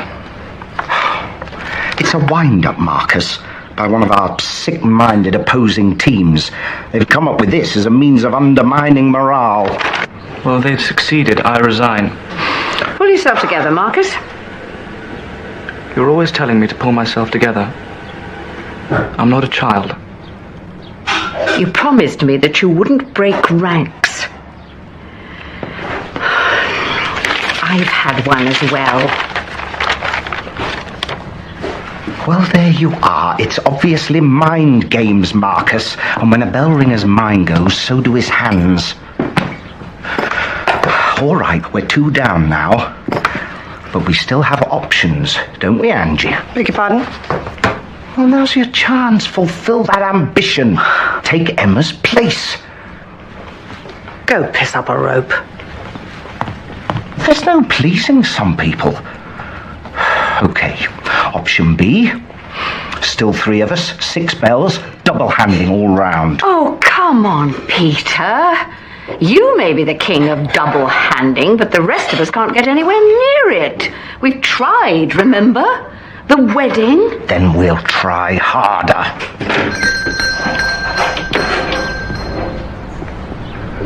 I've spoke to Emma.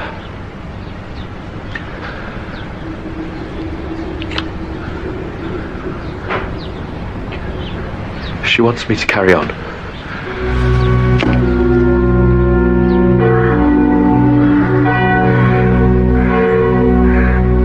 I must say, Marcus, I'd hoped for better from you. Liam's anguish is real, but yours is entirely self-manufactured, and yet he's prepared to carry on. What's that? You heard what I said. No. What's that? That noise. It's the passing bell. Marcus, we do not ring a passing bell in Midsomer Wellow. Told to announce an imminent death. I know why it's told, but not here. Not in my lifetime, anyway. Come on. What else is it, then? It's coming from the church. Is it? Well then, we'd better find out, hadn't we?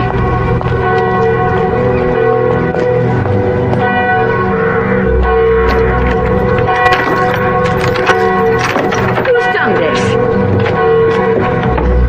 Francis, you know I can't climb. Well then you go home. Leave it to me. Go on. Francis?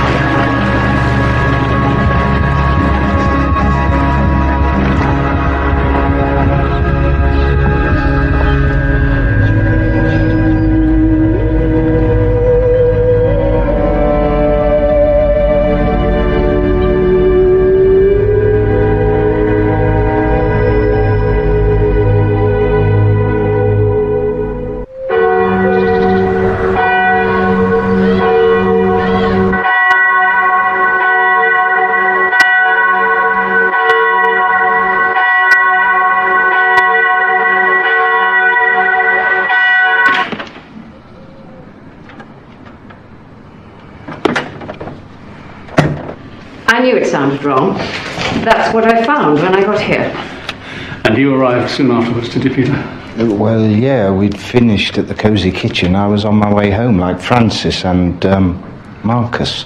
You didn't see Marcus? No, I came the other way. Got here just after Francis, just as she switched it off. I shouldn't have left him. I shouldn't have gone striding off like that. He was a grown man, Francis, and it was an accident. No one shot him. How do you know it was an accident? He got the next line, didn't he? Who put him in? And what did I do? Bully him as usual. And now he's dead in a ditch, the poor little sod. Midsomer Devil, that's who should be rounded up. What? I wouldn't put anything past them. They're that desperate to win the competition. The only one that desperate to win is you. Meaning? Nothing. Meaning? Meaning nothing. Peter, this is stupid. Rival teams do not kill each other to win some silly, bloody competition. Silly? You're as bad as that bastard Greg Tutt. Competition or no competition, it does appear that someone is targeting bell ringers. Well, if they are, I'm next. In the same time as poor Marcus is.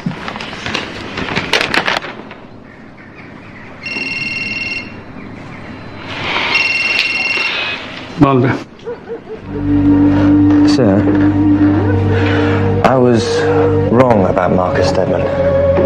I'm at his house. He had a king-size crush on Emma Tyso. Did you know about this obsession with Emma? Yes, I knew. Forgive me for asking you this, but you and Mr. Stedman, were you ever more than just neighbours? Yes, we were. I never had any children. Marcus was orphaned many years ago. A mutual need. And a bloody good parent I turned out to be. This mark, local mud and traces of rubber. Looks like he was prodded in the back at some point before or after he fell in the stream. Either way, if someone was there to do the prodding, it makes the death decidedly less accidental. Doctors found a mark on the skin, a contusion consistent with said prod. Mud and rubber. It's got to be the end of a walking stick, wouldn't you say? And this is what else we found in the stream.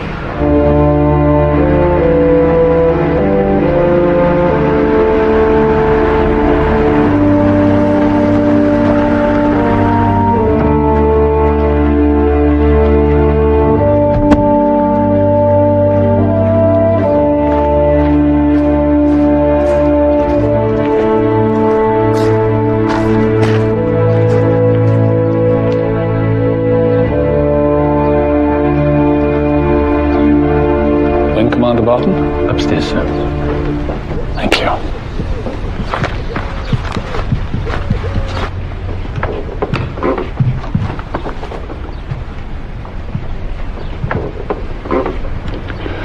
He passed away in his sleep last night. I'm sorry. Poor old bugger. Been over-agitated for days. Those bloody bell ringers, you know. Was he alone? I found him this morning when I came round to see him.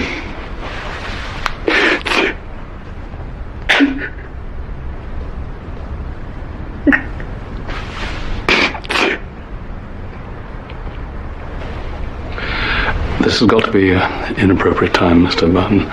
But would this be one of your uncle's walking sticks?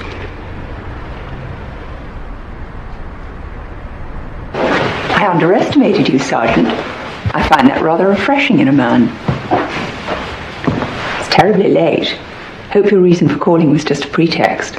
Oh, yes. Oh, no. It's about the letter you burnt. Sergeant, dozens more of us have been mown down since then. You surely can't still be at first base. Well, yes. Oh, no. It's just a line of inquiry I'm keen to explore further. I'm all for further exploration.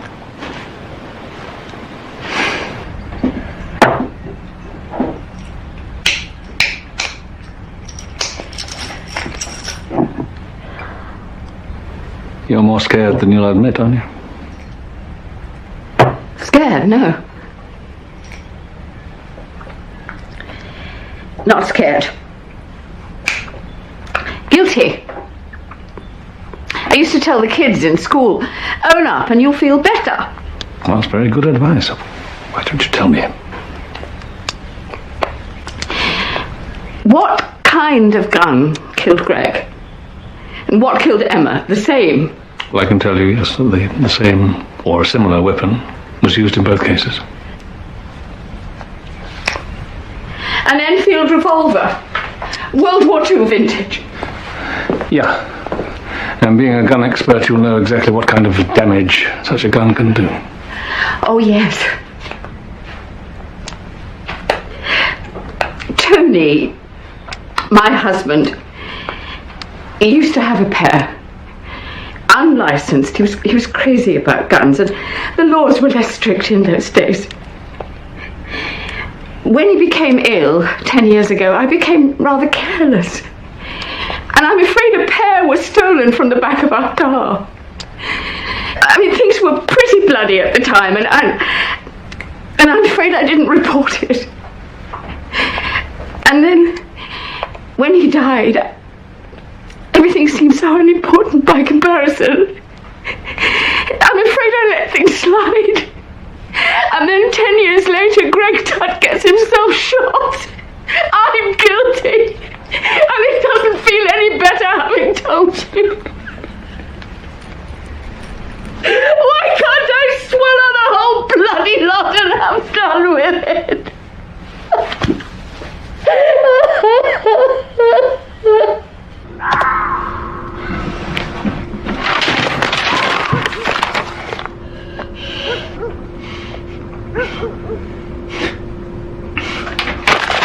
No. I know there's a difference in our ages, but I think that's exciting. Others will disapprove if they find out, but I'm not going to tell. Are you? I've seen the way you look at me. I know what you want. And I yearn for you too. It will be our secret. A lover's tryst. Signed Emma. Well, printed. It was all printed. I'd be surprised if she could actually write. But Greg wasn't interested in her literary skills, was he? I yearn for you too. Does that sound like Emma? A lover's tryst. Would she have known what a tryst actually was? I'm not making it up, Kevin. No. But someone else did it.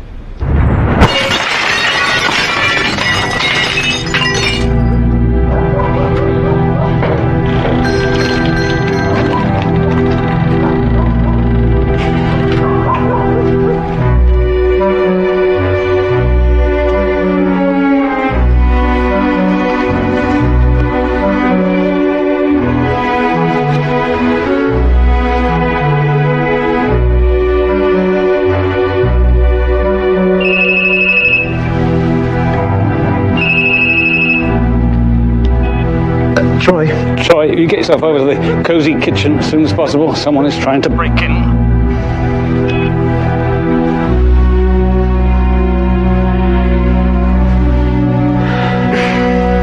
Sorry. Mrs. Tyler, you're still there?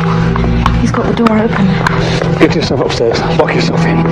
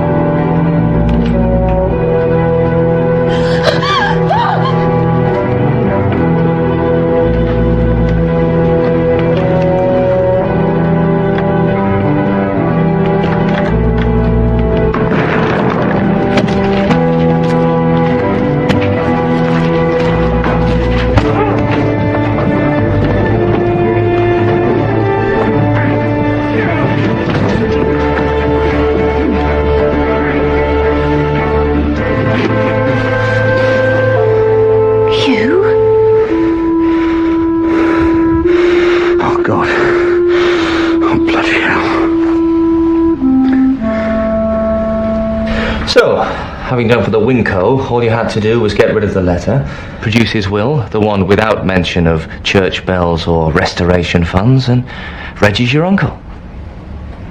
You think I hurt Uncle? No. He was a cantankerous old bugger, but he was a fine man in his day. Better man than I'll ever be. I'm sorry, Sue. He thought the world of you. Always said so. I didn't mean to frighten you.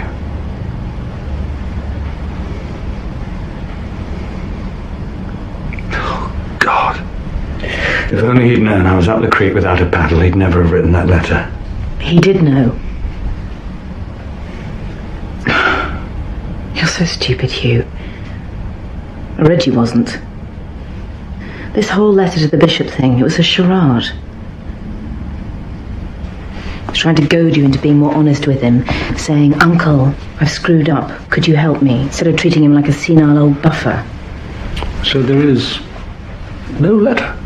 Oh yes, there's a letter, and it makes a generous donation to the church, but it doesn't alter Reggie's will. Hugh still inherits, whether he deserves to or not.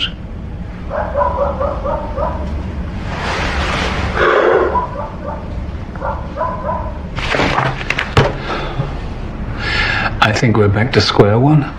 First base. At first base, Rosalind, Mrs. Parr, doesn't think we've got beyond that. Oh, really? And does Rosalind have anything else to say? Yes, actually. She remembers the letter Greg received verbatim. I'm sure it didn't come from Emma. It mentioned a lover's tryst. How very appropriate. I'd say someone with a good education wrote it. Good English. A bit old-fashioned? Oh, that narrows it right down, doesn't it? To just about everyone in the village, don't you think? Anyway, back at first base, we have Greg shot. Probably with a handgun stolen from Francis Le Bon some 10 years ago. Allegedly stolen. The boy's doing good. Where's your tie? Never mind. Greg, motives for the murder thereof. Now, we've looked at greed, sexual jealousy, righteous religious anger. What about pride? Jobsworth. Ring-a-ding Peter. Pride, Troy, is Peter's driving passion. He's determined to be the first Fogden ever to win the striking competition, and pride can lead men into all kinds of folly.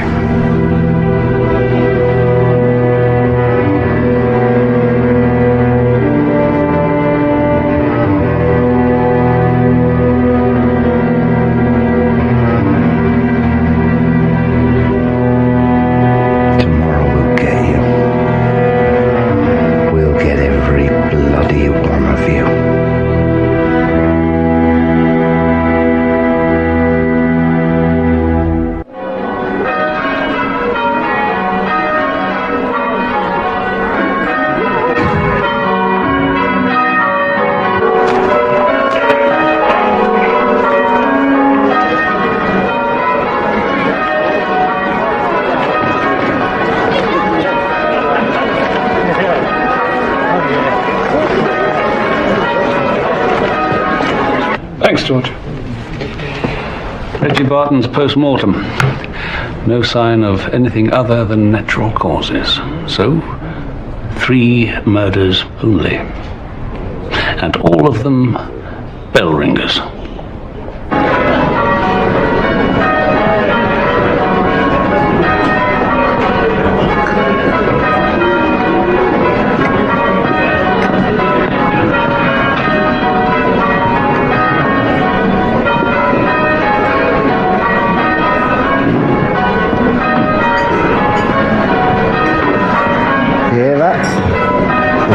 Late every time. You'll see them off, no problem.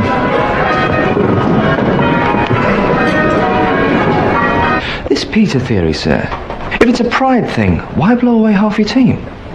Why not wait until they win first prize, then talk the mutineers? Because Peter thinks he can do it with the other half, the strongest 3. In which case, Francis Le Bon is on borrowed time.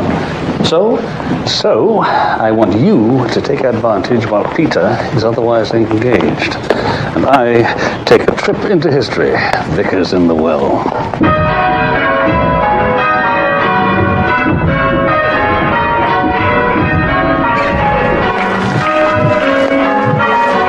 This lot haven't got it either. They're all over the place, keep having to dodge. And we're not going to cock up completely.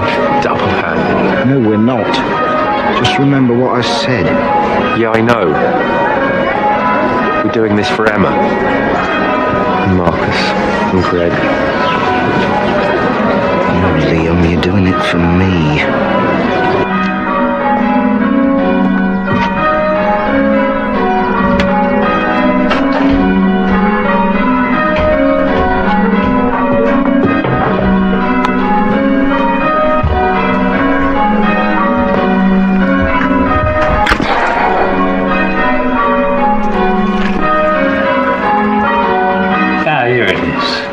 Just like Maisie said. 1860. The new vicar at Midsomer Willow came into conflict with the bell ringers. Tried to force them to attend church services. Had their cask of beer removed from the ringing chamber. Beer? Seems like the Reverend Jonathan Eberall disappeared one night after a stand-up row with the ringers, and his body was found the next day in the well. Although there's little doubt that the bell ringers were responsible, the constabulary met with a wall of silence. Nothing new there, then. Take a look. Thanks. Just do us a favour, take a look in the local phone book, just in case there's an Eberall still about.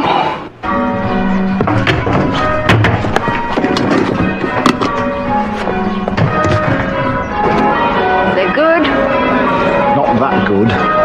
Best so far. So we've just got them to beat, haven't we? All you have to do is concentrate.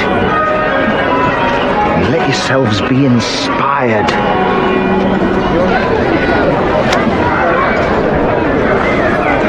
We're on.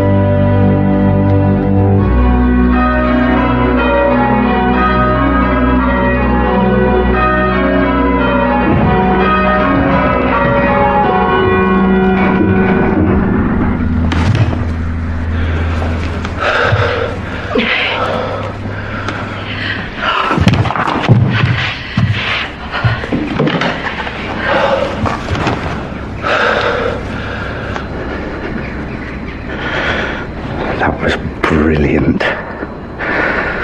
Bloody brilliant.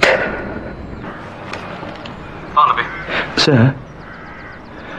Guess what I found at Peter Fulton's sideboard? An Army-issue Enfield revolver. Will you put it back where you found it and get out of there now? I'll be right over. Ladies and gentlemen, The tradition of bell ringing is alive and well in England's fairest county. Our congratulations to all 6 teams on the standard of their effort. However, at the top of the pile, tied on 22 points, we have Badger's Drift and Midsomer Deverill.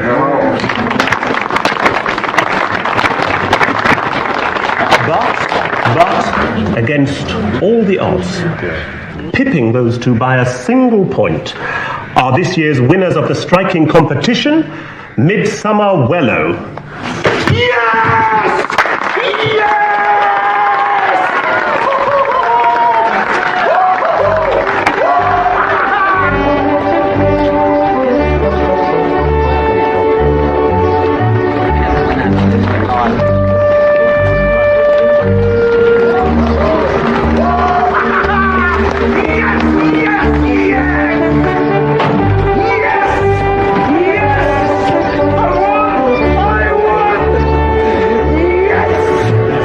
I did it, Mr. Barnaby. I knew I could. Can we talk somewhere else, please, Peter? What? I need to talk to you now.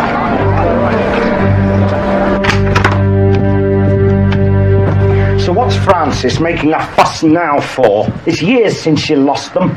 Since they were stolen, Peter. Would you know anything about that?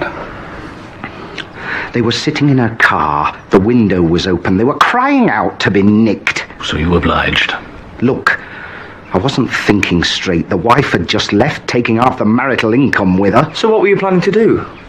Start robbing banks? Oh, don't be stupid. I just thought I could sell them. Only when it came to it, I didn't have a clue how to. So what did you do with them? Stuck them in a drawer. Worked overtime, paid off the mortgage, forgot about them. They're still there? Yes.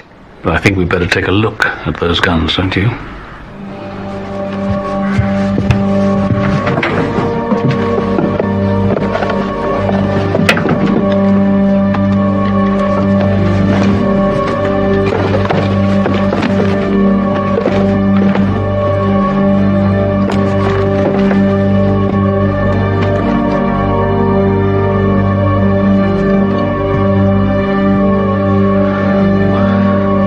It's not here.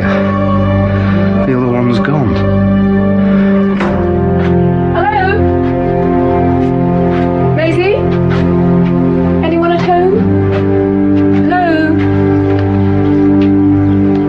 Oh, I was looking for Maisie. That makes 2 of us. I'm her nephew from London. Right, yes. I'm Joyce. I was hoping that she could help me with a bit of research I'm doing, but it can wait. I'll tell her to give you a call. It's Joyce, yeah? Yes. Thanks, Mr. Gooch. Hope you won't have long to wait. Ebro. Pardon? Dennis Ebro. Auntie's only a Gooch by marriage. We're Ebros by birth. So who might have had access to this house in, say, the last few months? Loads of people. This is a village. I don't even bother to lock the door half the time. That's good. So when was the last time you checked the guns? I told you, I don't know. Years. Dennis Ebro? Yes. I checked in the phone book, but there are no Ebros in Midsomer. So I thought, well, go back to Maisie. She's not in, but her nephew's there, and his name's Ebril. And so is Maisie's. Listen, Joyce. Don't wait for Maisie. You go straight home. Do you understand? Okay. Peter, don't leave the village. Troy, bring that gun.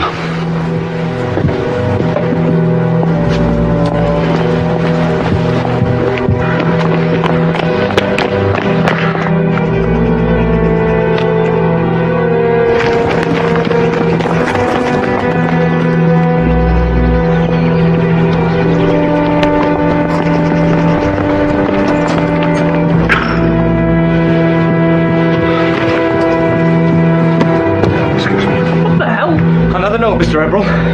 Who pulled him out? Is that where we got to? Dear Auntie, can't wait any longer.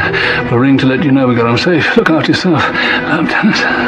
That took me half an hour to type. Don't...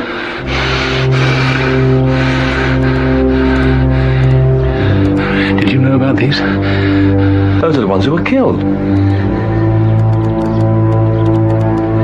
Oh, Auntie wouldn't hurt a fly. fly. I'm worried about flies, Mr. Ebrel. I'm worried about these.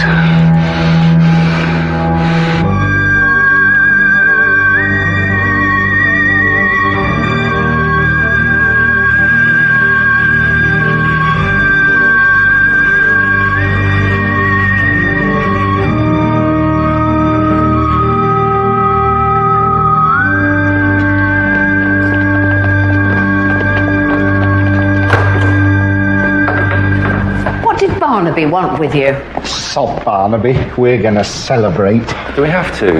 I'm knackered. Oh yes, my son. Yes. This is better than ring-a-ding 1,000,000 times over. This is as good as it gets, and it's the last thing I'll ever ask of you. Either of you. I promise. There's nothing else to live for, really.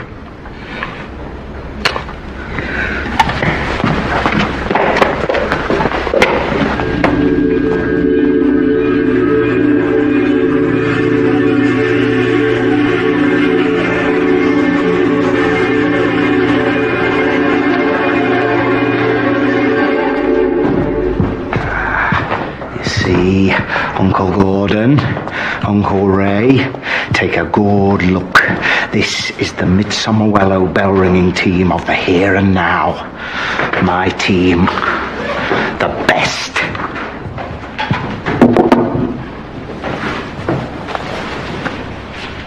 Ringing up.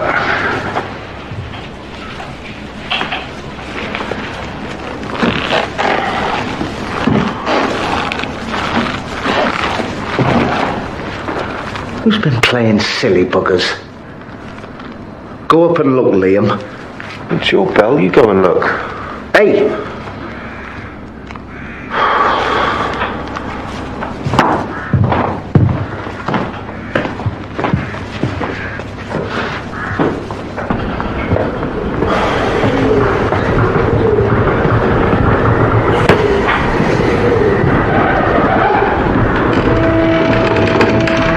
Kill me, Fogden.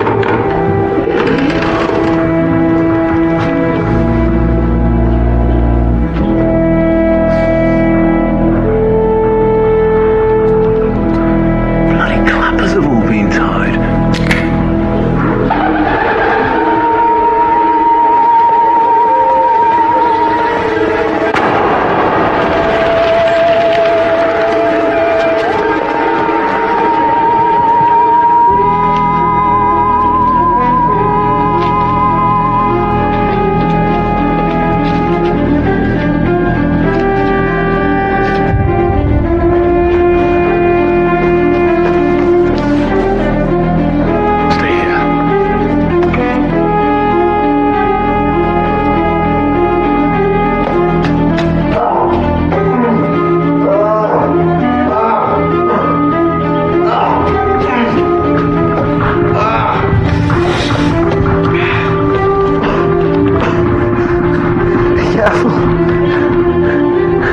Weighs half a ton. Keep out of its way. Maisie.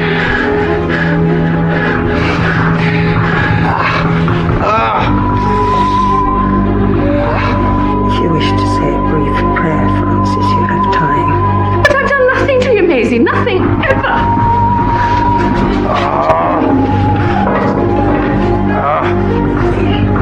You're a bell ringer.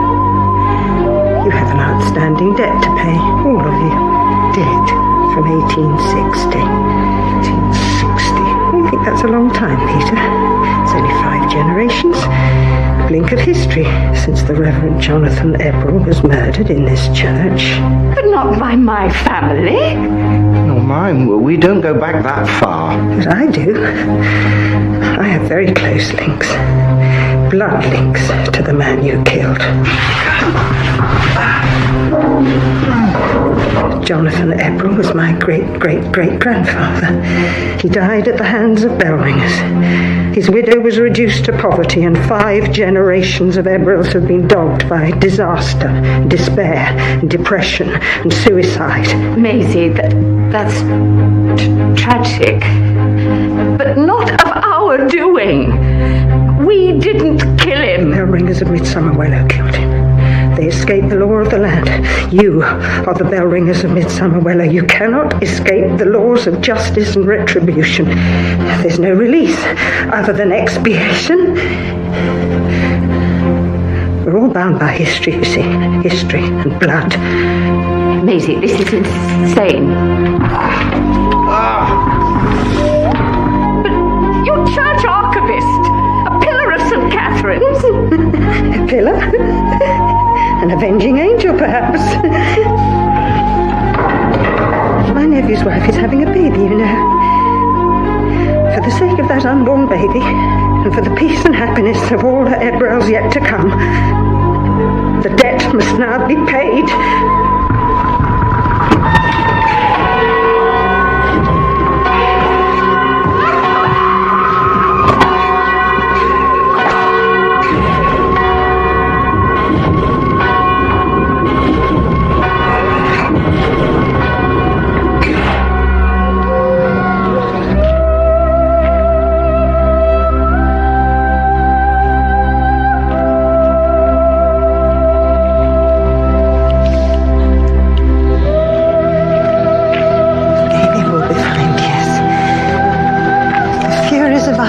Blood have been avenged.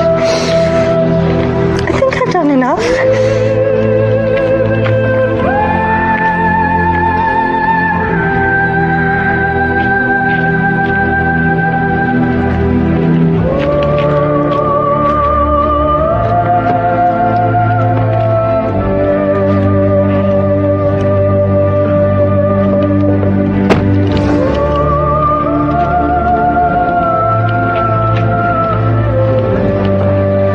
Your lovely wife for all those cups of coffee. So nice to be welcomed into your home.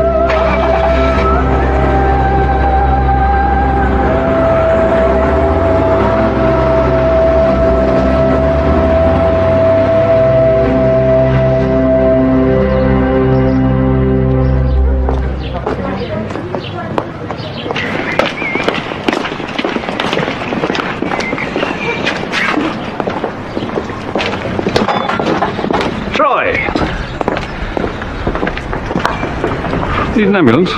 Oh, I shouldn't think so. It is only your face that's damaged, isn't it? I'm fine, sir. Just fine. Mr. Barnaby? Yeah? Cup of tea? Oh, thank you. Just put a dash of brandy in it. You're wasting your time, you know. She's completely off men. Understandable. All things considered. Look, I know you've got much more important things to deal with. But about the pathetic attempt at a burglary, I don't want to pursue it. Besides, with a bit of training, the arch criminal can make a very decent pastry chef. Just needs a proper job and a bit of sensible financial management. You mean the right woman? I'm willing to risk it.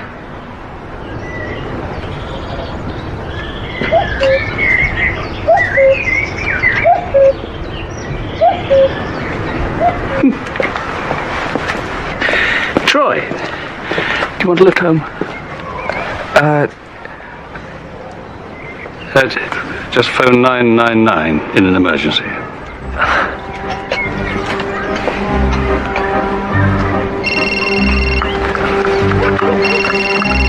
Barnaby.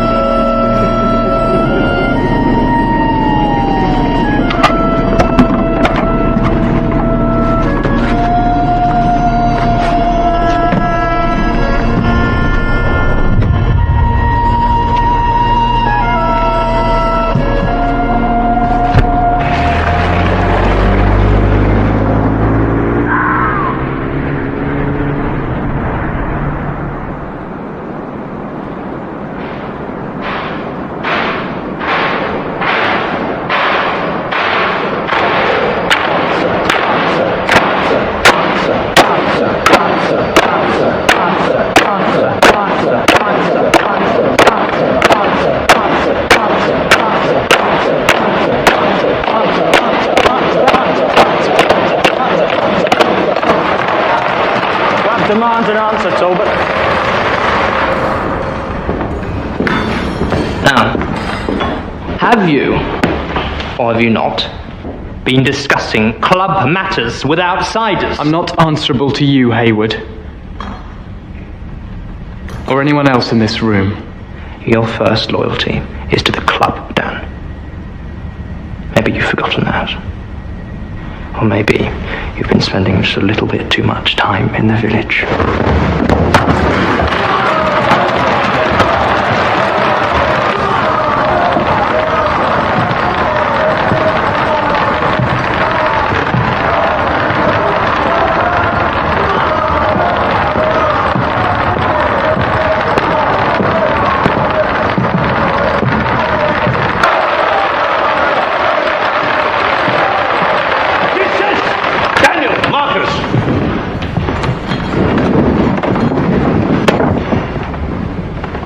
Good evening, gentlemen. You may be seated. I say gentlemen because that is what members of the Pudding Club should strive to be, no matter how trying the circumstances. Sorry, sir. Sorry, sir. And the circumstances are particularly trying tonight. As you know, Daniel's grandfather, Sir Walter, is gravely ill. Tonight he has taken a turn for the worse. Sir Walter is a Pudding Club man and one of our most distinguished old boys, so I ask you all to behave with due propriety. Daniel, I must take you to the manor immediately. Our thoughts will be with you and your family, Dan. Shall I speak for everybody here?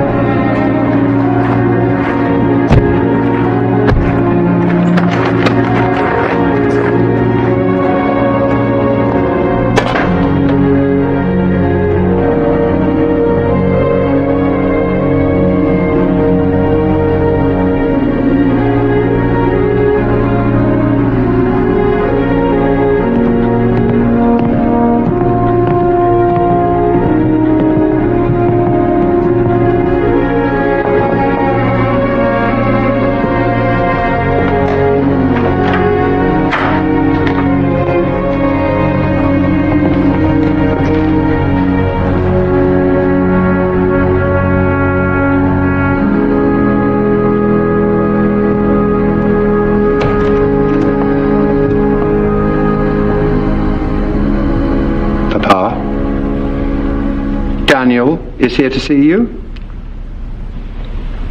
What is it, Grandad? What is the time? He wants to know the time. It's 5 past midnight, Grandad. Why does he want to know the time? It's after midnight, Doctor. And therefore the feast day of St. Mally, patron saint of Devington School. Look, he's smiling. Oh, of course. Papa winning the St. Mally's Day race. Can't we leave the blasted school out of things for once? Don't worry, Papa. The race will be run as usual. And Daniel will win it for you. Won't you, Daniel? I'll do my best, Grandad.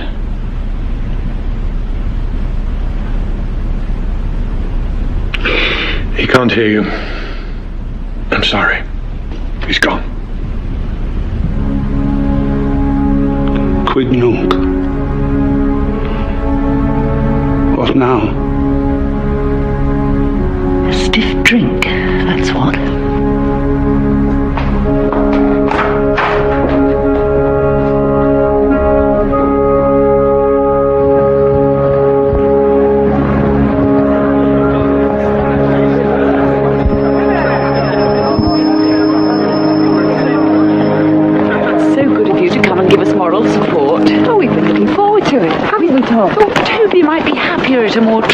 school like this.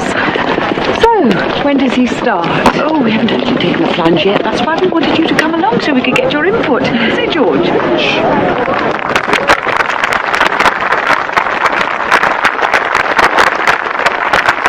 Parents, pupils, staff and friends of Devington School, welcome to the St. Mally's Day Race, run today in honour of our beloved friend, Sir Walter Talbot, diplomat and distinguished old Devingtonian, who passed away in the early hours of this morning.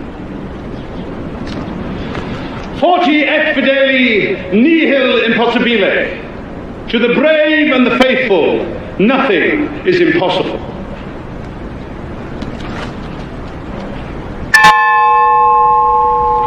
Gentlemen, are you ready? Yes, Master. Ludlow, the bell! The bell, Ludlow!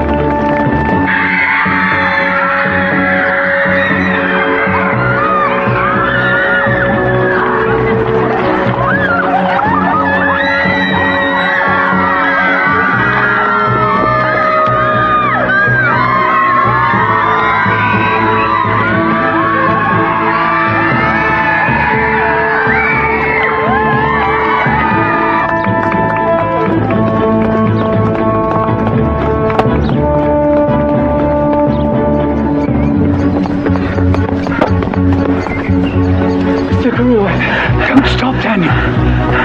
Run like the wind.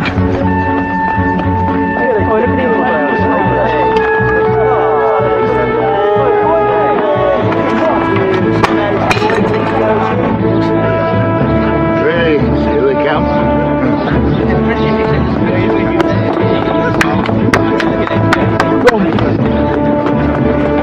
Hello, Miss Haywood. You can do it.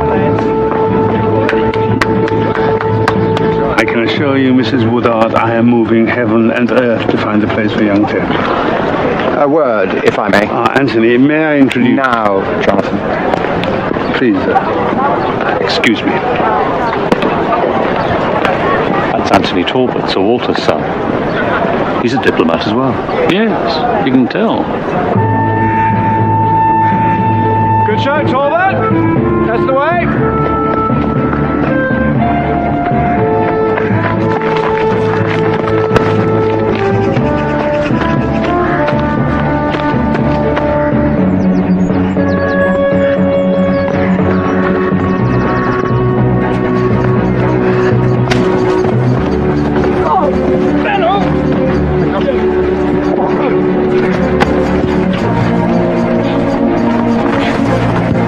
Get off me, Hayward, you yob!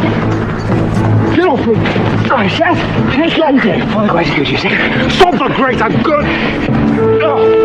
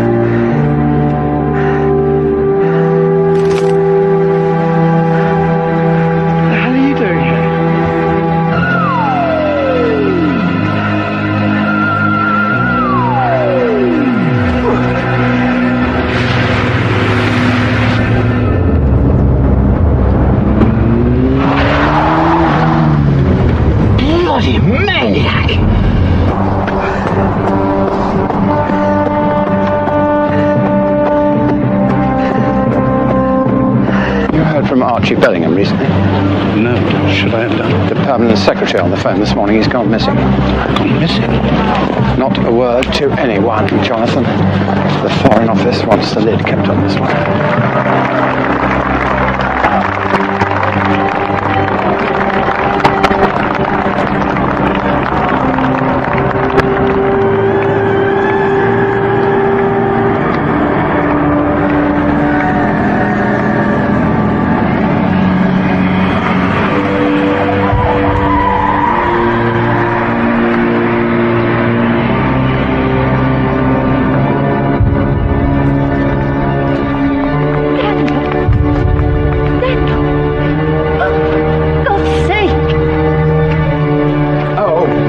Daniel, do get up. If you don't reach the steps, you can't win the race.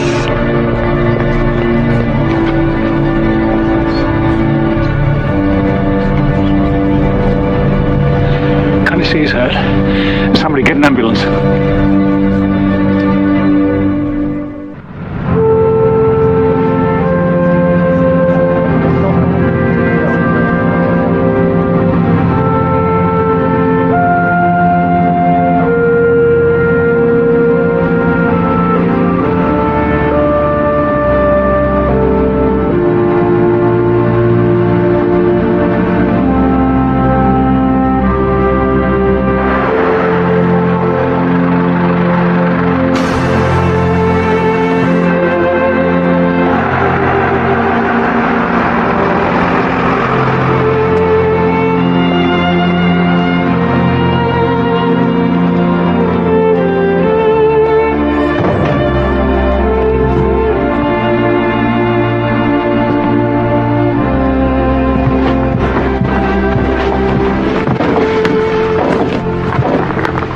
You were going to stay with your mother? I changed my mind.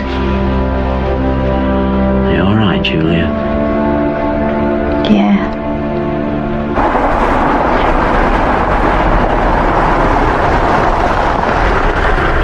Let's cut the waffle, shall we, and get straight to the point? There's only one line of investigation worth pursuing. And what line is that, Mr. Talbot? Well, the village, Midsomer Harbour. What about it? Well, many years ago, the St. Mally's Day race was the occasion when scores were settled between school and village. Pitched battles were fought, and I'm glad to say the school usually came out on top. However, nowadays we do things rather differently. We respect each other's role in the community and all that sort of nonsense. However, there are still some in the village who resent the school. You're suggesting that the attack on Daniel was part of some feud with the villagers? But what other explanation could there be? There were local youths on the village green yesterday. They verbally abused and threw missiles at the boys taking part in the race. Verbal abuse is one thing. Assault with a deadly weapon is quite another. Violence is never far away. Well, we'll certainly look into that aspect of it, Mr. Talbot. I know this could be difficult, but do you mind if I ask you a couple of questions about Daniel? What sort of questions? Was he happy at Devington? Happy? Well, he was captain of the school. He'd won his colours for cricket, rugger, fives. Of course he was happy. Only yesterday, at the start of the race, had the feeling he was a little reluctant to take part. You may have forgotten, Inspector, that Daniel's grandfather died in the early hours of yesterday morning. The boy was tired and upset, but I can assure you that Daniel wanted nothing more than to win that race for his grandfather. And for me.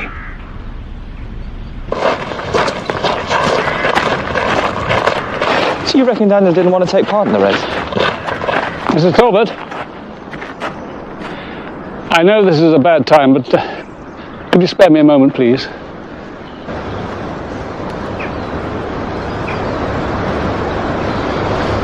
I shudder to think of my son lying here, side by side with that old monster. What old monster would that be, Mr. Talbot? Sir Walter, my father-in-law. I know you didn't get on. Walter didn't get on with anybody. He commanded, people obeyed. How did that go down with Daniel?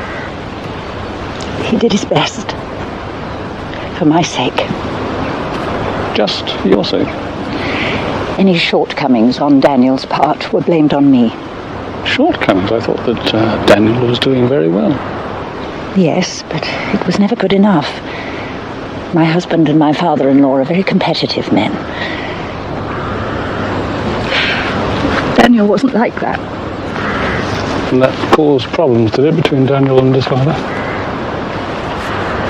There were a couple of rows recently, yes. What about, Mrs. Talbot? I believe it was about the school and the pudding club. The what? Look, I'm sorry, but that's all the talking I can manage for the time being. Go up to the school. Talk to Eckersley Hyde. He'll be only too pleased to tell you all about the damn place.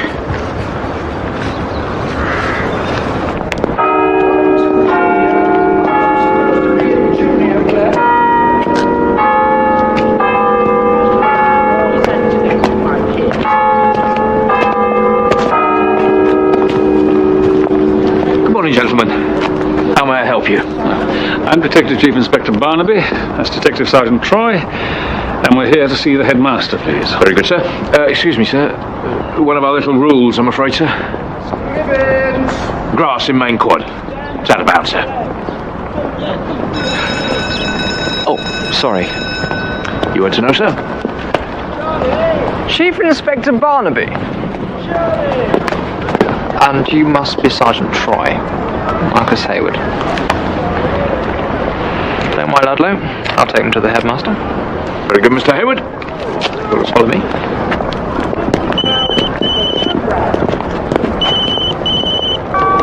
Troy. Okay. Sir.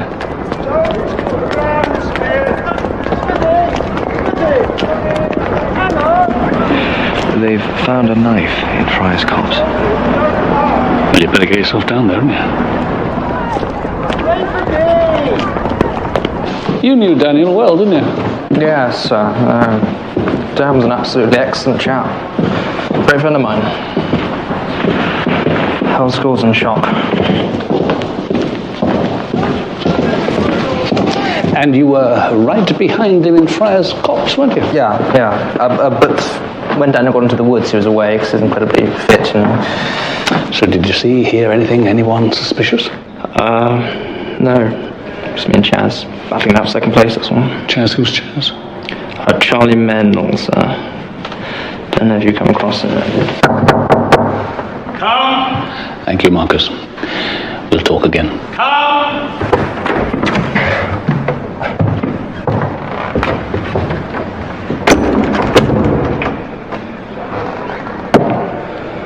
When did you last speak to Daniel?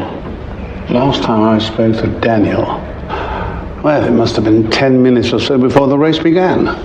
I went to his room in Study Cloisters to wish him luck. Then I looked in on Ludlow at the Porter's Lodge to make sure all was well. Then I went out into main quad to address the spectators. How did he seem to you, Mr. Eckersley Hyde? Upset about his grandfather, of course. They were very close, you know. What was his relationship with his father like? Excellent, I believe. So apparently there were some arguments recently about the school. What teenage boy doesn't argue with his father? And the pudding club? They argued about the pudding club. I doubt that very much. What exactly is the pudding club?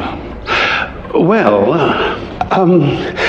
back in the mists of time, when food in school was, well, less palatable than it is now, some senior boys pooled their resources and arranged to have meals delivered from London. The catering has improved, but the club survives. It's a tradition, and we're rather keen on tradition here at Devington. So its purpose is social? Exactly. There's a pudding club scholarship, but apart from that, members dine once a week on suet pudding and are allowed to walk on the grass in main quad. That's about the extent of it. Apart from the cufflinks, the silver spoons, only to be worn by members. Oh, so you were here yourself then? Oh, yes. I'm an old Devingtonian. And apart from 3 happy years at Oxford, Devington School has been my life since I was 12. Not my career, Inspector. My life. Was Daniel a member of the Pudding Club? Oh, yes. As were Anthony and Sir Walter. Anthony was a contemporary of mine here. We were great, great chums, and still are. Tell me about the scholarship. It's awarded to Pudding Club members who show particular promise and wish to join the diplomatic service. The school has excellent contacts there. Was Daniel in the running for a scholarship? I was very much in favour of Daniel. But I don't quite see what this has to do with catching Daniel's attacker. Oh, I'm just filling in the background details, Mr. Eckersley. I'd like to look at Daniel's room now, if I may. I'll take you myself. Thank you.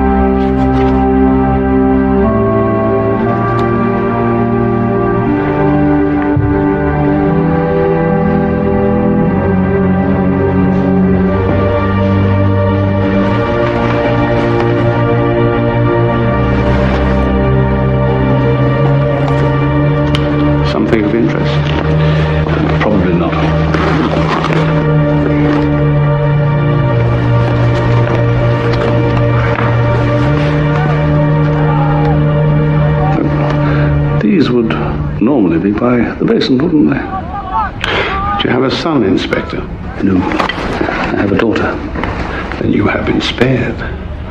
Personal hygiene and the adolescent male are rarely on speaking terms. I'd like to see Charlie Mennell now, please, if I may, and I'd like this room left just as it is until further notice, all right?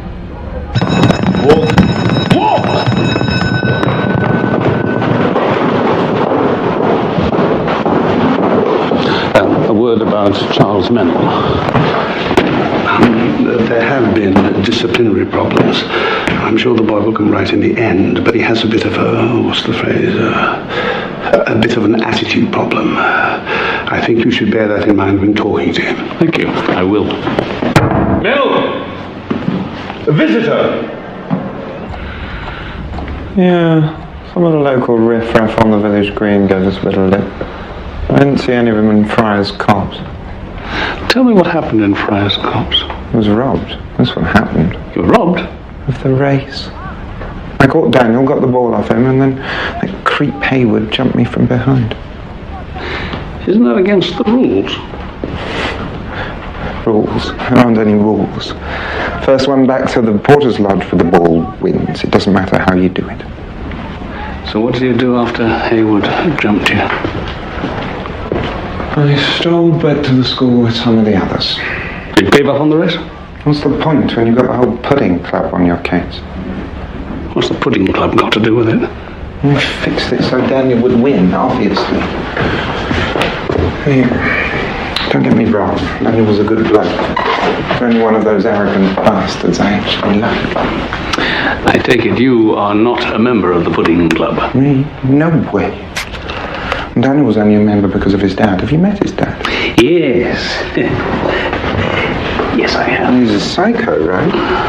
Anyway, Daniel wanted out of the club. He hated it as much as me. There was a huge bust-up between him and his old man over it. What about Daniel wanting to leave the Pudding Club? Yeah. You can't leave the Pudding Club once you're in. It's not done. Bad form, right? I heard there was a bit of a ruck in the Pudding Club room the night before the race. What sort of a ruck? between Daniel and Marcus Hayward. Hayward accused Daniel of fraternising with the villagers or something, you know, betraying club secrets. I mean, it's pathetic. They're like kids in a gang. Come. What is it, Ludlow? Message for Inspector Barnaby, Mr. Mennell. Sergeant Troy is in the refectory. When you're ready, sir. Thank you. Weirdo. This whole place is full of psychos and weirdos.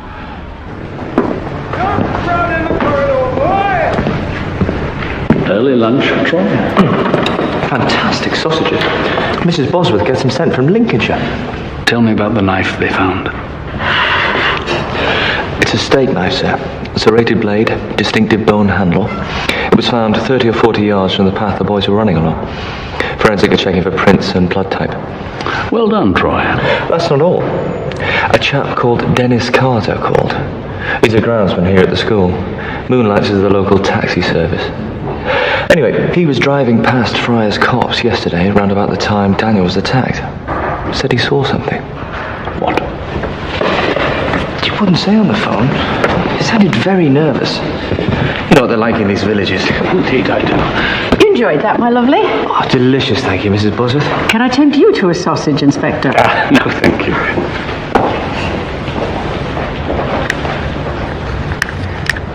Lobsters?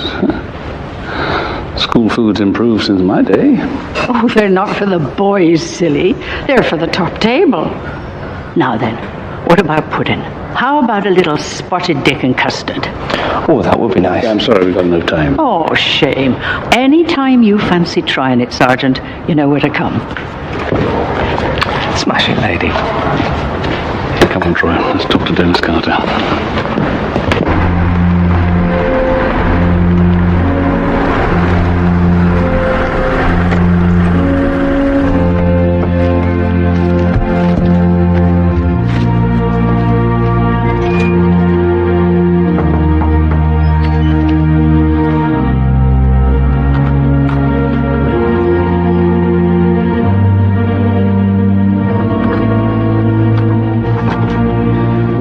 Back up to the school to moor the first 11 cricket pitch, so it must have been about 3:30.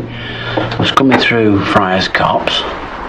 This motorbike came round the bend the other way, going that fast, almost had me in the ditch. To see who it was?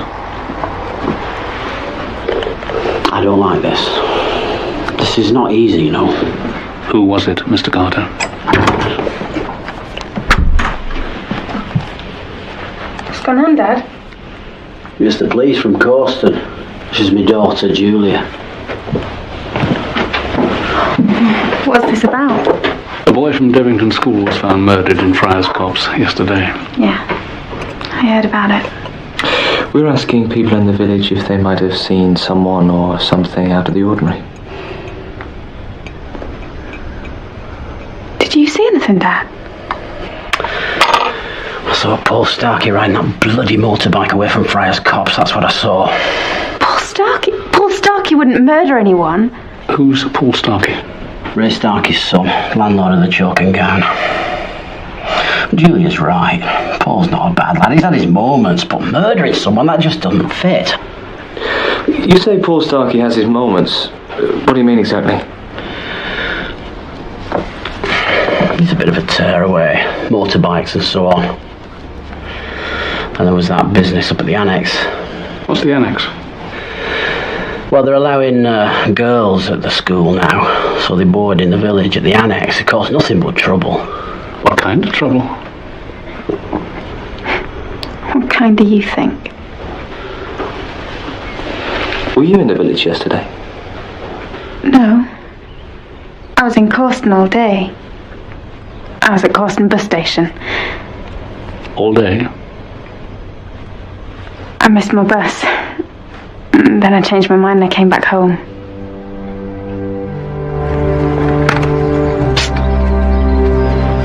Sir?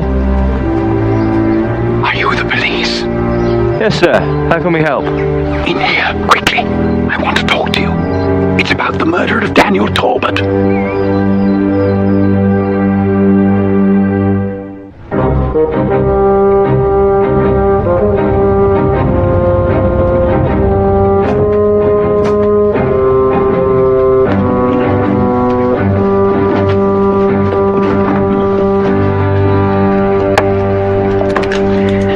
Talbot. Sighted driving to Manor. What do you have? 2:55. Let's allow for letting you in, say 2:53. As policemen, you will appreciate the importance of accuracy in these matters. You wanted to talk to us about Daniel Talbot, Mr. Carew. Dudley Carew. You must understand that I can only talk in the broadest terms. Why must I understand that? The eyes and ears of Devington School are everywhere in this village. The royal family. Are they working for the Kremlin by Dudley Carew? You wrote this, did you, sir? Yes, I contribute to all sorts of periodicals. But my main area of research is Devington School and its malign influence on 20th century history. Well, that is fascinating, Mr. Carew, but this is a murder. Now, you take the Vietnam War or the invasion of Afghanistan. In every case, a trail of blood leads back to Devington School. I have documentary proof that Lee Harvey Oswald was here in Midsomer Parva 2 weeks before he assassinated President John F. Kennedy. Now, where's that paper? Someone's been interfering with my filing system. You! Did you touch anything on this desk? Did you? I haven't been anywhere near your desk.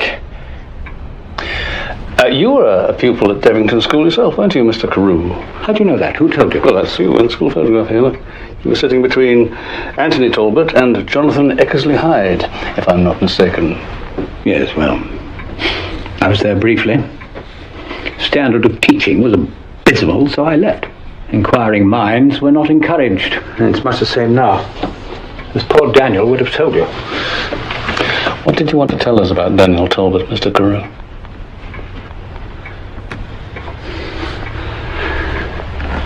Daniel was a fine young man. An honest young man. And he paid the price for it. Are you saying you know who killed Daniel? What? No, not as yet. The picture is incomplete. All I say to you is, look at the school, not the village. That's where you'll find the answer. The school.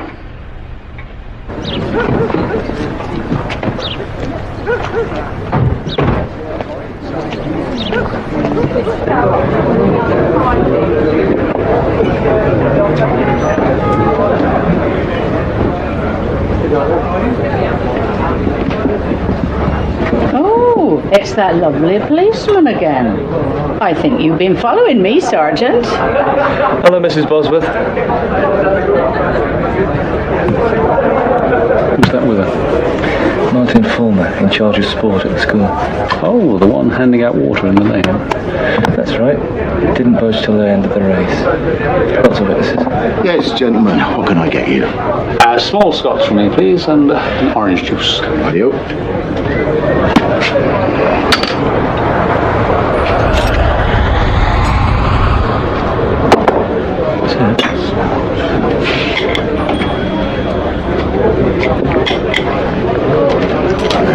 Thank you. I'm Detective Chief Inspector Barnaby. This is Detective Sergeant Troy, and we'd like to speak to your son, Paul, please. Is he here? Oh, no. He's gone out. I don't know where he is, I'm afraid. I reckon Paul Starkey's bolted. Why would he do that? Well, it's not looking good for him, is it? Looks like the murder weapon came from his dad's pub. He was seen driving away from the scene of the crime at high speed. Plus, he's the local bad boy. I reckon we should put out an all-vehicle alert.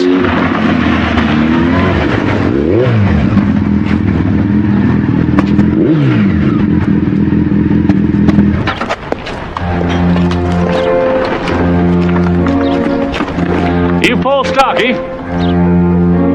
Yes? I'd like a word with you, please.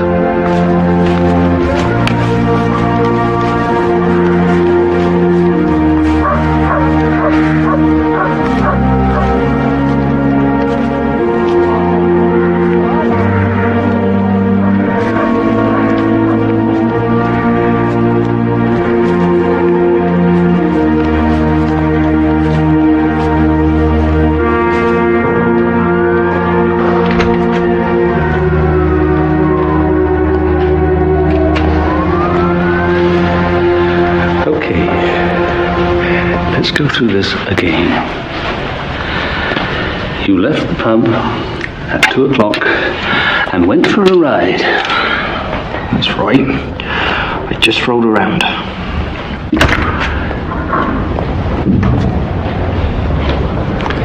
And on the way back, you drove so fast through Friar's Copse, you almost forced Dennis Carter off the road. Fast? Dennis Carter don't know the meaning of the word. Paul, I'm going to ask you just once more. Were you in Friar's Copse yesterday afternoon? No, I wasn't. I told you.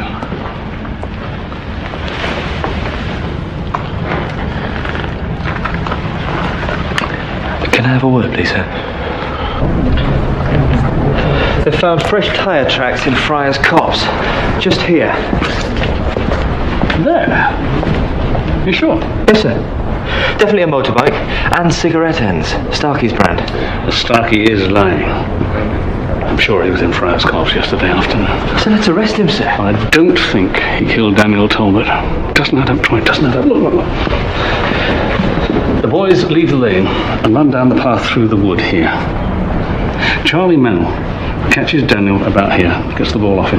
Then Charlie is tackled by Marcus Hayward. Daniel gets the ball back and goes on along the path back towards the school. So he must have been attacked somewhere between here and here.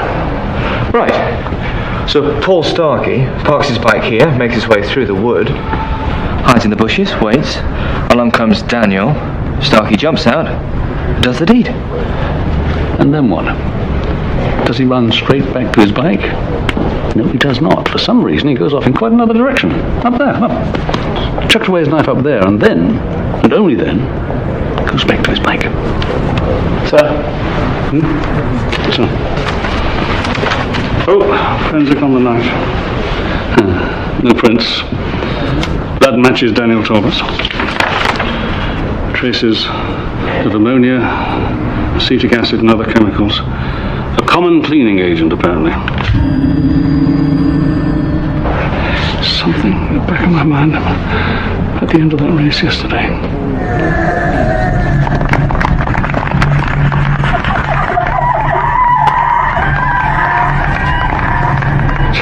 Can't think what it is. Sir, if you don't formally arrest Paul Starkey, we'll have to let him go. All right, Troy. Arrest him.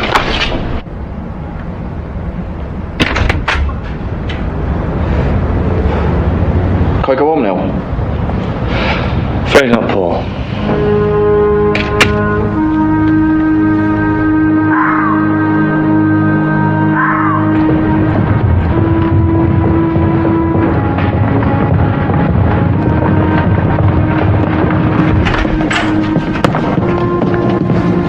What the hell do you want, Hayward? Get him!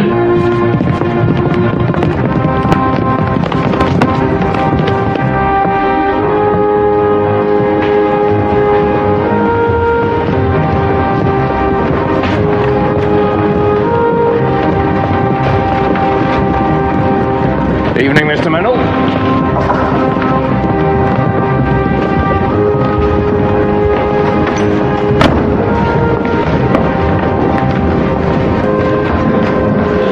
Gentlemen, if I may have your attention, please, for 1 moment. The police have arrested the man who killed my son, Daniel. He's a villager. But that doesn't mean it's over. Outsiders will see this as an opportunity to snoop and pry into the affairs of the school. But you must remember that your first loyalty is to the Pudding Club. Always. Loyalty is our greatest strength.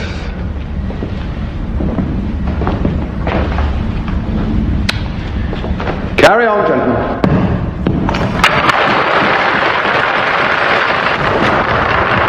Good night, Mr. Talbot. Good night, Adler.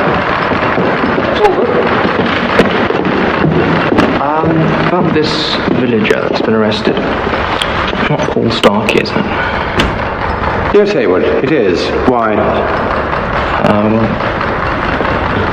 Well, there's something you really ought to know about Paul Starkey, sir. It's about him and Daniel.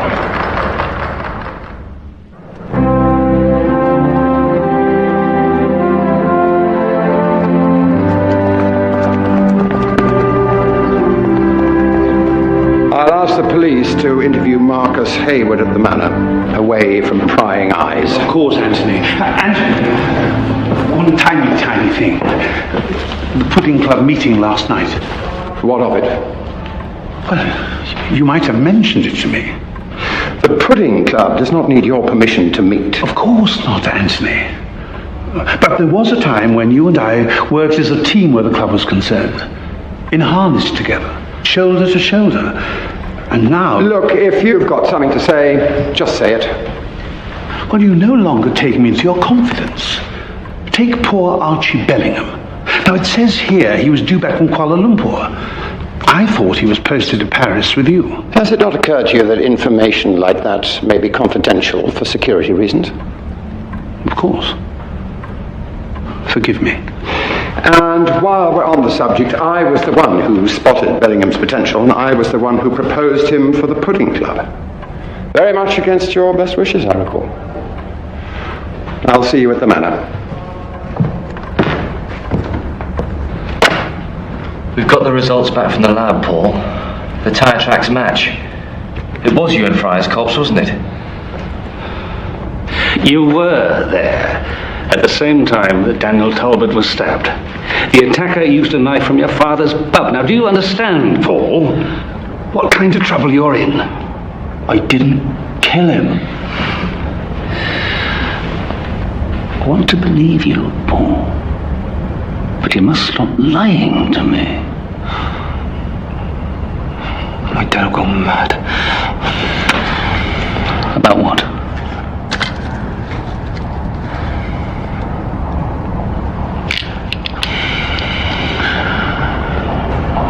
All right. I was in Fryer's Copse. Because I had a message to meet Dave. Who's Dave? Dave Winch. He works up in the kitchens up at the school. Mrs. Bosworth and my dad, they've got this little deal. Any surplus left in the school kitchens, my dad helps to get rid of. Like leftover lobsters. How do you know about the lobsters? My amazing powers of deduction, Paul. So you met Winch in Fryer's Copse? No. He never showed up. I hung around for a bit and... Well, then I went home. Got a message from Dave Winch. Who gave you the message? One of the barmaids in the pub said that he'd phoned up. I thought it was a bit weird. Because he usually comes in himself, or Marcus Hayward brings a message. Why would Marcus Hayward deliver messages for Dave Winch? Marcus is always in the tartan gown. So Marcus goes to the village pub, does he? Yeah. It's outbound to the school. There's a room upstairs Dad lets them use. Who's them? Boys from the school. Some of the girls, too. How do they get from the school to the pub? Dennis Carter takes him in his old banger. Don't tell Dad I told you. He'll kill me. Winch works at the school, doesn't he? So we assume he knows all about the St. Mally's Day race. Why does he arrange to meet Paul Starkey in Fryer's Copse on the one day he knows it'll be crawling with people, huh? He never intended to turn up. Winch set Paul Starkey up. Or he didn't send the message in the first place.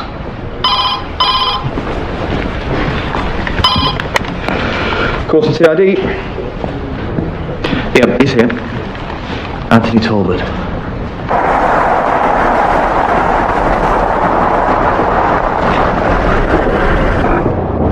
My sister, Arabella, is in the sixth form at Devington, sir. And she and Daniel were, well, an item. An item? You know, seeing each other. Why didn't you mention this before, Marcus? Well, it didn't seem important until I heard that you'd arrested Paul Starkey. What's Paul Starkey got to do with it? He was always pestering Arabella. Hanging around the annex, so on. I think he was sort of stalking her. Marcus, Do you know someone called Dave Winch? I believe he works in the school kitchens. No. Sorry, why would I know somebody who works in the kitchens? What are you driving at, Barnaby? Do you ever go to the Chalk and Gown, Marcus? The Chalk and Gown is strictly out of bounds. Do you? Mr. Exley Hyde's just told you so. The Chalk and Gown is out of bounds.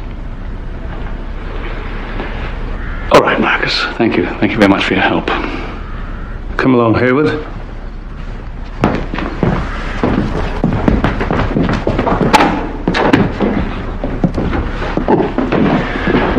Boy comes in here to help, and what do?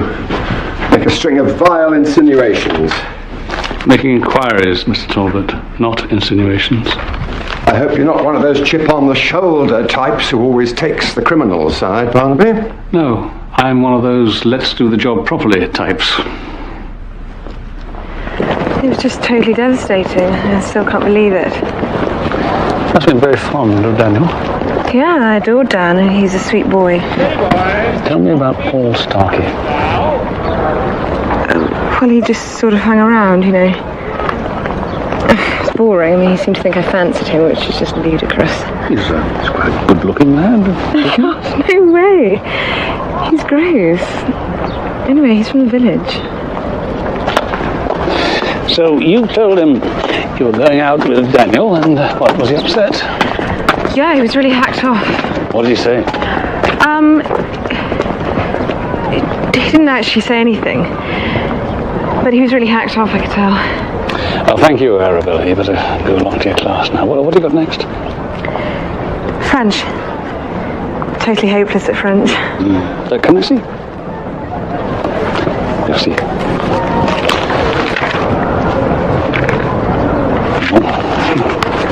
Well, looks fine to me, mind you. I was never any good at French either. Where exactly did you and Daniel go when you went out together? You know, just out. Did you ever go to the Chalk and Gown? Look, this is not about breaking school rules, Arabella. Not interested in that. I go sometimes with Marcus and the Pudding Club lot. And Daniel went as well? Sometimes, yeah. There's nothing else to do around here, is there? God, I'm late. I must go.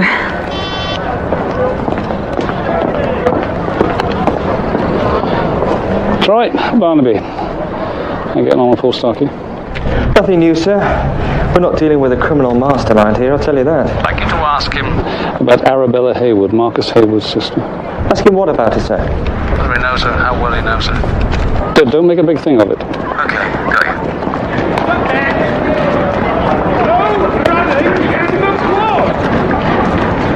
Mr. Mennell. It's you. You're taking a bit of a risk, aren't you? Walking on the grass like that. Not really? No. Oh, congratulations. You're a member of the Pudding Club now, eh? I was invited to fill the vacancy left by Daniel Talbot. I thought you hated the Pudding Club. God, no. It's a hell of an honour, actually. You told me that Daniel wanted to leave the Pudding Club. Did I? I don't remember saying that. How about the row between Daniel and Marcus Hayward night before the race? What row? Charlie, you told me yourself there was a fight in the Pudding Club room which Eckersley Hyde had to break up. Well, I must have been mistaken. I wasn't there, was I? Look, I've got to go. I'm supervising junior prep. Excuse me.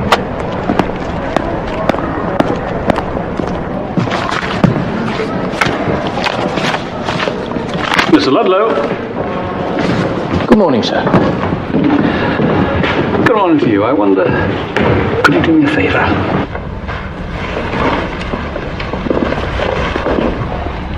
How long have you worked here, Mr. Ludlow? For about 35 years, sir. I left the village school, did a few years in the army, and then came here. You must be very attached to Devington. Yes, sir, I am. Particularly as my father was porter here before me. Oh, so it runs in the family, does it? Like the Talbots. Well, my father was porter when Sir Walter Talbot was a pupil. Sir Walter was a great man, did a lot for the school. And Anthony Talbot is keeping up the tradition. Oh, yes. Very much so, sir. I suppose if anyone knows what goes on in this school, it'll be you. I'll do my job, sir, and leave it to that. What about the pudding club? I have the honour of being steward of the pudding club, sir. What does that involve? Not a lot. I take the puddings up to the club room, tidy up afterwards, same as my father did. On the night before the race, was there a fight in the pudding club room? Oh, I don't think so, sir. They make a fair bit of noise, all right, but it's just high spirits. It's hard to get people to talk about the pudding club, isn't it? There's not much to talk about, if truth be told. And you must remember, sir, the whole school is in mourning at the moment. Oh, of course. I wonder, would you mind seeing if Marcus Haywood is in his room, please, Mr. Ludlow? Yes, sir.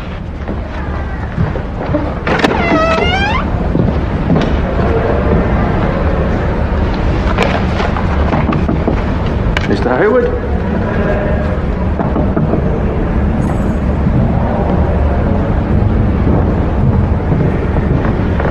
Sorry, sir, he's not there. Oh, well, it's not a problem. I'll speak to him later.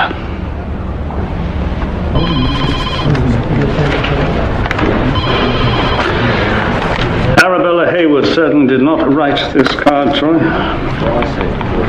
Wrong writing. I don't think she ever went out with Daniel at all. Why was she trying to make out she was? Don't know. Trying to incriminate Paul Starkey? Cover for her brother? Maybe Marcus Haywood and Charlie Mennel were in it together. They both benefited from Daniel's death, didn't they? Marcus is captain of the school. Charlie got into the, what's it club? But then we get back to the problem of the knife, Troy. Witnesses saw Mennel and Haywood making their way back toward the school. Neither of them would have had the time to double back and drop the knife where we found it. So it can't have been anyone taking part in the race? Yes, that could be. They're all accounted for. Are you hungry? Oh, now you mention it. Get yourself up to the school. Drop in on Mrs. Bosworth.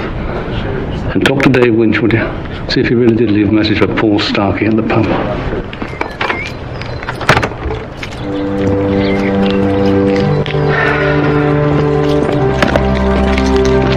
Afternoon, Dennis. Could I have a word, please? I'm due back at work. Oh, this won't take a moment. Tell me about the pub run. The what? When you pick boys up from the school and take them to the Chalk and Gown. I don't know anything about that. I've got better things to do with my time, Dennis, than make trouble for you, but that's exactly what I will do if you're not straight with me. All right. They phoned me from the school. Who phoned you? Well, nowadays it's usually that Marcus Haywood. I go up behind the school, wait for them to climb over the wall, and then I run them to the chalk. They go in through the back door. Did Daniel Talbot ever go to the Chalk and Gown? No, I never took him there. Where did you take him? To Dudley Carew's. What was he doing at Carew's? How should I know? I swore to Daniel I wouldn't tell a soul. Thank you, Dennis. You were right to tell me. He was the best of that lot, was Daniel Talbot.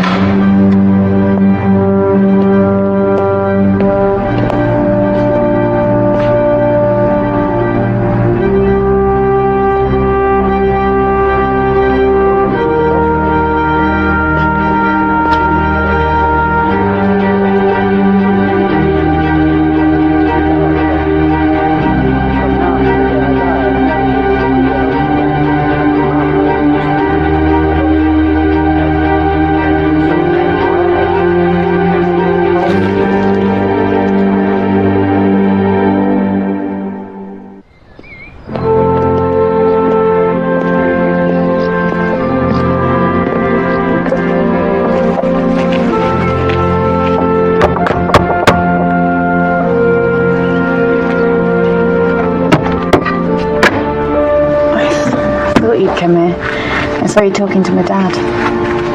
Where's Mr. Carew?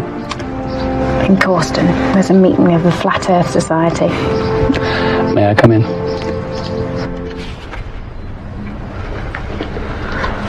You sent this to Daniel, didn't you? I'm sorry. It's all right. It's a relief to talk about it. Where did you meet Daniel? Here. Everyone in the village thinks that Dudley's a loony, but he's a really good person to talk to. I used to come here when my mum and dad were splitting up. And one evening Daniel came round to see Dudley. That's the first time we met. What did Daniel want with Mr. Carew? To talk. About school mostly. How he hated it and wanted to leave, stuff like that. Anyway, I came round one evening and Daniel was here. Dudley was in a terrible state. How do you mean? It was something Daniel had told it. What? Neither of them would say. That's when he started talking about running away. And you were going to run away with him?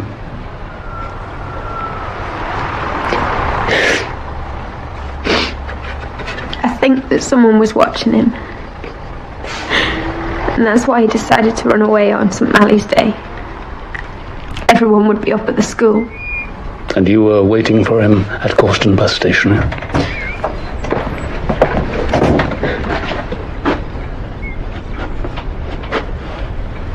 I think you'd better go now, my dear. Come and see me later. Will you be all right? Yes, I'll be fine.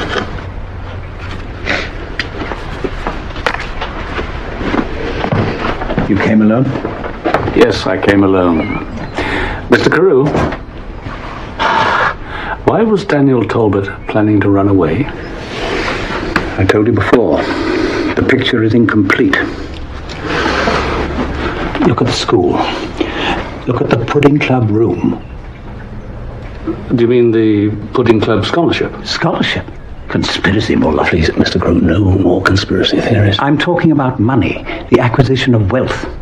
That's the true purpose of the Pudding Club. And how is this money acquired? Well, diplomats enjoy many privileges.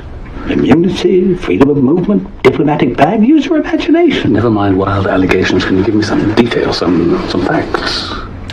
Sir Walter's health had been deteriorating, and with it, his influence over the school. And a struggle for control of the Pudding Club had been raging.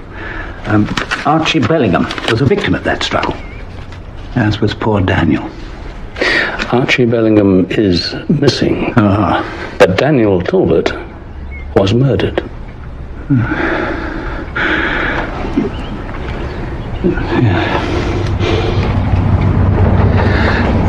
I know that Daniel was frightened. I saw him at the start of the race. The start of the race? Yes, I was with friends. You were at the school for the St. Mally's Day race with friends? Well, in that case, how can I trust you? How do I know you're not working for them? Oh, for God's sake. The Pudding Club has strong links with the police force, believe me. I've said all I'm going to say, so now you must leave. Go, go!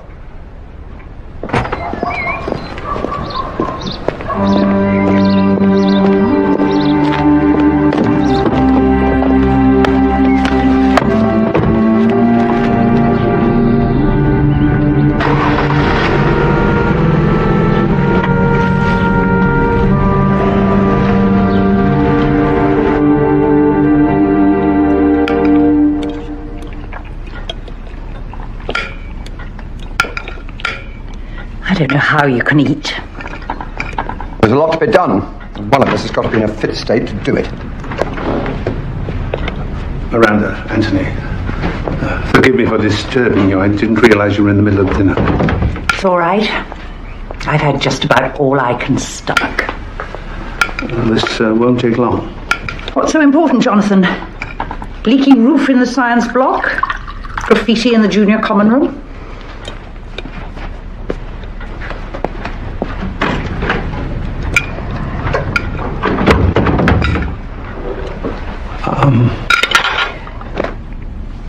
What is it, Jonathan?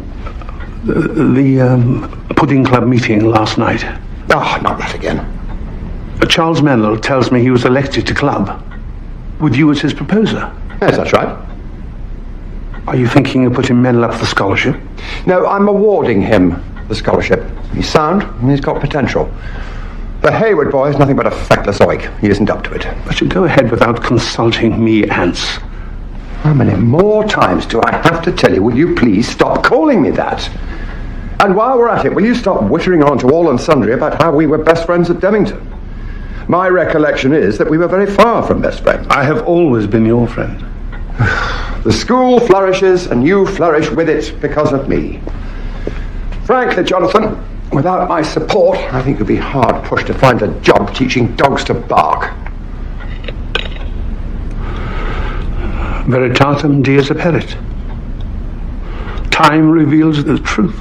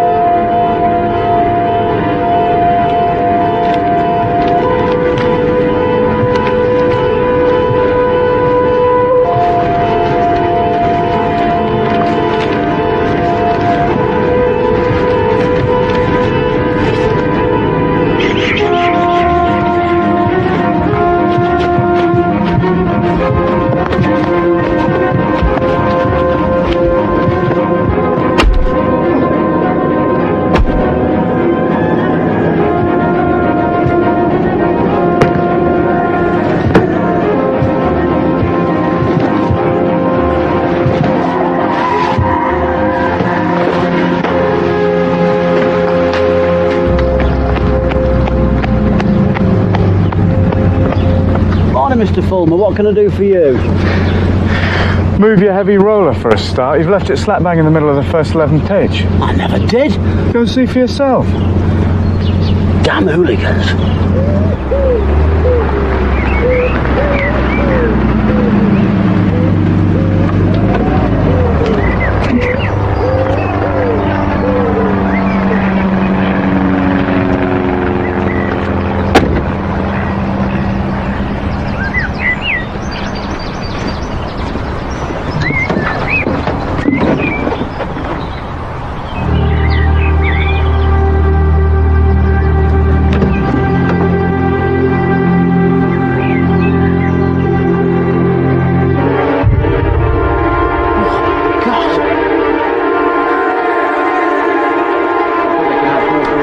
When's he going to be moved, Sergeant? There's a first 11 match against St Elphins on Saturday.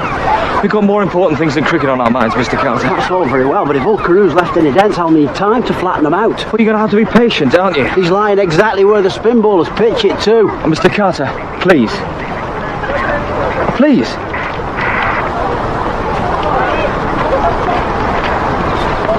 What happened, sir? Smothered with a meat pudding, flattened by the roller and bashed about the head. Not necessarily in that order. I think it could be accidental, sir.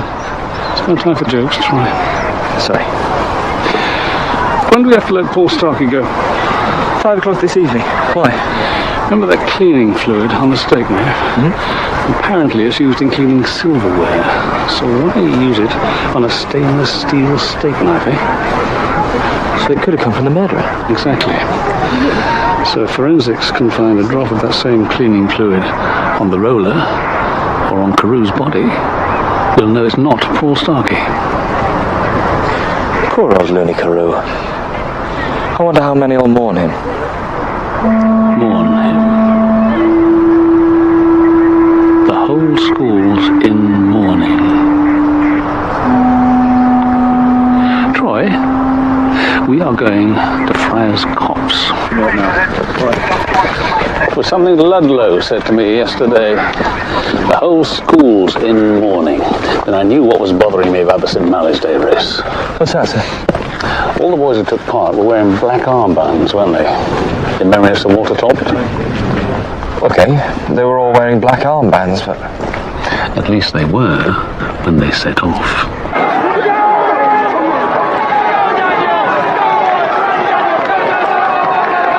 And then I remembered. Daniel wasn't wearing his black armband when he got back to the school.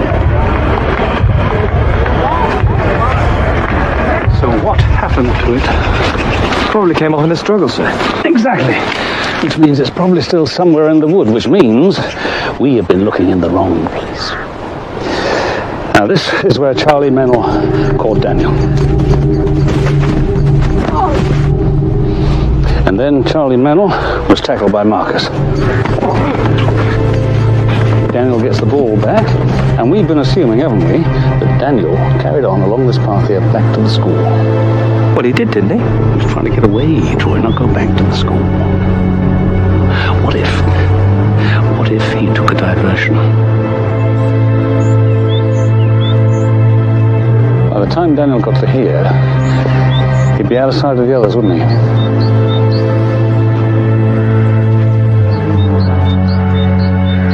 There's a track through here, sir.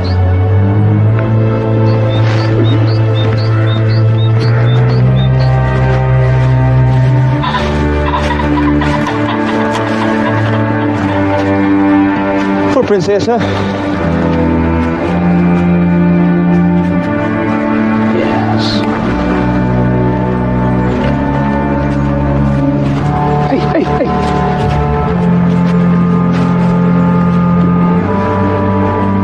Black armband. We're getting somewhere at last, Troy. Sir, signs of a struggle here. Yes, this is where Daniel was attacked. What did he come here for? See? I think he'd hidden his hold all here and he came back for it. But someone was waiting for him. So, what did they do with the holder? Well, whoever stabbed him took it back to his room while everyone was in the main quad. There was fresh mud and tree bark on it. And he didn't have time to unpack it properly either. Because his toothpaste and his razor was still in it. It's ironic, isn't it? Daniel gets wounded, but he manages to escape from his attacker. But what can he do? The only way he can get help is to go back to the place he was trying to escape from. He's welcomed like a hero. Come.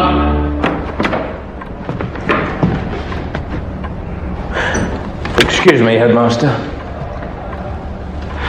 The police are about to remove Mr. Carew from the cricket pitch. Thank you, Ludlow. A troubled end to a troubled life. He was not the happiest of men, sir. Still, mors omnia solvit. Death resolves everything. Marcus Hayward, Charlie Mennel. They've been giving us the runaround since the very beginning, haven't they? Sir? Oh, thank you. Forensic report. Traces of cleaning fluid on the roller and Carew's clothing. You can release Paul Starkey then? Yes, sir. Oh, by the way, I know where Charlie Mennel and Marcus Hayward will be tonight.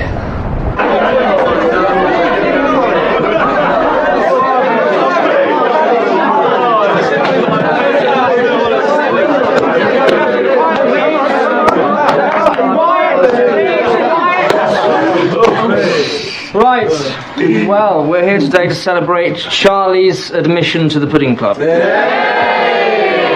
And there was a time when I thought that Charlie wouldn't come up to scratch. But pleased to say that he seems to have come good in the end. I'll try and sound as if you mean it, Hayward.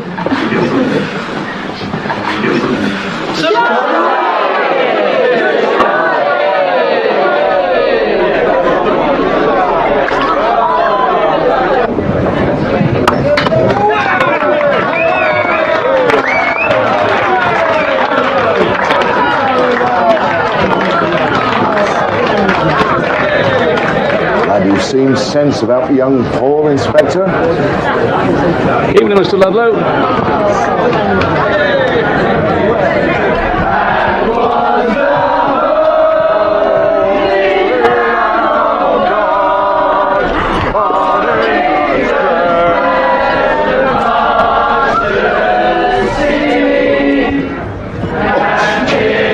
Private party. Locals? That's right, yeah. Someone's birthday, I think.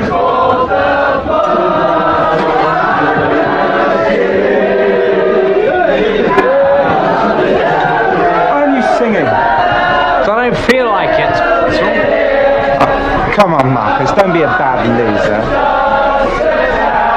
Sorry, what have I lost? You know. No? Afraid I don't.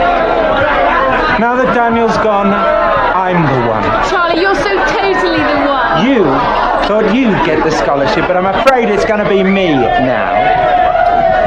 Anthony Talbot's as good as Holden. Well, you're wrong, Charlie. You're going to take your hands on my sister. Actually, I rather think she's got her hands on me.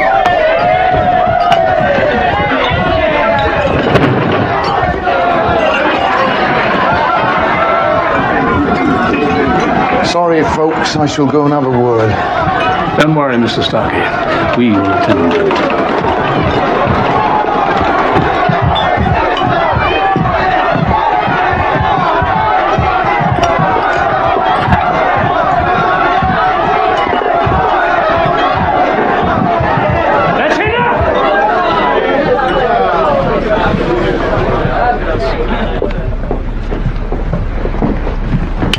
Mr. Starkey, will you ask Dennis Carter to take these ladies and gentlemen back to where they belong, please?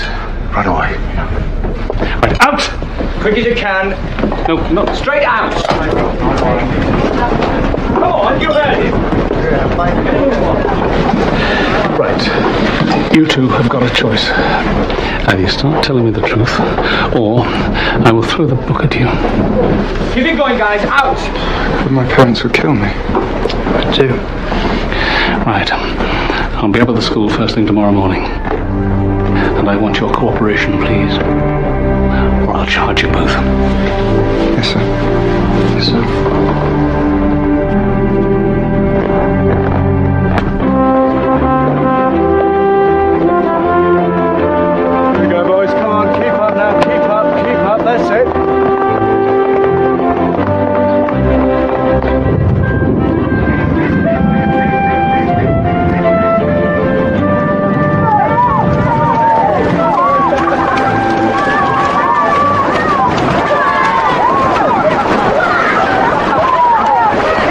Quickly now. I want to see you swimming, not splashing.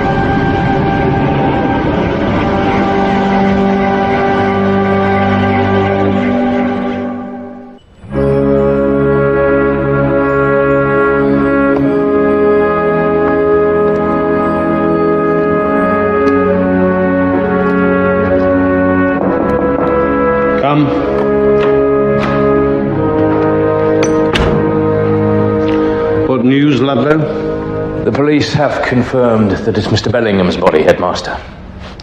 And the boys? Somewhat shaken, but Mrs. Bosworth is preparing them a special breakfast.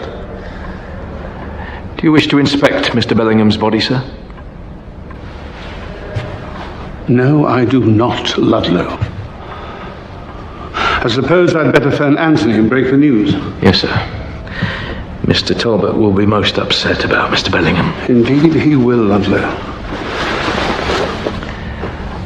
I'm afraid there's more bad news, Headmaster. Marcus Hayward has disappeared. Oh, no. What are we to do, Ludlow? You'll get us through, Headmaster. Will I, Ludlow? Yes, sir. I'm sure of it. You're up to it, sir. Look. Pudding Club cufflinks.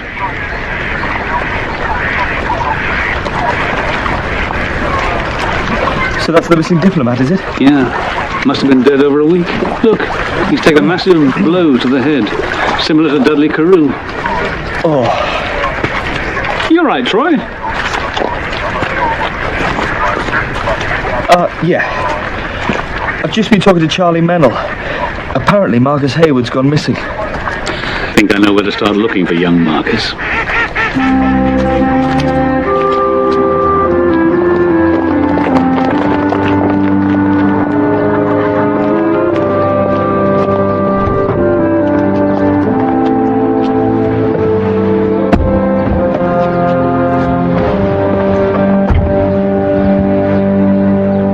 Where's Marcus, Arabella? How should I know? That story you told me about you and Daniel Talbot being an item. That was a lie, wasn't it? Marcus made me say it. Why? Well, Marcus said that Daniel was going out with a girl in the village. He said that if it came out, it would look really bad for the Pudding Club. So he told me to say that I was going out with Daniel. And Paul Starkey wasn't pestering you, was he? You were pestering him. We all thought Paul Starkey killed Daniel. We were trying to help. Lying to the police during a murder investigation, that's serious, Arabella. Marcus said it might help him get the scholarship. Where is he?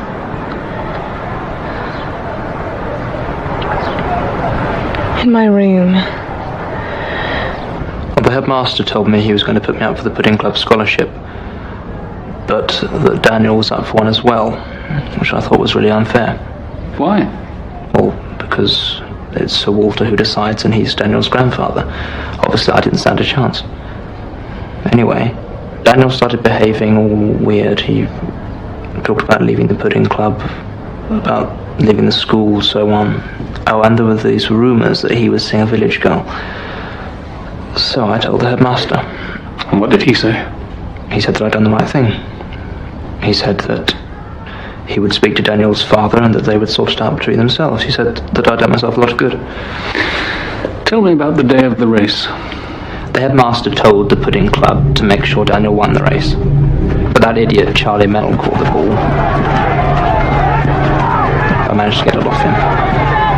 So I lobbed the ball to Daniel, but the sad bastard wouldn't run.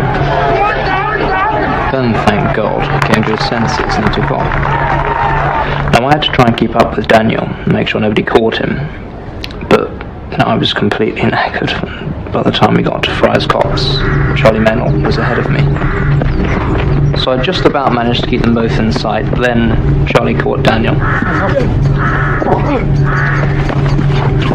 So I gave Charlie a slap or two and sat on him until Daniel was out of sight. What did you do then? I left the path, looking for a quiet place to have a cigarette. Then I heard someone coming through the woods in my direction.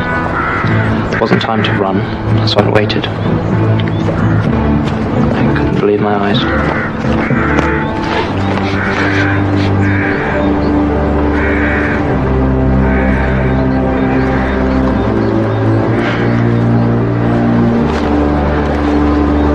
Mr. Hayward, I'd appreciate it if you didn't mention seeing me in the copse this afternoon to anyone. And I'll say nothing about the cigarettes. All right, Ludlow. It was bizarre. He was wearing these white gloves that he uses to polish the Pudding Club spoons. Anything else? Oh, wait a minute. He was carrying some sort of bag, but What I couldn't work out was how Ludlow got to Friar's Copse so quickly, because he was in the Porter's Lodge at the start of the race. You know, it's a physical impossibility. Did you actually see him at the lodge? No.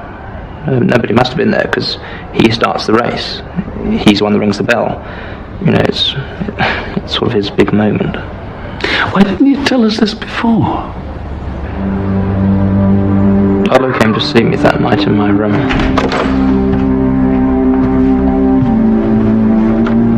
He told me that Paul Starkey had killed Daniel, and that I shouldn't try to complicate matters. Just wanted to refresh your memory, Mr. Hayward, about the need for discretion. Well, there's nothing wrong with my memory, Ludlow. I sincerely hope not, Mr. Hayward. He said that Anthony Talbot would be very pleased. So I thought, great, pudding club scholarship in the bag. And then Anthony Talbot tells Charlie Mennell he's getting it. After all I'd done. It should have been me, shouldn't it? I was so totally up for it. It's perfect. Why did Daniel change his mind and pick up the ball, sir? And what he really wanted was to be last, so that he could leave the race without being noticed. The pudding club ruined that. The only other option was to be in the lead. Yeah, exactly. Build up a big lead, make sure he wasn't being watched, get away from the path, pick up the bag, change. The idea was to cut across country to the main road, get the bus to Corston. But Ludlow was waiting for him. Then old Eckersley Watsit, the headmaster, saw Ludlow in the Porter's Lodge just before the race. He was lying. Look at the school. That's what Dudley Carew said. Looks like the old fellow was right.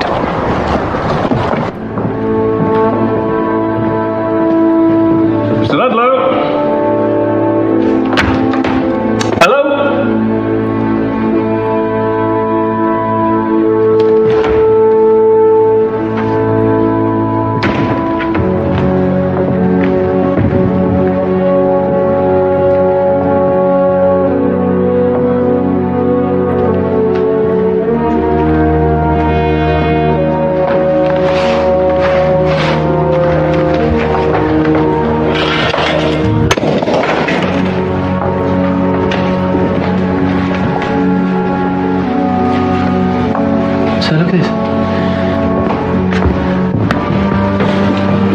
Automatic timer. Looks brand new. He could link that to the electric bell. And the school clock. Didn't you say Exley Hyde waited for it to strike 3? Yeah. And there was a slight delay, wasn't there, before the bell went off. Ludlow! The bell!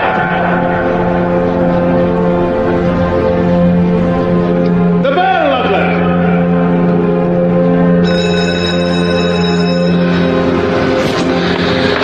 Remembering something else Carew said to me. Look at the school. Look at the pudding club room.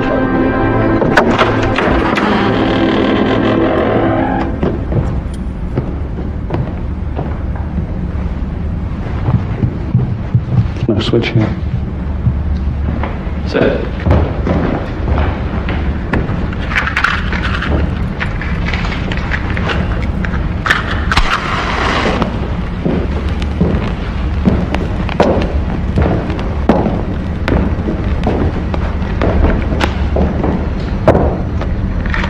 stuff for polishing silver. One of Ludlow's gloves.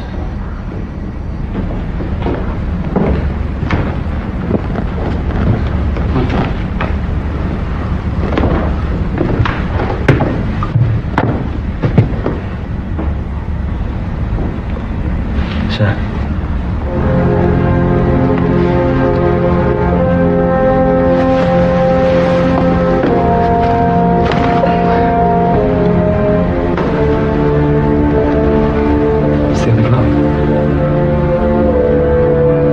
Under the panelling. So there must be a... Listen.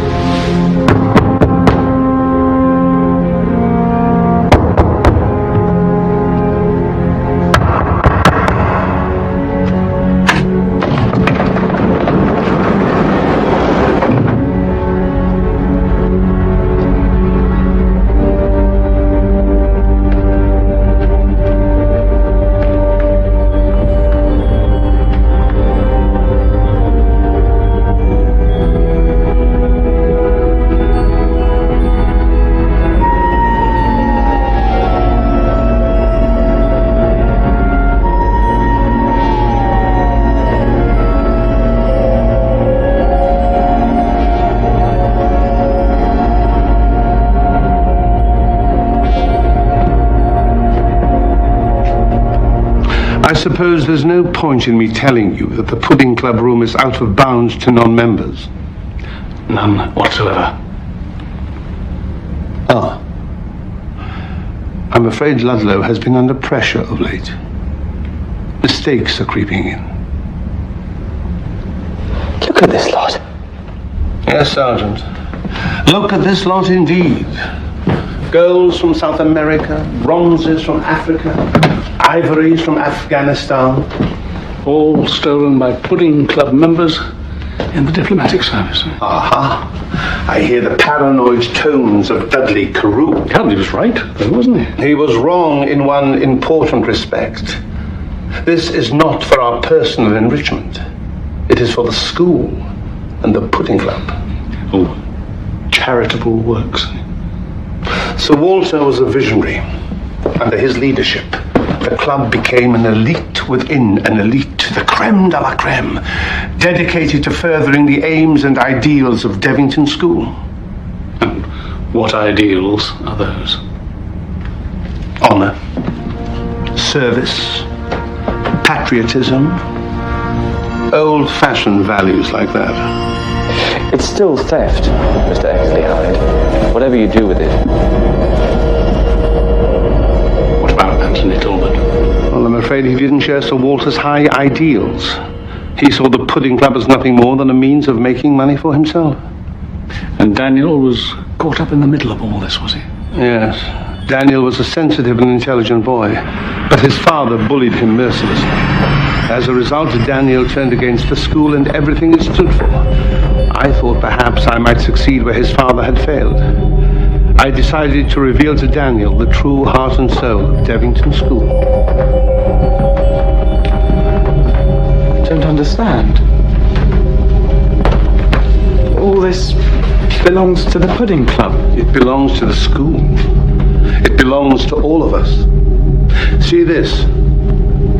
It was once in a museum in Kabul. The museum was ransacked and burned to the ground. Thanks to the Pudding Club, this piece is safe here with us. You mean it's stolen? Saved. All of this saved. And then sold? To provide scholarships and books and computers and playing fields. My grandfather started this. You can continue the tradition, Daniel. Trust me. No. For the sake of the school. I don't want anything to do with it.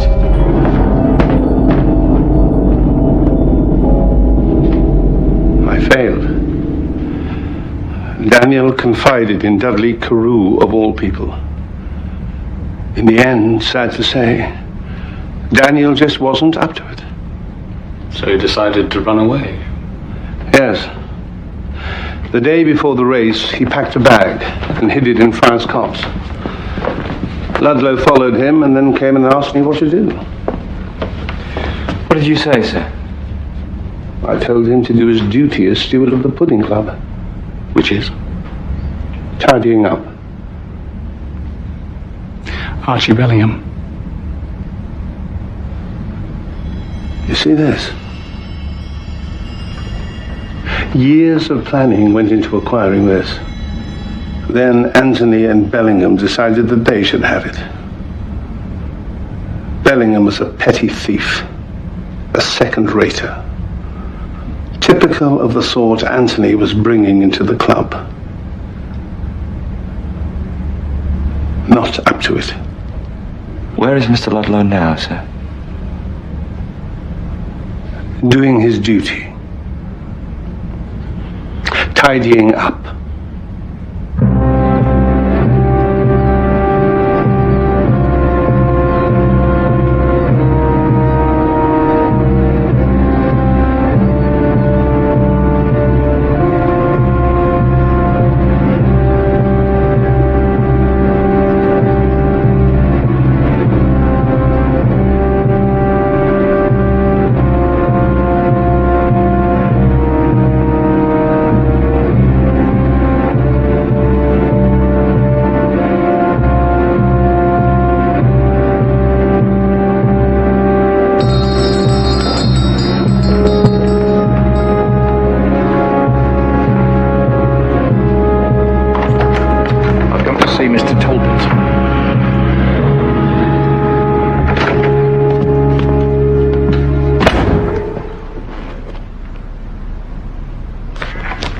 Ludlow, what on earth are you doing here? Pudding club business, Mr. Talbot. Not now, Ludlow, I'm busy. Sir Walter's door was always open for me, day and night. Well, mine isn't. Please leave. I'm afraid this can't wait.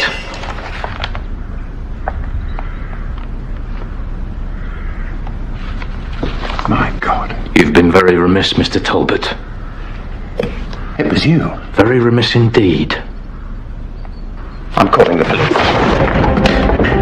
For God's sakes, man, try and get a grip of yourself. Man, for God's sakes, what's the matter with you? Well, look, Ludlow, there must be some sort of arrangement we can come to, for goodness sakes, man. Well, look, I'm sure we can come to some sort of arrangement. There really is no need to behave like this. Ludlow, I beg you, please don't hurt me. Miranda, call the police! As I thought, Mr. Talbot, sir. Just not up to it.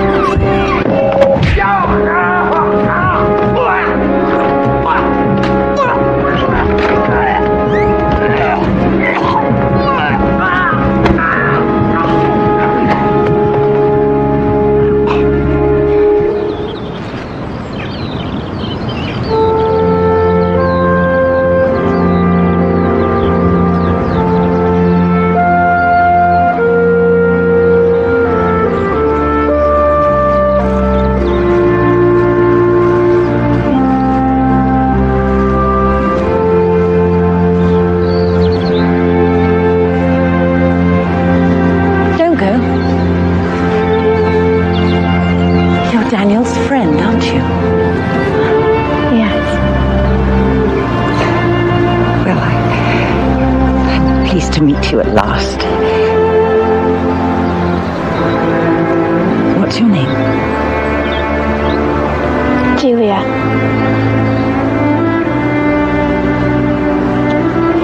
I'd better go. You don't have to. Stay for a bit.